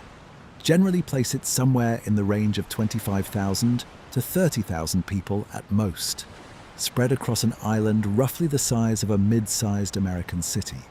A population base that would have needed to sustain not just Nan Madol's massive, ongoing construction, but also the ordinary agricultural, fishing and craft labor required to feed, clothe, and house the entire island's population simultaneously, year after year, across the full span of construction. Researchers calculate that the total volume of basalt stone incorporated into Nan Madol amounts to somewhere in the region of 750,000 metric tons in total, an almost incomprehensible figure to translate meaningfully into individual human effort, requiring, by some careful estimates, the sustained labor of a very significant proportion of Pohnpei's entire available workforce across many successive generations of continuous construction, quarrying, rafting and precise stacking, sustained not merely for years but for centuries at a stretch, in order to eventually produce the finished city whose extensive ruins still stand today, largely intact, above the lagoon. This has led some researchers to genuinely question whether Pohnpei's population, as currently estimated from purely archaeological and ecological evidence, was actually sufficient on its own to complete a construction project of this considerable scale, within the time frame the conventional chronology proposes, without either a considerably larger historical population than current estimates suggest, sustained importation of additional labor from other, more distant Pacific islands via long-distance voyaging canoe, or a construction timeline extending back rather earlier than the roughly 1200 CE start date current archaeological evidence currently points toward. This remains a genuinely open, actively debated question within the specific field of Pacific archaeology, without a fully settled consensus answer yet reached, and it represents one of the clearer, more concrete instances we've encountered tonight of an extraordinary engineering achievement generating real, technical scholarly disagreements specifically about basic logistics and population capacity, rather than disagreement over whether the site itself is genuinely artificial, which, unlike Yonaguni, has never seriously been in question here at Nan Madol. Local Pohnpeian oral tradition offers its own distinctive answer to this population and labor puzzle, one that circles us back, as so many of tonight's 12 stops have already done in their own ways, to a supernatural or superhuman explanation for an engineering achievement that genuinely strains ordinary human capability as currently understood by modern archaeology. Local legend holds firmly that Nan Madol's massive basalt columns were not carried or laboriously rafted into position by ordinary human labor at all, but were instead flown directly into place through magical means by two legendary brothers, sorcerer priests named Olisipa and Olosopa, who arrived on Pohnpei from a distant, unnamed land, seeking a suitable place to build an altar for worship, and who used their considerable magical powers to make the enormous stones levitate and fly, unassisted to their intended positions, gradually assembling the entire city through this supernatural construction method, rather than through ordinary, exhausting physical labor. Of the kind conventional archaeology proposes actually occurred. This tradition is worth taking genuinely seriously, not as literal historical fact, since no serious researcher today proposes stones actually flew through the air unassisted, but as a genuinely striking, specific, independently arising example of the exact same broader pattern we've now traced carefully across every single stop on tonight's list. Local memory, wherever a real engineering achievement clearly exceeds what ordinary human effort seems plausibly capable of producing within the available population and reasonable timeframe, consistently reaching for an explanation involving power beyond ordinary human capability. Whether that power belongs to giants, to gods, to skilled sorcerers, or to a lost, more capable civilization existing before some great, world-reshaping flood. It's worth walking through Nan Madol's single most striking structure in a little more careful detail, because it illustrates the site's overall engineering ambition considerably more concretely than any general description of scale alone can manage to convey. Nan Madol's, the largest and most architecturally elaborate islet within the wider complex, functioned specifically as a royal mortuary compound, a walled precinct purpose-built to house the tombs of successive Sodalur dynasty rulers, its outer walls rising in places to over 7 meters in height, constructed entirely from carefully stacked basalt columns, using the same distinctive crisscross log cabin technique found throughout the wider city, but executed here with particular care, precision, and at particularly imposing scale, befitting its solemn role as the final resting place of the island's most powerful and revered rulers. Within its thick walls, smaller individual stone crypts held the physical remains of Sodalur nobility across many successive generations of rule, and the compound as a whole functioned as the genuine spiritual and political heart of the entire complex,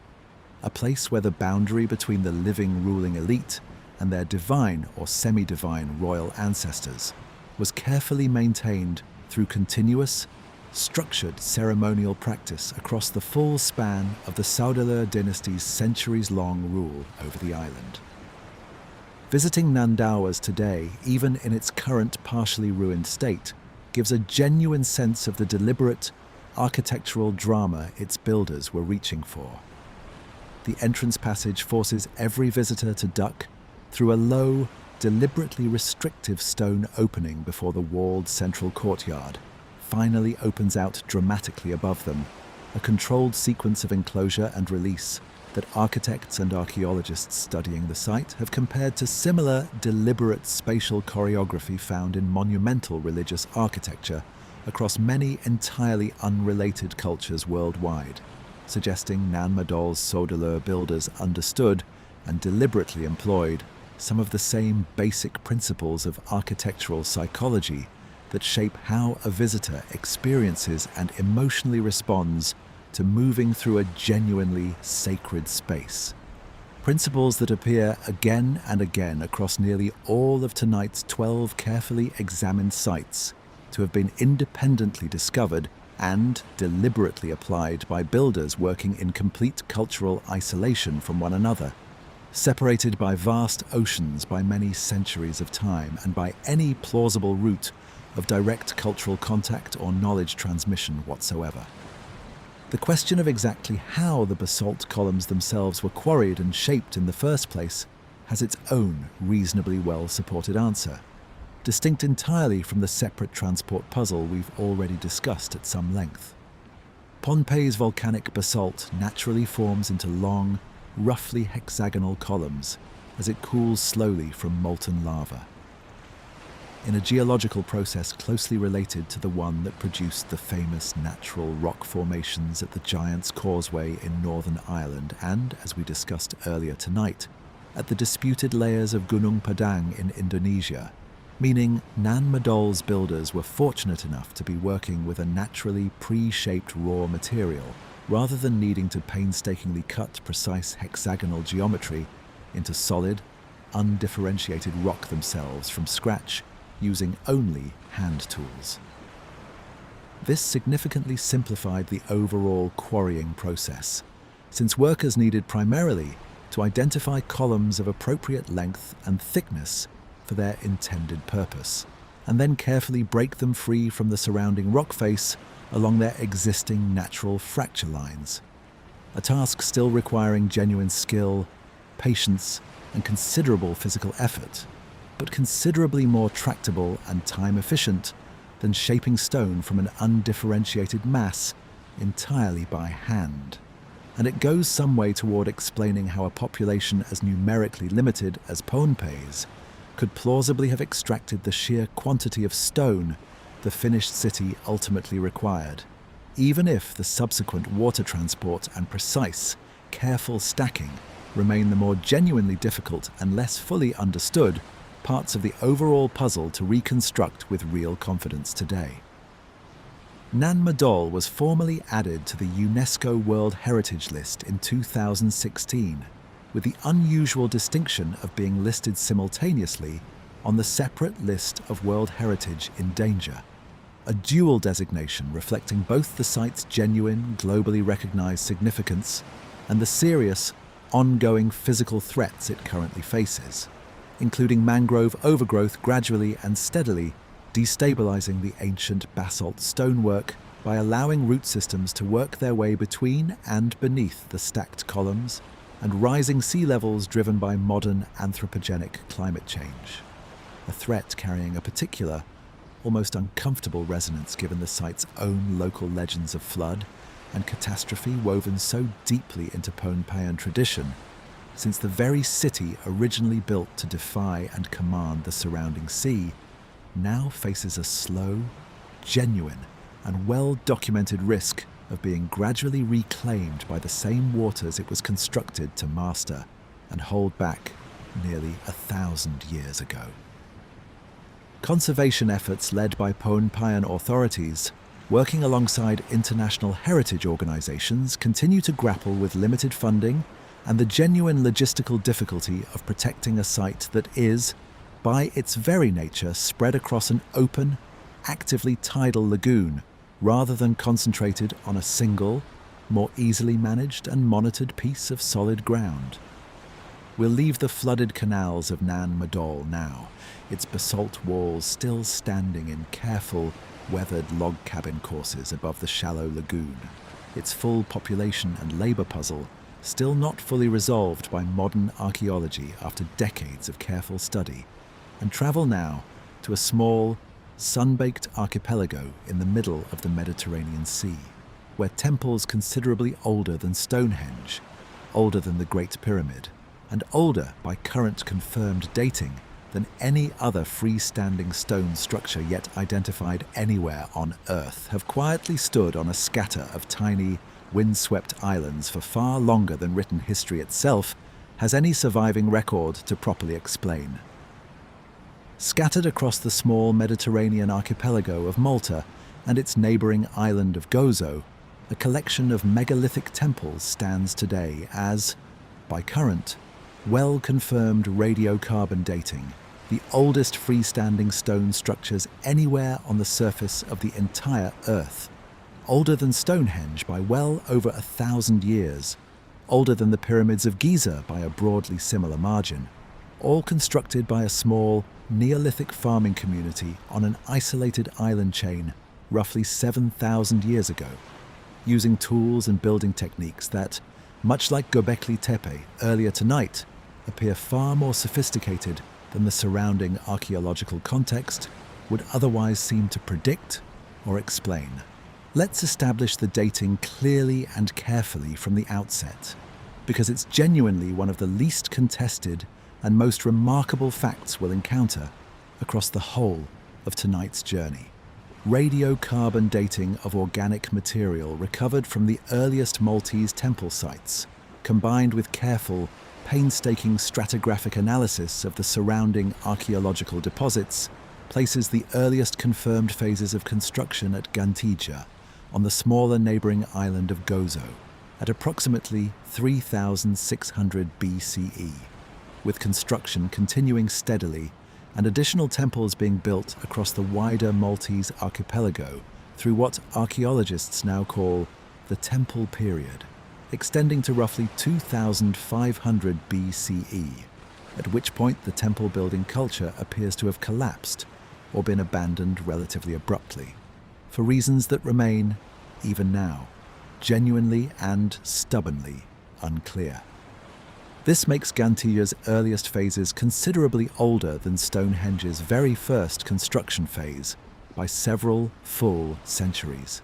and considerably older still than the Great Pyramid of Giza, whose own construction falls comfortably within the middle of the Maltese temple period rather than preceding it in any way. The name Gantija itself, meaning giant's tower in the Maltese language, preserves the same pattern we've now encountered repeatedly across the whole of tonight's journey. Local memory confronted directly with construction on a scale exceeding what ordinary human effort seemed plausibly capable of producing, reaching instinctively for an explanation involving giants. Local Maltese folklore specifically credited the temple's original construction to a giantess named Sansuna, said in the traditional telling to have carried the massive stones on her head from a considerable distance across the island, sometimes nursing an infant at her breast, even as she worked without pause, and to have built the entire temple complex in a single night through sheer supernatural strength and inexhaustible endurance. A specific, vivid local tradition that predates modern archaeology's later confirmation of the site's genuine, extraordinary antiquity by many centuries, meaning Maltese communities living considerably closer in historical time to the temple's original construction than we ourselves are today had already concluded, independently and entirely without access to radiocarbon dating, that ordinary human builders working alone could not adequately explain what stood, mysterious and imposing, before them. The temples themselves, of which around 30 survive today across both Malta and Gozo, in varying states of preservation, share a distinctive and instantly recognizable architectural plan.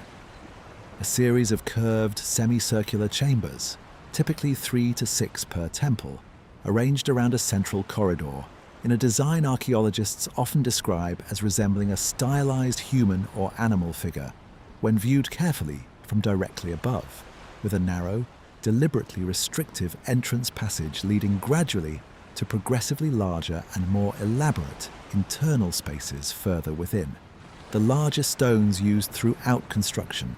particularly in the outer retaining walls at sites like Gantija,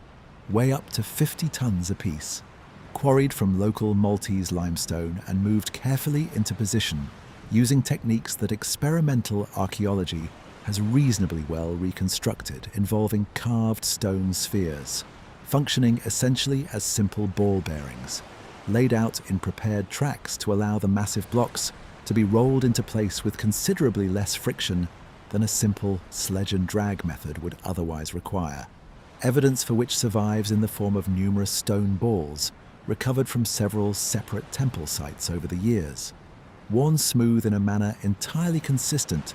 with exactly this kind of sustained, repeated mechanical use during construction. It's worth understanding the temples not as a single unified building project, but as a genuine architectural tradition that evolved and elaborated considerably over more than 1,000 years of continuous development, since Gantija's relatively early, comparatively simple form gave way over subsequent centuries to increasingly ambitious, increasingly elaborate temple designs, including multi-lobed structures with as many as 6 internal chambers, more sophisticated internal decoration including carved spiral reliefs and pitted surface patterns, and, at several later sites, genuine architectural innovations including what appear to be deliberately incorporated oracle holes, small carved apertures connecting adjacent chambers that may have allowed hidden ritual specialists to speak from within the temple's inner chambers without being directly visible to worshippers gathered in the outer spaces. A genuinely sophisticated piece of ritual stagecraft for a Neolithic farming culture working in isolation on a small Mediterranean island chain. What makes the Maltese temples genuinely remarkable beyond their confirmed age and the considerable engineering effort involved in their construction is the sophistication of the culture that produced them, a sophistication that becomes especially striking given how thoroughly isolated this small island community was during the period in question. Malta's Neolithic founding population arrived by boat from Sicily sometime around 5,900 BCE, a journey across open water that itself required real maritime skill and confidence for a Neolithic farming community, and the archipelago's genuinely small size and considerable distance from the mainland meant this founding population and its many descendants across the following millennia of continuous settlement developed in relative isolation, without the kind of sustained cultural contact and exchange that shaped continental Neolithic societies elsewhere across the broader Mediterranean world during the same general period. And yet, this isolated island population produced not just monumental architecture on a genuinely impressive scale, but sophisticated art including detailed stone carvings of spiral motifs, animal figures, and, most strikingly, a substantial body of small, carved limestone and clay figurines depicting notably corpulent human figures, generally interpreted by archaeologists as representing fertility deities or ancestor figures, and collectively referred to as the Fat Lady figurines. The most famous example being the so-called Sleeping Lady, a remarkably naturalistic small sculpture depicting a reclining figure discovered within the underground Hal Saflieni hypogeum, a separate and genuinely extraordinary rock-cut necropolis complex carved directly into solid limestone bedrock beneath Malta's surface. The Sleeping Lady deserves a moment of individual attention because she remains, even now, one of the most widely reproduced and instantly recognizable images to emerge from the entire Maltese temple culture, appearing on the country's currency, its stamps, and in countless tourist reproductions sold across the islands today. Carved from fired clay rather than stone, standing only about 12 centimeters in length, the figure depicts a plump woman reclining on her side atop a low couch or bed, her face turned away from the viewer in a posture of apparent peaceful sleep. Her body rendered with a soft, naturalistic modeling that stands in genuine contrast to the more stylized geometric quality of much other Neolithic figurative art found elsewhere in the Mediterranean and broader European Neolithic world during the same period. Archaeologists remain genuinely divided on her precise, exact meaning. Some interpret her as a straightforward depiction of sleep itself, possibly connected closely to divinatory dream practices that may well have taken place within the hypogeum's inner chambers. Others as a representation of death itself, imagined gently as eternal, peaceful rest, and still others as a fertility figure whose relaxed, sleeping posture carries its own distinct and considerable symbolic weight within a broader tradition of corpulent female imagery found across the temple culture. What's not disputed is the sheer technical skill involved in her creation, a level of naturalistic modeling in miniature clay sculpture that many visitors, on first encountering photographs of the piece, assume must be considerably more recent than her actual Neolithic origin, a reaction that echoes in its own small way the broader pattern of surprised disbelief we've encountered again and again across tonight's entire journey, confronted repeatedly with skill and sophistication that our inherited assumptions about the ancient past simply don't prepare us to expect. The broader body of Fat Lady figurines found across Maltese temple sites, of which the Sleeping Lady is simply the most famous and most technically accomplished single example, share a consistent visual vocabulary. Heavy, rounded limbs, an emphasis on the hips and torso, and, in many examples, remarkably small, almost vestigial heads and feet, relative to the figure's overall bulk. a stylistic choice that has generated its own smaller debate among art historians about whether this proportional emphasis carried specific religious or symbolic meaning, perhaps relating to fertility, abundance, and the life-giving capacity of the earth itself, echoed architecturally in the temple's own curved, womb-like internal chamber layouts, or whether it simply reflects a particular regional artistic convention whose deeper symbolic meaning, if any existed, has been lost to us entirely along with the rest of this culture's unwritten belief system. The Hal Saflieni Hypogeum deserves its own dedicated attention here, because it represents an achievement arguably even more remarkable than the above-ground temples, and one considerably less widely known outside specialist archaeological circles, despite its genuine significance. Discovered entirely accidentally in 1902 during ordinary construction work for new residential housing on the site, the hypogeum consists of a series of interconnected chambers and passages carved carefully across 3 distinct underground levels, extending to a depth of over 10 meters below the surface, entirely excavated from solid limestone bedrock using nothing but stone, bone, and antler tools. Since the culture that built it, like most of Neolithic Europe during this period, had not yet developed metalworking technology of any kind.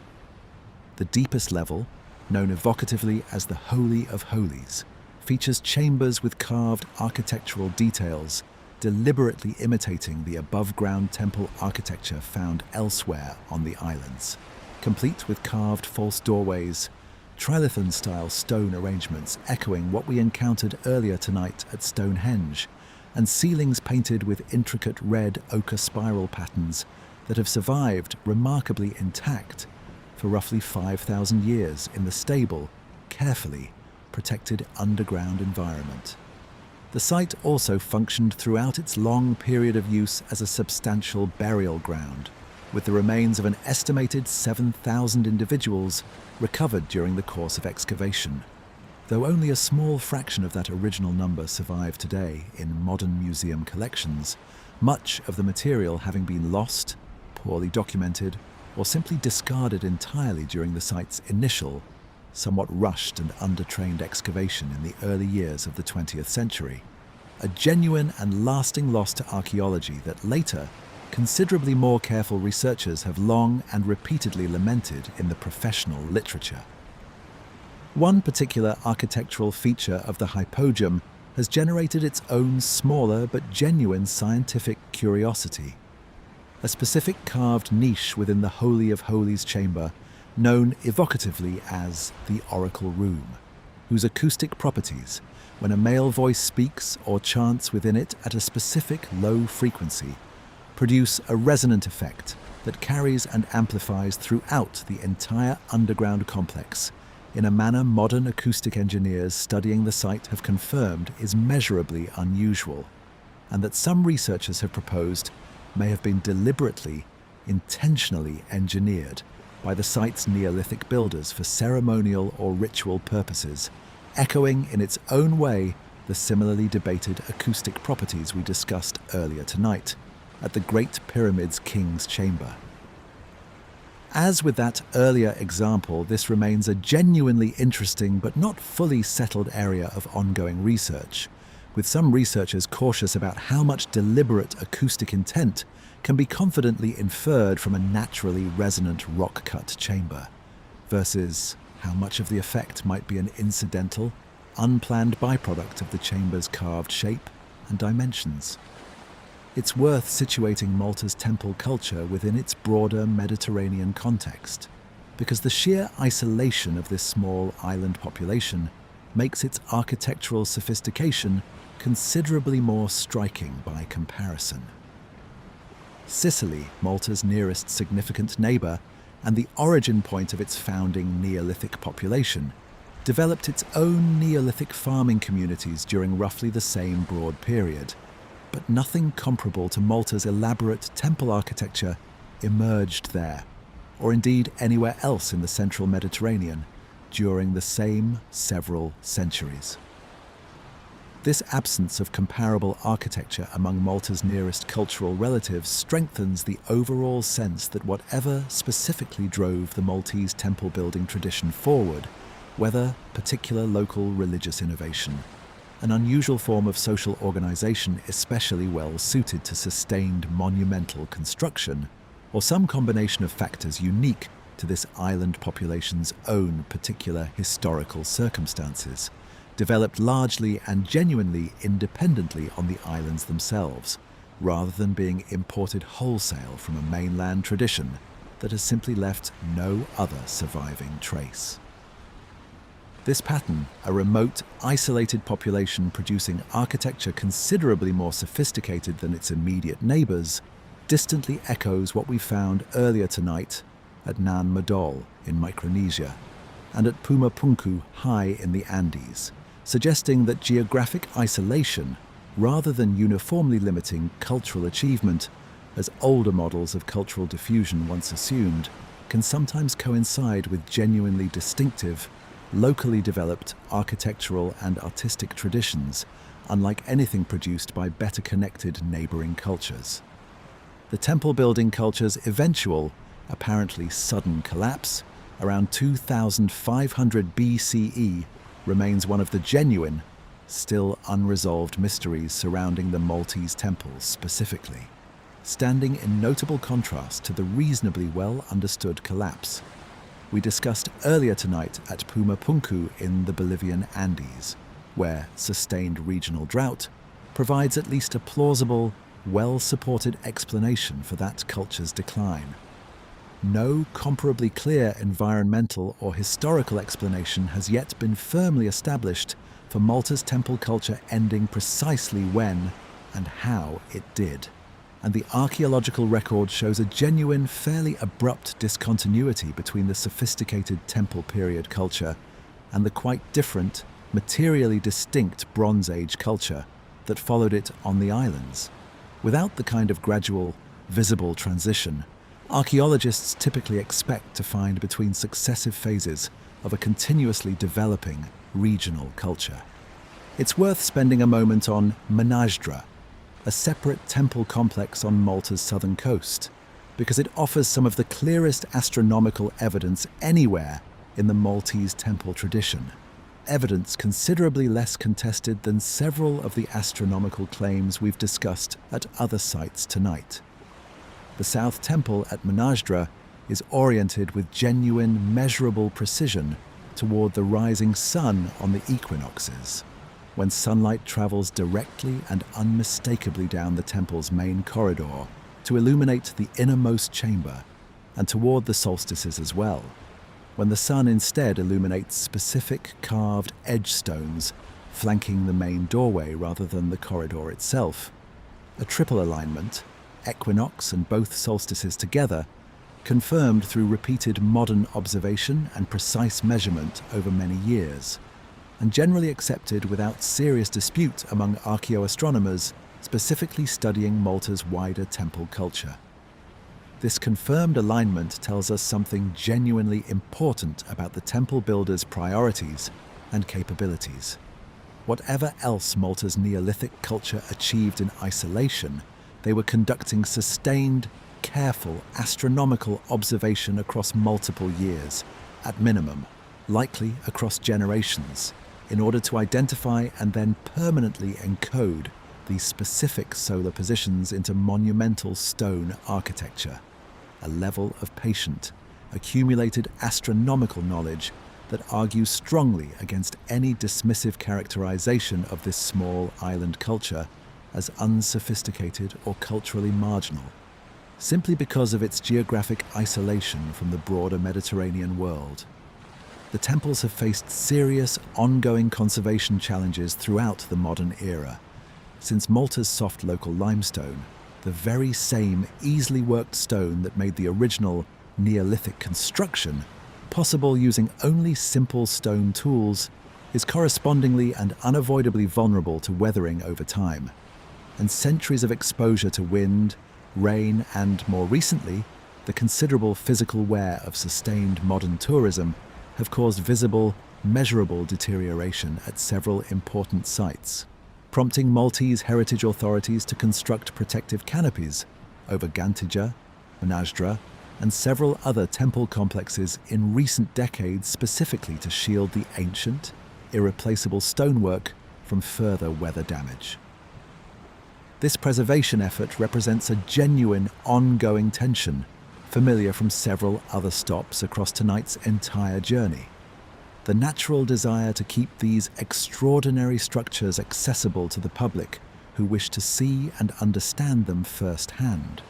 weighed carefully against the considerable physical toll that public accessibility inevitably takes on ancient stone that has already survived, quite remarkably, for some 7,000 years, and deserves every reasonable effort to survive considerably longer still. We'll leave Malta's ancient temples now, the sleeping lady still resting peacefully in her quiet underground chamber, exactly as she has for 5,000 years, the Oracle Room's ancient acoustic mystery still genuinely unresolved after decades of curious study, and travel now to central China, to a set of enormous, entirely hand-carved caves discovered only in 1992, whose true age, original purpose, and the sheer staggering scale of excavated stone still have no confirmed, agreed explanation, even after more than 3 full decades of dedicated, sustained archaeological attention. In June of 1992, in Zhejiang province in eastern China, a group of local villagers near the small town of Longyou decided to finally investigate a set of small, waterlogged ponds that local tradition had long claimed were bottomless, using mechanical pumps to drain the water for what was, as far as anyone could recall, the very first time in living memory. What they found, once the water level had finally dropped enough to reveal what actually lay beneath, was not a natural pond at all, but the entrance to an enormous, entirely artificial underground chamber, carved directly out of solid siltstone bedrock, its high ceiling supported by rows of precisely cut, evenly distributed stone columns, its walls covered from floor to ceiling in evenly spaced, deliberately carved parallel tool marks running in consistent diagonal patterns across every visible surface. Further exploration in the years that immediately followed revealed this was not, in fact, an isolated discovery at all. It was one of at least 24 similarly enormous, entirely hand-carved underground caverns, now known collectively as the Longyou Caves, sitting beneath ordinary farmland that generations of local villagers had worked and walked across for centuries without any apparent awareness whatsoever of the vast, empty chambers hollowed out directly beneath their feet the entire time. Let's establish the sheer scale involved here clearly, because it is, without exaggeration, one of the most staggering total excavation volumes anywhere on tonight's entire list.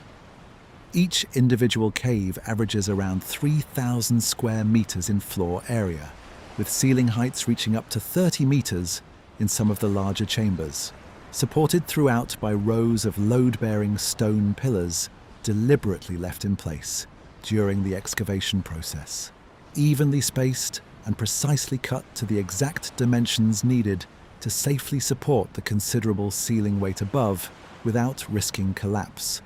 a level of structural engineering foresight that had to be correctly planned and carefully executed from the very beginning of each individual excavation,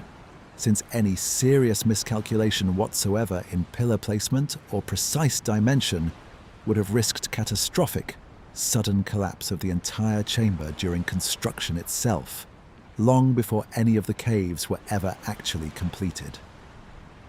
Across the full complex of caves excavated and mapped so far, researchers estimate a total volume of removed rock somewhere in the region of 1 million cubic meters,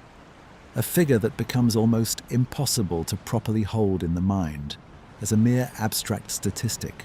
until you try to picture it as genuine physical material that had to be carefully cut, broken free, and then physically hauled out of a confined underground space through what would have been comparatively narrow access points, entirely by hand, using tools that left the consistent, uniform diagonal tool marks still clearly visible across every excavated wall and ceiling surface today, over 2,000 years later. Here is the detail that makes Longyou genuinely, distinctively strange among tonight's 12 sites, more so, in some respects, than almost anywhere else we've visited across this entire journey. Despite this staggering scale of deliberate, carefully organized, genuinely skilled excavation, there is no historical record whatsoever. In a civilization possessing one of the longest, continuous written historical traditions found anywhere on Earth, mentioning these caves' construction, their intended purpose, or even their basic existence. Chinese historical records extend back, in various documented forms, well over 3,000 years, covering an extraordinary and genuinely wide range of administrative, cultural, military, and even mundane everyday daily detail across successive ruling dynasties,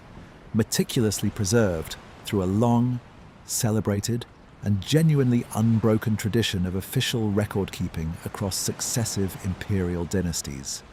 meaning nowhere in this vast, carefully preserved written record is there a single confirmed reference to a project that would have genuinely required organizing and sustaining a workforce of considerable, substantial size, across what researchers currently estimate would have been years, quite possibly even decades, of continuous, genuinely skilled excavation work carried out entirely underground. This silence is, in its own particular and quite distinctive way, more genuinely unsettling than an outright absence of evidence for construction methods or firm, confident dating would be on its own, because it suggests one of only a small few possible explanations, none of them entirely comfortable to sit with. Either the caves were deliberately, quite successfully concealed entirely from official record for reasons we can no longer meaningfully reconstruct from this considerable distance in time, perhaps military secrecy, perhaps some now forgotten political or deeply held religious sensitivity surrounding the entire project and its purpose, or they were carved during a particular period, or by a specific regional culture entirely, whose own written records, if they ever existed at all in the first place, have simply not survived down to the present day in any form. Archaeologists have yet managed to locate, identify, or connect back to this particular site. A third possibility, less commonly proposed in the current literature but not entirely dismissed by researchers actively working on the problem, is that some passing historical reference to the caves does in fact survive somewhere within China's genuinely vast body of preserved historical documentation, spanning millions of surviving pages across successive dynasties, but has simply not yet been correctly identified and confidently connected to this specific site by the relatively small number of dedicated scholars who have so far focused sustained research attention specifically on Longyou, a possibility that would require either quite remarkable good fortune or considerably more dedicated systematic archival research than the site has actually received to date, given the comparatively modest scale of resources directed toward it relative to its genuine archaeological significance. Dating the caves has proven genuinely, persistently difficult, precisely because the excavation process itself removed the kind of organic material, charcoal, seeds, worked bone, that radiocarbon dating typically relies upon for accurate results, leaving researchers to rely instead on considerably more indirect methods. Careful stylistic comparison of the tool marks themselves to other, more securely dated excavation projects documented elsewhere in Chinese history. Geological assessment of how quickly the exposed siltstone surfaces would have naturally weathered under ordinary environmental conditions since the original excavation took place, and detailed analysis of the sediment layers that had gradually accumulated in the small entrance ponds that first concealed the caves from modern discovery for so many generations. These combined indirect methods have together produced a working, carefully reasoned estimate, placing the cave's original construction sometime during the Warring States period, or the early Qin and Han dynasties that historically followed it in succession, roughly 2,200 to 2,600 years ago, according to current calculations, though this dating carries genuinely wider, more cautious uncertainty margins than the confidently established radiocarbon-anchored dates we've encountered at several other sites earlier tonight. And some researchers have proposed considerably different dates for the site altogether, both meaningfully older and considerably more recent than this current working estimate, based on alternative readings and careful reinterpretations of that same limited available physical evidence currently in hand. The tool marks themselves have generated their own smaller, more technical scholarly debate worth understanding in a little more detail, because they represent some of the clearest, most extensively preserved physical evidence of the original excavation process available anywhere at the site today. The marks run in consistent, evenly spaced parallel lines across nearly every excavated surface throughout the entire complex, angled diagonally in a pattern too uniform and too precisely repeated across many separate chambers to have plausibly resulted from careless, informal, or entirely uncoordinated digging by a loosely organized, untrained workforce. This consistency suggests either a remarkably standardized excavation technique, developed and then consistently applied and maintained across what must have been a fairly large coordinated workforce, possibly through some formal system of trained supervision or structured technique transmission. We simply have no other surviving documentary record of today, or, as a small minority of researchers have proposed, rather more speculatively and with considerably less supporting evidence, some form of mechanical assistance beyond simple, purely manual hand tools operated entirely by human effort. This latter, more speculative suggestion has not gained meaningful traction within mainstream Chinese archaeology as currently practiced, which generally and quite reasonably favours the more straightforward, considerably better supported explanation of skilled, well-organised hand labour, using iron tools that were certainly widely available and in common use during the proposed construction window, applied with a level of consistent standardisation reflecting genuine craft specialisation and effective, if now entirely undocumented, worker coordination, training and supervision across the full duration of the project. What Longyou lacks entirely, and what makes it genuinely distinct from most of tonight's other 11 sites, is any confirmed decorative or symbolic carving comparable to what we found at Göbekli Tepe's carefully rendered animal reliefs, Nan Madol's dedicated mortuary architecture, or Malta's distinctive spiral motifs. The caves are, for the overwhelming most part, plain, purely functional excavated space, their walls bearing only the uniform, repetitive tool marks of their original creation, rather than any deliberate, artistic, religious, or commemorative imagery, with one notable and genuinely interesting exception worth pausing on: a small number of carved figurative images, including recognizable depictions of a horse, a fish, and a bird rendered in simple relief, found together within one specific cave among the 24 now confirmed and mapped, whose precise age relative to the surrounding excavation itself remains genuinely debated among researchers studying the site, since it is entirely possible these particular images were added considerably later than the initial carving of the chamber itself by different visitors or temporary occupants across the many intervening centuries, separating the cave's original construction from their eventual complete forgetting by the surrounding population. This absence of clear decorative or religious purpose has fed directly into the genuine, still entirely unresolved debate over what the caves were actually built for. a fundamental question archaeology has not yet managed to answer with real, confident consensus even after decades of careful study. Proposed explanations currently under serious, ongoing consideration by the small community of specialist researchers include use as an ancient underground quarry operation, with the excavated stone itself being the primary intended commercial product, extracted and removed for construction projects elsewhere, whose own historical records simply haven't survived or been successfully connected back to this specific quarry source. Use as a military garrison or deliberately hidden defensive installation, sized appropriately to shelter substantial troop numbers, or house military supplies during some regional conflict, now entirely lost to the surviving historical record. Use as part of an elaborate imperial mausoleum complex, following a well-documented design tradition,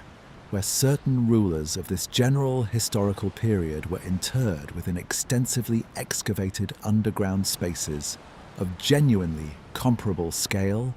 ambition, and architectural complexity. Or, perhaps most plausibly and pragmatically given the sheer scale involved,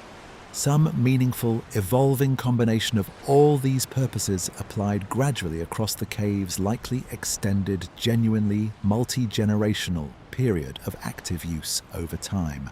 rather than a single, unified purpose applying uniformly across all 24 confirmed chambers from the very outset of the entire project.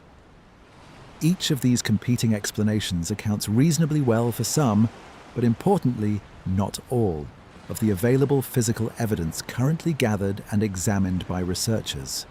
and none has achieved anything close to genuine, broad scholarly consensus among the specific researchers who have studied the site most closely and carefully over the years since its 1992 rediscovery, leaving Longyou in the genuinely unusual, almost paradoxical position of being unambiguously artificial in origin, confidently if somewhat imprecisely dated through indirect methods, and yet almost entirely unexplained in terms of its original intended purpose, a striking combination of physical certainty and interpretive mystery that sets it apart, in its own particular way, from virtually every other stop on tonight's 12-site journey. It's worth considering the quarry hypothesis specifically in a little more careful detail, because it's the explanation most favored by mainstream Chinese archaeology working on this problem, and it genuinely deserves a fair, thorough hearing on its own terms, rather than dismissive treatment. Zhejiang province sits within a broader historical region that saw substantial, well-documented construction activity across the very centuries the cave's distinctive tool marks are currently thought to date from, including extensive city walls,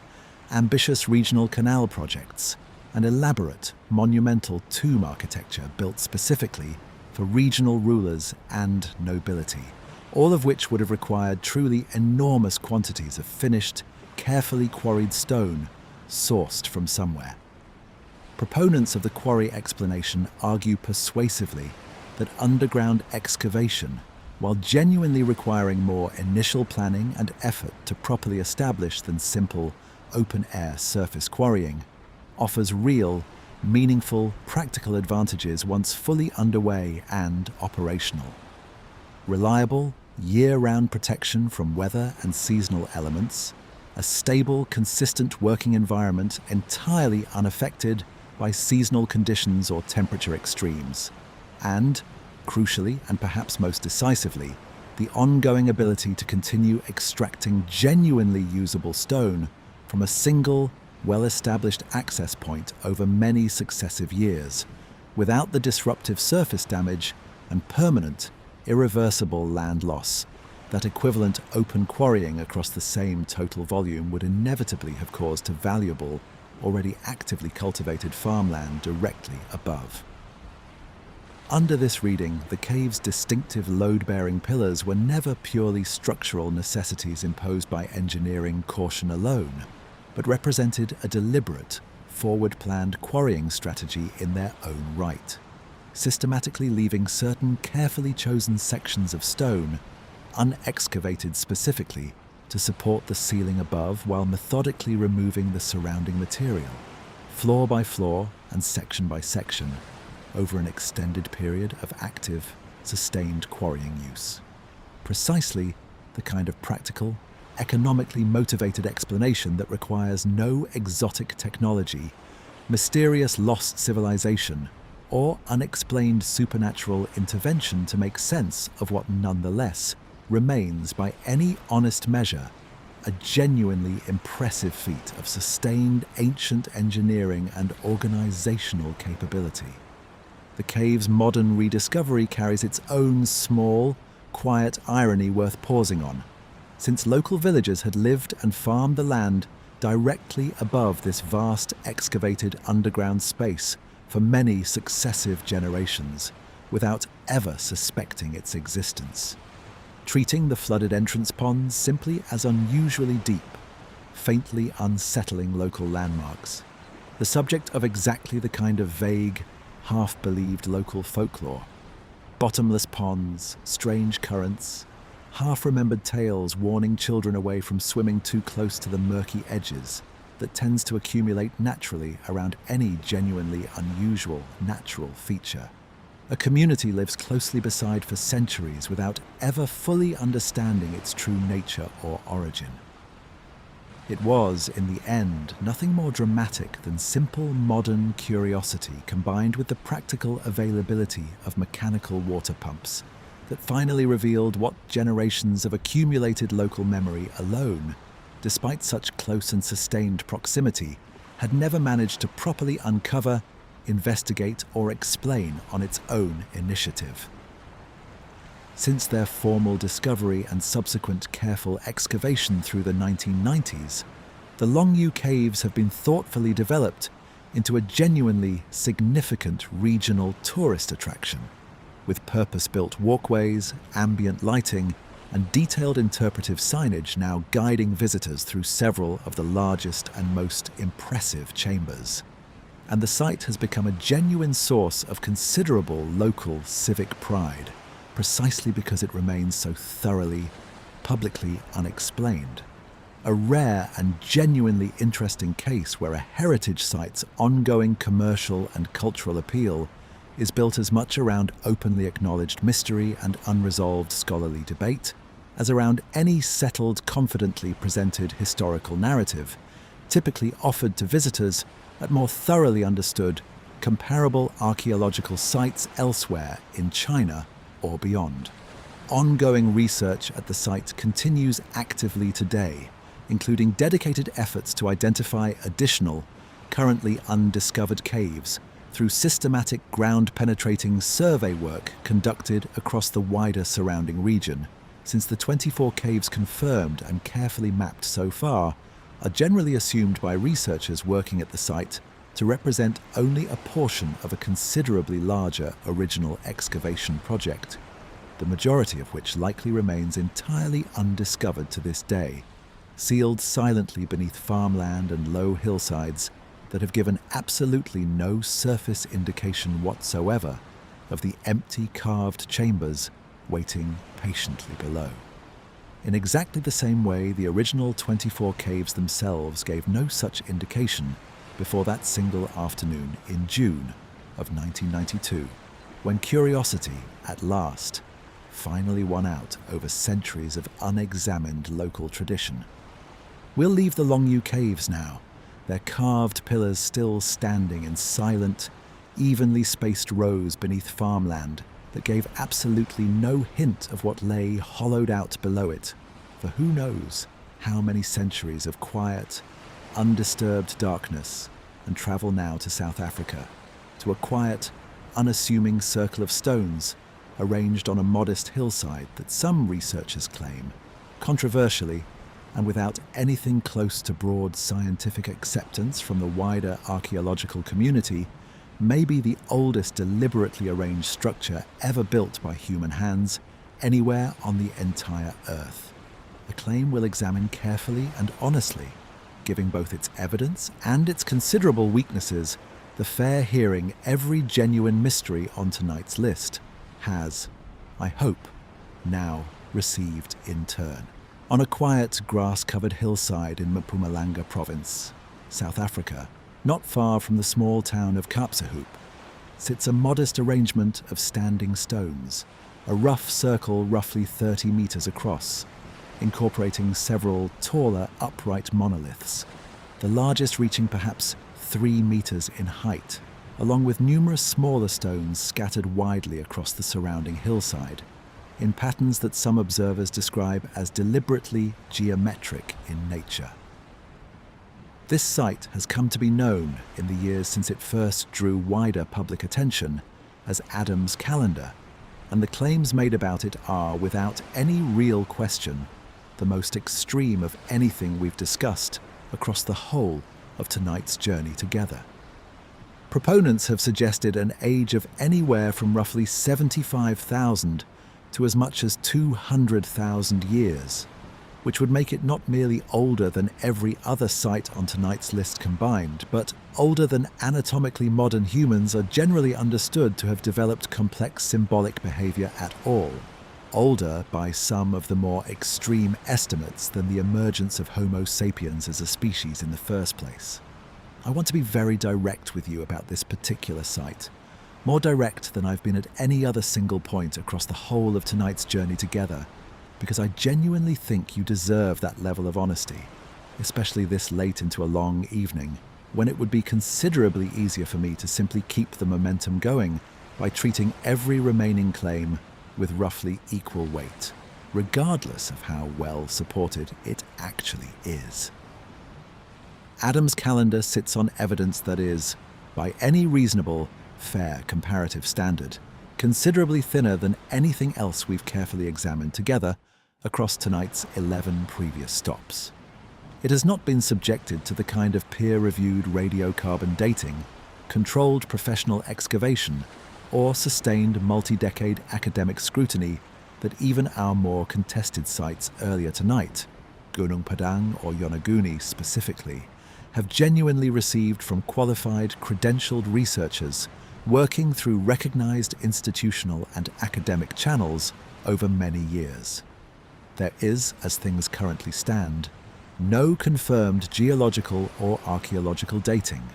establishing any age for the site beyond what individual proponents have proposed, based primarily on erosion patterns they've observed and interpreted themselves, largely outside formal, peer-reviewed academic channels. It's worth pausing here to compare Adam's Calendar directly against the methodology we saw applied at Gunung Padang and Yonaguni earlier tonight, because the contrast is genuinely instructive rather than simply unflattering to this particular site. At Gunung Padang, however contested the final interpretation of the deep layers remains, the underlying claims were built on radar surveys, seismic tomography, and radiocarbon analysis conducted by a government-backed research team working through recognized institutional channels, publishing in peer-reviewed journals, and ultimately facing formal scientific critique and retraction through the normal, functioning mechanisms of the scientific process. At Yonaguni, the debate rests on decades of direct underwater observation and measurement by a credentialed marine geologist, weighed carefully against equally credentialed geological analysis from researchers favoring a natural explanation, each side publishing, presenting and defending their position through recognized academic channels open to ongoing scrutiny and challenge. Adam's Calendar has not, as of tonight, gone through anything comparable. No radiocarbon dating of associated organic material has been conducted and published through peer review. No controlled, professionally supervised excavation has taken place to establish stratigraphic context for the stones. No geological survey using established, independently verifiable dating techniques, thermoluminescence, optically stimulated luminescence, or comparable methods capable of directly dating rock surface exposure has been conducted and published to support the specific numerical ages that continue to circulate so widely in popular and online discussion of the site. This absence of formal scientific process is not, in itself, proof that the extreme claims are false. Science does not work by assuming every unstudied claim must be wrong simply because it hasn't yet been tested. But it does mean that Adam's calendar occupies a fundamentally different evidential category from most of what we've discussed across the rest of tonight's journey, closer to an untested hypothesis awaiting proper investigation than to a genuinely contested finding that qualified researchers have examined carefully and continue to disagree about in good faith. That distinction between not yet properly tested and tested and genuinely disputed matters enormously for how much confidence any of us should reasonably place in the specific numbers being claimed. And I think it's worth naming plainly, rather than letting the site's dramatic, headline-grabbing age estimates simply blend into the same category of honest uncertainty we've extended, quite deliberately, to sites like Gunung Padang throughout tonight's journey. Let's walk through how this specific claim actually developed, because understanding its origin helps explain why it remains so contested. The site was first brought to wider public attention in the early 2000s by a pilot and self-described researcher named Michael Tellinger, who has proposed across several popular books and considerable independent media appearances over the years since that the stones form part of a vastly older network of similar structures scattered across the wider southern African region, connected in his own interpretation to ancient gold mining activity. He attributes to a lost, technologically advanced civilization, and ultimately, in his broader and considerably more speculative framework, to the Sumerian Anunnaki mythology popularized decades earlier by the late author Zecharia Sitchin, whose own body of work proposing ancient astronaut visitation and genetic manipulation of early humans is generally regarded within mainstream archaeology, anthropology, and ancient Near Eastern studies as pseudo-historical, resting on interpretations of Sumerian cuneiform texts that specialists in that specific, highly technical field have repeatedly and thoroughly examined, disputed, and, in most published assessments, outright rejected as fundamentally mistranslated, decontextualized, and misunderstood by someone working entirely outside the relevant academic discipline of Assyriology. I raise Tellinger's specific professional background and his direct connection to Sitchin's broader interpretive framework not to dismiss him personally, or to suggest deliberate bad faith on his part, since plenty of genuine, valuable archaeological insight throughout history has come from talented amateurs and outsiders working beyond formal academic credentials, but because it matters considerably for calibrating how much evidential weight his specific dating claims can reasonably bear when compared against the peer-reviewed, institutionally supported research we've discussed at other sites tonight. Tellinger is not a trained archaeologist, geologist, or any other kind of credentialed specialist in the relevant fields of study, and his proposed extreme age for the site rests substantially, by his own account in his published books and interviews, on his personal visual interpretation of stone weathering and erosion patterns observed during his own site visits. A method that, without controlled independent geological verification using established, peer-reviewed dating techniques, capable of producing a defensible, replicable numerical result, simply cannot support the kind of specific, dramatic numerical age claims, 75,000 years, 100,000 years, 200,000 years, that have nonetheless circulated so widely and so persistently in popular media coverage of the site over the past 2 decades. What can be said with somewhat more confidence, though still with real, important caveats attached, is that stone arrangements of some kind do genuinely appear to exist at multiple sites scattered across this specific region of South Africa, and that at least some of this stonework very likely does have real, meaningful cultural significance connected to more recent, considerably better documented Southern African societies, potentially including structures associated directly with the Bokoni people, an agricultural society well known from the archaeological and historical record to have built extensive stone-walled terraces, homesteads and cattle enclosures across this same general region between roughly the 16th and 19th centuries. A genuinely well-documented, well-dated culture whose real architectural achievements have, in some popular retellings, been folded rather indiscriminately into the same broader mystery narrative surrounding Adam's calendar specifically, in ways that mainstream Southern African archaeologists studying the Bokoni have found genuinely frustrating and, in some published commentary, actively harmful to public understanding, since it risks obscuring a real, well-supported and culturally significant indigenous African historical achievement behind a considerably less well-supported speculative claim, layered somewhat awkwardly on top of it by writers working entirely outside the relevant field. This is, I think, worth pausing on directly and at some length, because it illustrates something genuinely important about how these kinds of popular mysteries can occasionally cause real, if entirely unintentional, harm. Sitting alongside the genuine wonder and curiosity they can equally inspire in people encountering them for the first time. When an actual, well-documented, historically significant African architectural tradition, the Bokoni stone-walled settlement specifically, gets absorbed carelessly into speculative claims about ancient lost civilizations and extraterrestrial gold mining operations, dated to a period before the emergence of our species as a biological entity, the genuine hard-won achievement of the people who actually built these structures within confirmed, comparatively recent historical memory preserved through oral tradition, colonial-era written records and careful modern archaeological survey alike, risks being overshadowed or effectively erased by a considerably more sensational but far less evidentially supported story, layered carelessly on top of it by outside popular writers. I don't say any of this to lecture you, especially this late into our evening together,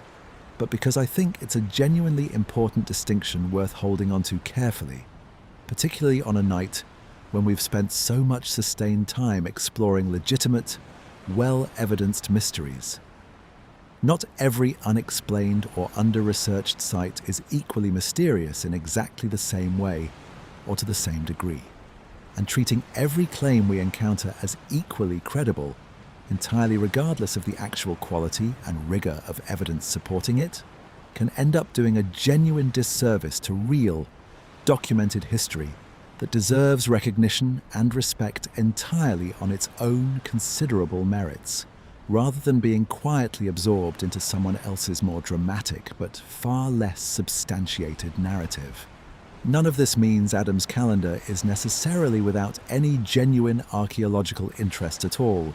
and I don't want to swing too far into blanket dismissiveness after spending the whole of tonight actively arguing for taking contested claims seriously and giving them real, fair consideration, rather than reflexively rejecting anything unconventional out of hand.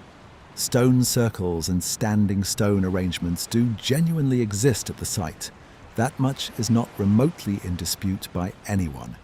and they may well hold real cultural, ceremonial, or even astronomical significance connected to more recent Southern African societies, in ways that would genuinely reward the kind of careful, sustained, professionally conducted archaeological investigation that sites like Gunung Padang and Yonaguni have already received from qualified researchers, and that Adam's calendar, as things currently stand today, largely has not yet received from the broader academic community. What separates this particular site most clearly from tonight's other 11 stops is not necessarily that it's inherently uninteresting or definitively fraudulent in some deliberate sense, but rather that the truly extraordinary claims specifically associated with it in popular media, the specific extreme ages proposed, the direct connection to ancient astronaut mythology, The vast lost civilizations supposedly networked across the wider region all rest on a foundation of evidence that simply has not yet been built to anything close to the same rigorous standard as what we've encountered everywhere else across tonight's journey. And I genuinely think it would be dishonest of me, this late in our evening together, to pretend otherwise simply for the comfortable sake of a tidier, more uniformly satisfying closing chapter to end our night on. If there's a genuine mystery here worth sitting with, honestly, one final mystery to close out this particular chapter of tonight's journey, it might be this. Why claims resting on such comparatively thin and largely untested evidence have nonetheless managed to spread so widely and so persistently over the past 2 decades, reproduced again and again across documentaries, popular articles, an endless online discussion with a confidence the underlying evidence itself simply doesn't support or justify? Perhaps it's because a claim this extreme, if somehow it turned out to be true, would be so genuinely significant, so thoroughly world-changing, that it becomes almost impossible to resist repeating and sharing further, even when appropriate scientific caution would clearly counsel real, sustained restraint instead. Perhaps it's because the boundary between a genuinely open scientific question, still actively being investigated by qualified researchers, and a claim that has already been reasonably examined and found to rest on insufficient evidence, isn't always obvious or intuitive to someone encountering a topic for the very first time through a dramatic documentary or a shared social media post, rather than through the slower, more careful, considerably less exciting primary technical archaeological literature itself. Whatever the underlying reason, I think the honest, most respectful thing I can genuinely offer you, this deep into tonight's long journey together, is exactly that clear distinction, stated plainly and without hedging, rather than presenting you with one more equally weighted mystery, dressed up carefully to match the confidence and evidential weight of everything that came before it, across the previous 11 stops. It's also worth acknowledging honestly that this kind of clear distinction between genuinely open scientific questions and claims that rest on considerably thinner ground is itself sometimes contested, and that reasonable people can disagree about exactly where any given claim falls along that spectrum. I've tried across the whole of tonight's journey to be transparent with you about exactly this kind of judgment, wherever it applies, flagging genuine scientific disagreement clearly where it exists, as at Gunung Padang and Yonaguni, while also being willing to say plainly when a specific claim simply hasn't yet earned the same level of evidential support as here at Adam's Calendar. That distinction matters to me, and I hope, sitting with it honestly together this late in the evening, it matters to you too, not because uncertainty itself is uncomfortable, but because the difference between honest uncertainty and evidence that simply hasn't been gathered yet is one worth holding on to carefully, long after tonight's 12 stops have faded from memory. It's worth spending a little more time on the Bocconi specifically, because their genuine story deserves real space here, not simply as a corrective footnote to someone else's speculative claim, but on its own considerable merits. Archaeological and historical research into Bocconi settlements, led particularly by researchers including Peter Delius and Alex Schoeman, working across recent decades, has documented an extensive, sophisticated network of stone-walled agricultural terraces, homestead enclosures, and livestock corrals spread across a considerable area of the Mpumalanga escarpment, representing a genuinely impressive indigenous African engineering tradition supporting intensive farming and cattle keeping across challenging highland terrain, sustained across multiple centuries before the disruptions of colonial contact and the difficult, violent regional conflicts of the 19th century scattered and displaced the communities who had built and maintained them. This is a real, well-evidenced, historically significant achievement, confirmed through careful archaeological survey, oral history research conducted with descendant communities, and comparison with written colonial-era records describing Bokoni settlements as contemporary European travellers and administrators actually encountered them. It deserves to be known and appreciated on exactly these terms, as a genuine, well-documented African historical achievement standing entirely on its own, rather than filtered through or overshadowed by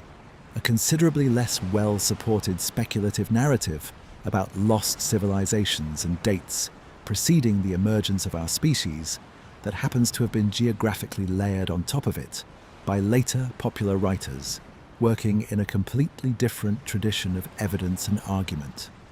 This pattern, incidentally, of genuine indigenous historical achievement being obscured or distorted by more sensational alternative claims layered on top of it, is not unique to South Africa,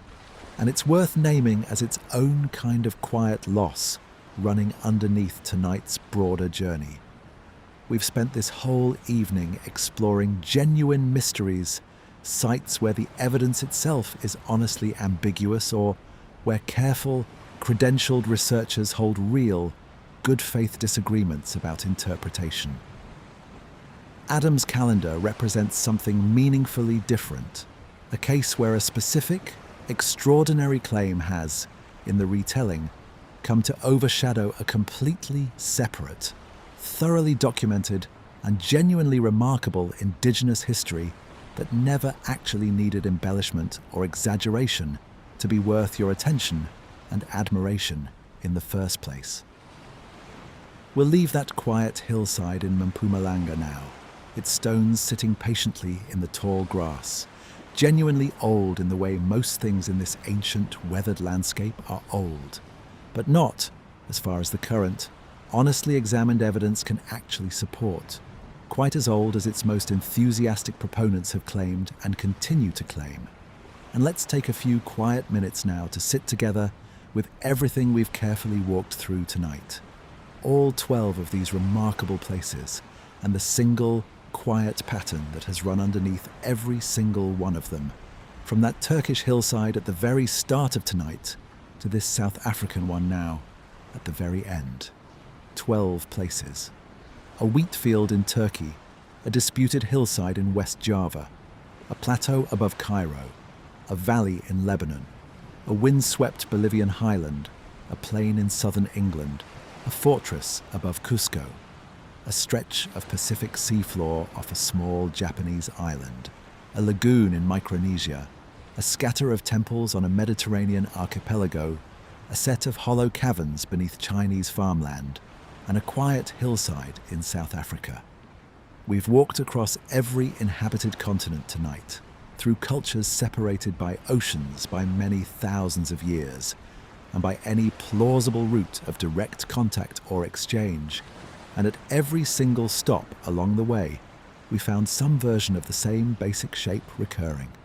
an achievement in stone that exceeded what the available tools, the available population, or the available time frame seemed capable of producing, at least according to our first, most confident assumptions about what should have been reasonably possible for the people involved. I want to be honest with you. Now that we've walked the whole distance together across all 12 of tonight's stops, about what that pattern does and doesn't actually tell us in the end. It does not tell us that a single, lost, globally connected civilization once spanned the entire Earth before some ancient flood erased it completely, leaving behind only scattered fragments of a shared, technologically superior culture for us to slowly rediscover, one isolated site at a time. That is a tidy story, and tidy stories are seductive precisely because they resolve 12 separate, genuinely difficult puzzles into a single, satisfying, unified answer. But tidiness is not the same thing as truth, and I'd be doing you a real disservice,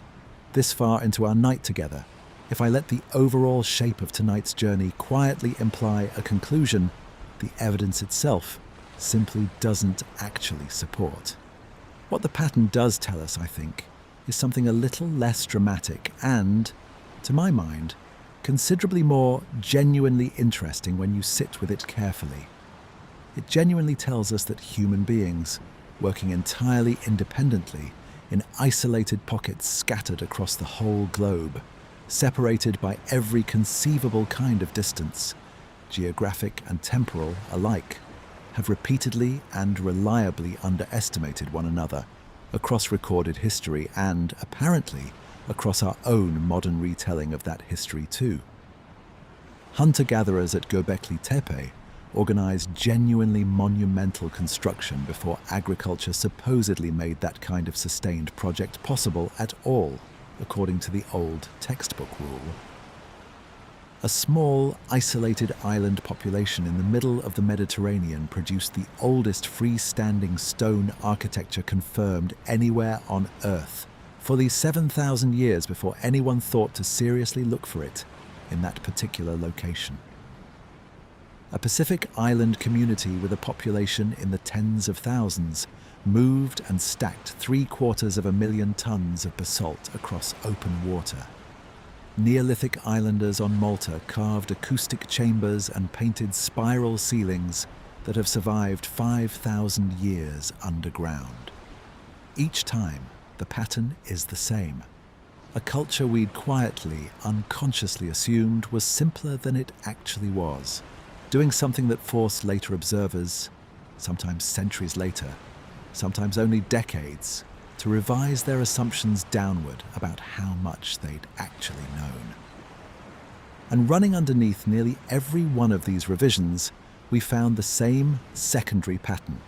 showing up again and again in local memory, long before modern archaeology arrived to offer its own, more measured, carefully evidenced account. Giants at Baalbek and at Malta, credited with lifting stones no ordinary community should have been able to move. Sorcerers at Nan Madol said to have flown entire basalt columns into place through sheer magical will. A creator god at Puma Punku, worshipped by the Inca as the origin point of humanity itself. A vanished prosperous settlement beneath the waves at Yonaguni, remembered in local Ryukyuan tradition long before any diver ever went looking for it. Local traditions independently arising in cultures with no meaningful contact with one another across vast oceans and vast stretches of time, consistently and repeatedly reaching for an explanation involving power beyond ordinary human capability, whenever they encountered physical evidence of an achievement that exceeded what they believed ordinary human effort alone could plausibly produce. I don't think this pattern proves those local traditions were remembering something literal, a genuine race of giants, actual sorcerers who could make stone fly. I think it's more likely, and honestly more moving, genuine evidence of something else entirely. A consistent, recurring human impulse to mark real achievement, with a story large enough to properly hold it, when the achievement itself seemed to exceed the tools available to explain it in ordinary terms. The flood too deserves one last honest look before we let it rest alongside everything else tonight. We opened this evening with the observation that flood traditions appear across cultures with no plausible route of contact whatsoever: the Sumerians and their king Ziusudra, the Babylonians and Utnapishtim, the Hebrews and their story of Noah, the Greeks and Deucalion, and comparable flood traditions found across the wider Pacific, across the Americas, and across Aboriginal Australia as well. We connected this recurring pattern to the Younger Dryas, that abrupt, genuinely catastrophic climate reversal beginning roughly 12,800 years ago, and to the genuine, still actively debated possibility within the relevant scientific literature that a fragmenting comet or a cluster of related impacts may have triggered that reversal, along with the catastrophic flooding that would very plausibly have followed its eventual, equally abrupt end many centuries later. I don't think we can respectfully close tonight's journey by simply declaring that connection proven beyond doubt. the impact hypothesis itself remains genuinely contested within geology and planetary science. The specific link between any single one of tonight's 12 sites and that particular ancient catastrophe remains in every individual case we carefully examined tonight, either unconfirmed, actively and openly disputed among qualified researchers, or resting on evidence too indirect and too circumstantial to bear the full interpretive weight some more popular, less careful accounts have chosen to place on it. But I also don't think we can honestly dismiss the pattern entirely, and I want to leave you tonight with a clear sense of why, rather than simply gesturing vaguely at coincidence and moving on. Göbekli Tepe's builders buried their own sanctuary for reasons we still don't fully understand. In the same general window, the Younger Dryas began its abrupt onset. Gunung Padang's deepest, most contested layers, whatever their true nature ultimately turns out to be, once further investigation resolves the current dispute, sit at a depth consistent with a period before rising. Post-glacial seas would have submerged the surrounding lowlands entirely. Yonaguni's formation, if it does eventually turn out to be genuinely artificial rather than natural, sits at a depth that would place it above open water only before that same broad climatic window finally closed for good. Baalbek's builders were remembered by their own, much later descendants specifically as inheritors, not as original creators, of the platform beneath their eventual Roman temple. Sacsayhuamán, Nan Madol, and the Maltese temples each show us cultures reaching a level of technical sophistication. Their surrounding archaeological context doesn't fully prepare us to expect in advance, arriving already accomplished rather than developing visibly and gradually in front of us the way the historical record usually shows any given technology maturing over time. None of this, taken individually or even together, proves a single global flood, remembered identically and precisely by every culture that preserves some version of the story. But it is a genuinely suggestive alignment, showing up more consistently across tonight's 12 sites than pure random coincidence alone would reasonably predict, between construction that keeps testing the outer edges of what conventional chronology currently allows, and a real, confirmed climate event we know, with genuine scientific confidence, actually happened. At roughly the same broad historical moment, these edges keep quietly getting tested. Here's what I keep returning to, sitting with all 12 of these places together, now that the night has carried us all the way around the world and back. The gap between unexplained and impossible is where nearly everything genuinely interesting in this field actually lives, and I've tried across tonight's journey to keep us honestly inside that gap, rather than letting either extreme claim more certainty than it's earned. It's worth walking back through what each stop actually taught us,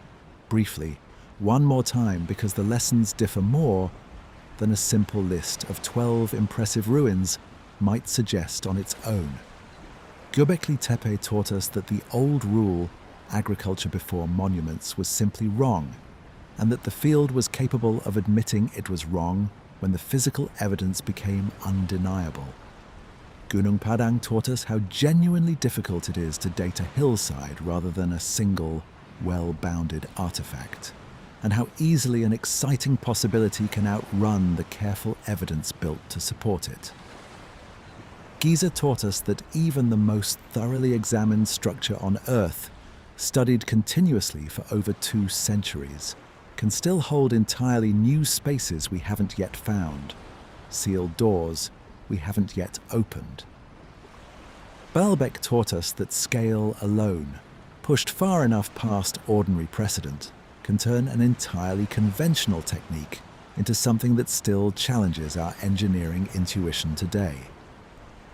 Puma Punku taught us to distinguish carefully between custom-fitted precision and true standardization. two different achievements too easily blurred together in casual retelling.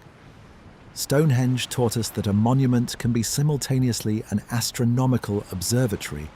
a burial ground, and a gathering place all at once, without any of those functions competing with or diminishing the others. Sacsayhuamán taught us that sometimes the extraordinary engineering choice has a straightforward, well-supported explanation: seismic resilience, hiding in plain sight the whole time, waiting only for someone to ask the right question about earthquakes rather than mystery. Yonaguni taught us how hard it can be to resolve a genuine dispute when the site itself sits 25 meters underwater, beyond the reach of the kind of sustained, patient excavation that eventually settles questions on dry land. Nan Madol taught us that sometimes the real mystery isn't whether people built something, but whether the numbers we have for who they were can actually account for what they built. Malta taught us that isolation doesn't have to mean limitation, that a small, disconnected island population can still produce the oldest confirmed stone architecture on the entire planet.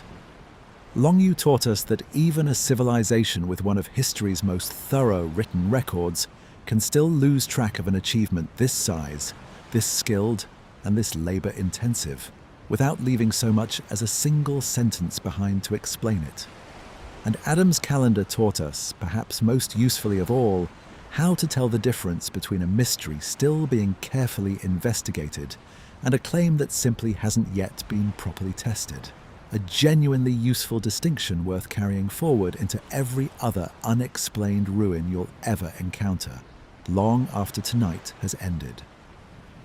Not everything we found tonight deserves equal confidence, and holding that distinction clearly in mind matters. Göbekli Tepe's age is settled fact, accepted without serious dispute by the same mainstream institutions that remain genuinely skeptical of several other claims we discussed tonight. Malta's temples are the oldest confirmed stone architecture on the entire Earth. Full stop. No hedging or qualification required. Sacsayhuamán's earthquake resistance is documented, repeatedly and unambiguously, in the historical record of colonial buildings that fell down right beside it, while the Inca stonework itself remained standing. These are not mysteries in the sense of being genuinely unknown quantities.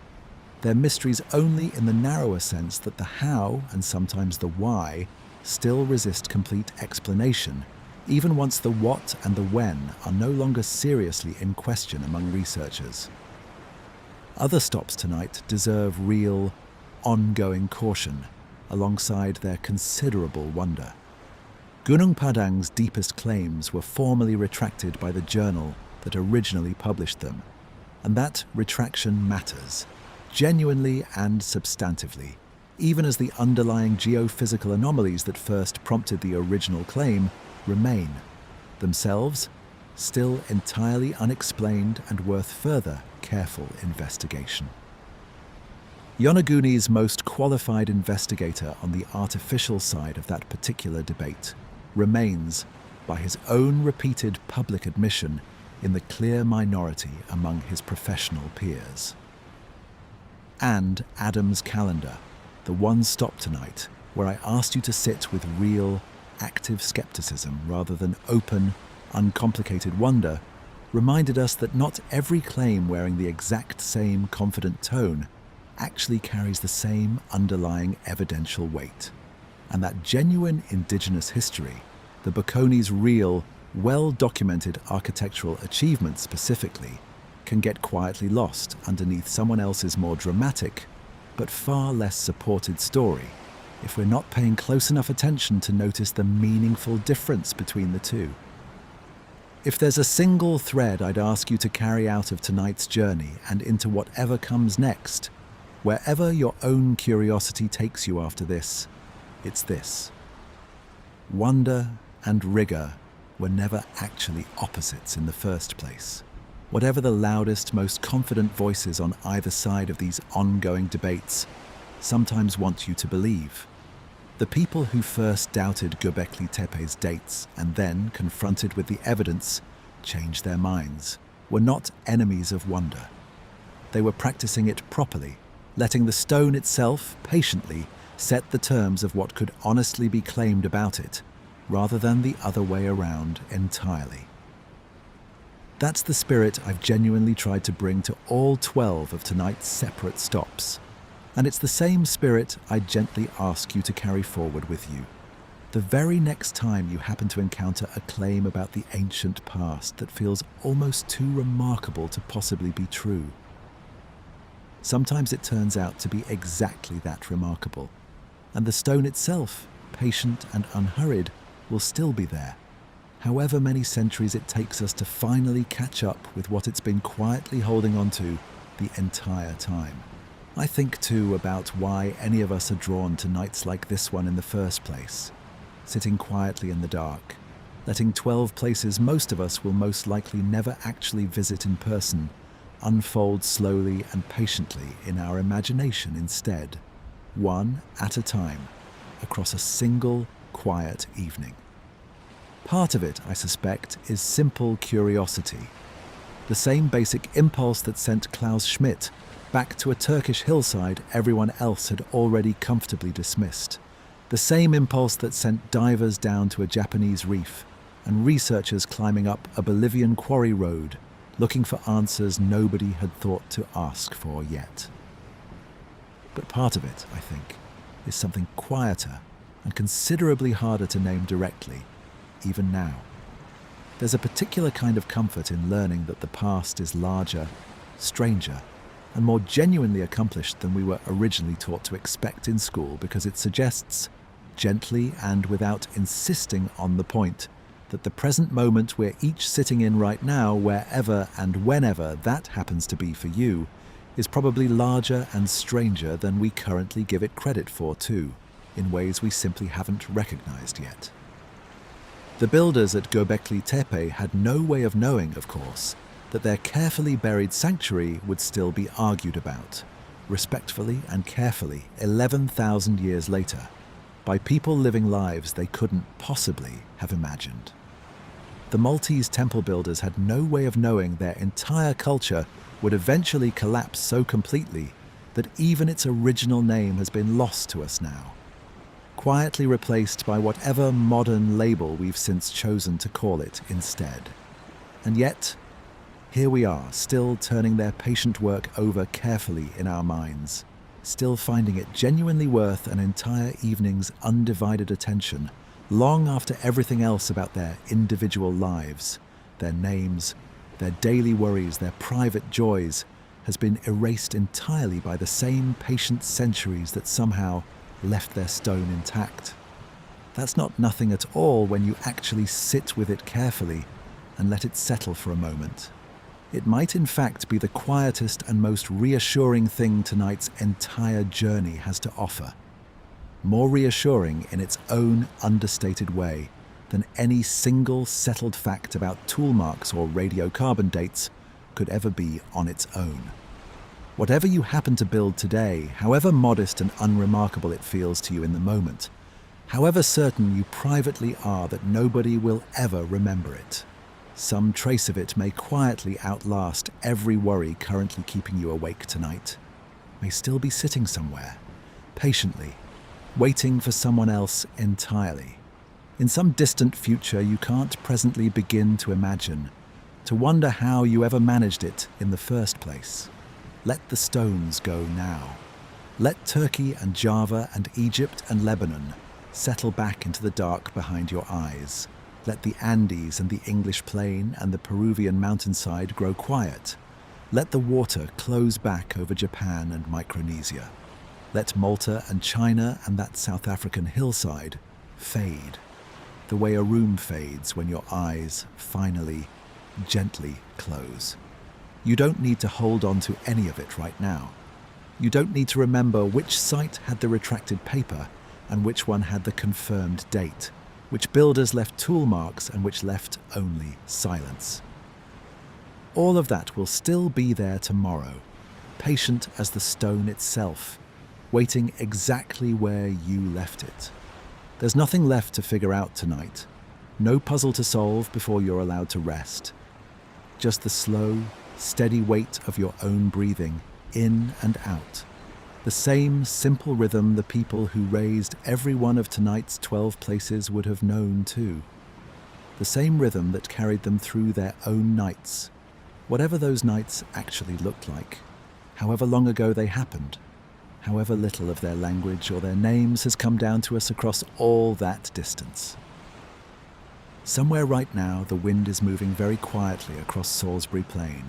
the way it has for thousands of years, touching stones that have outlasted every single person who ever stood beside them.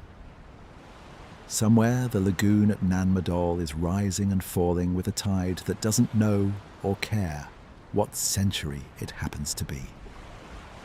Somewhere, the sun is about to rise directly along a corridor in Malta, exactly the way it has every single morning since long before anyone thought to write anything down at all. The world keeps this kind of quiet, patient time everywhere, all at once, whether or not anyone happens to be awake to notice it happening. Sleep well.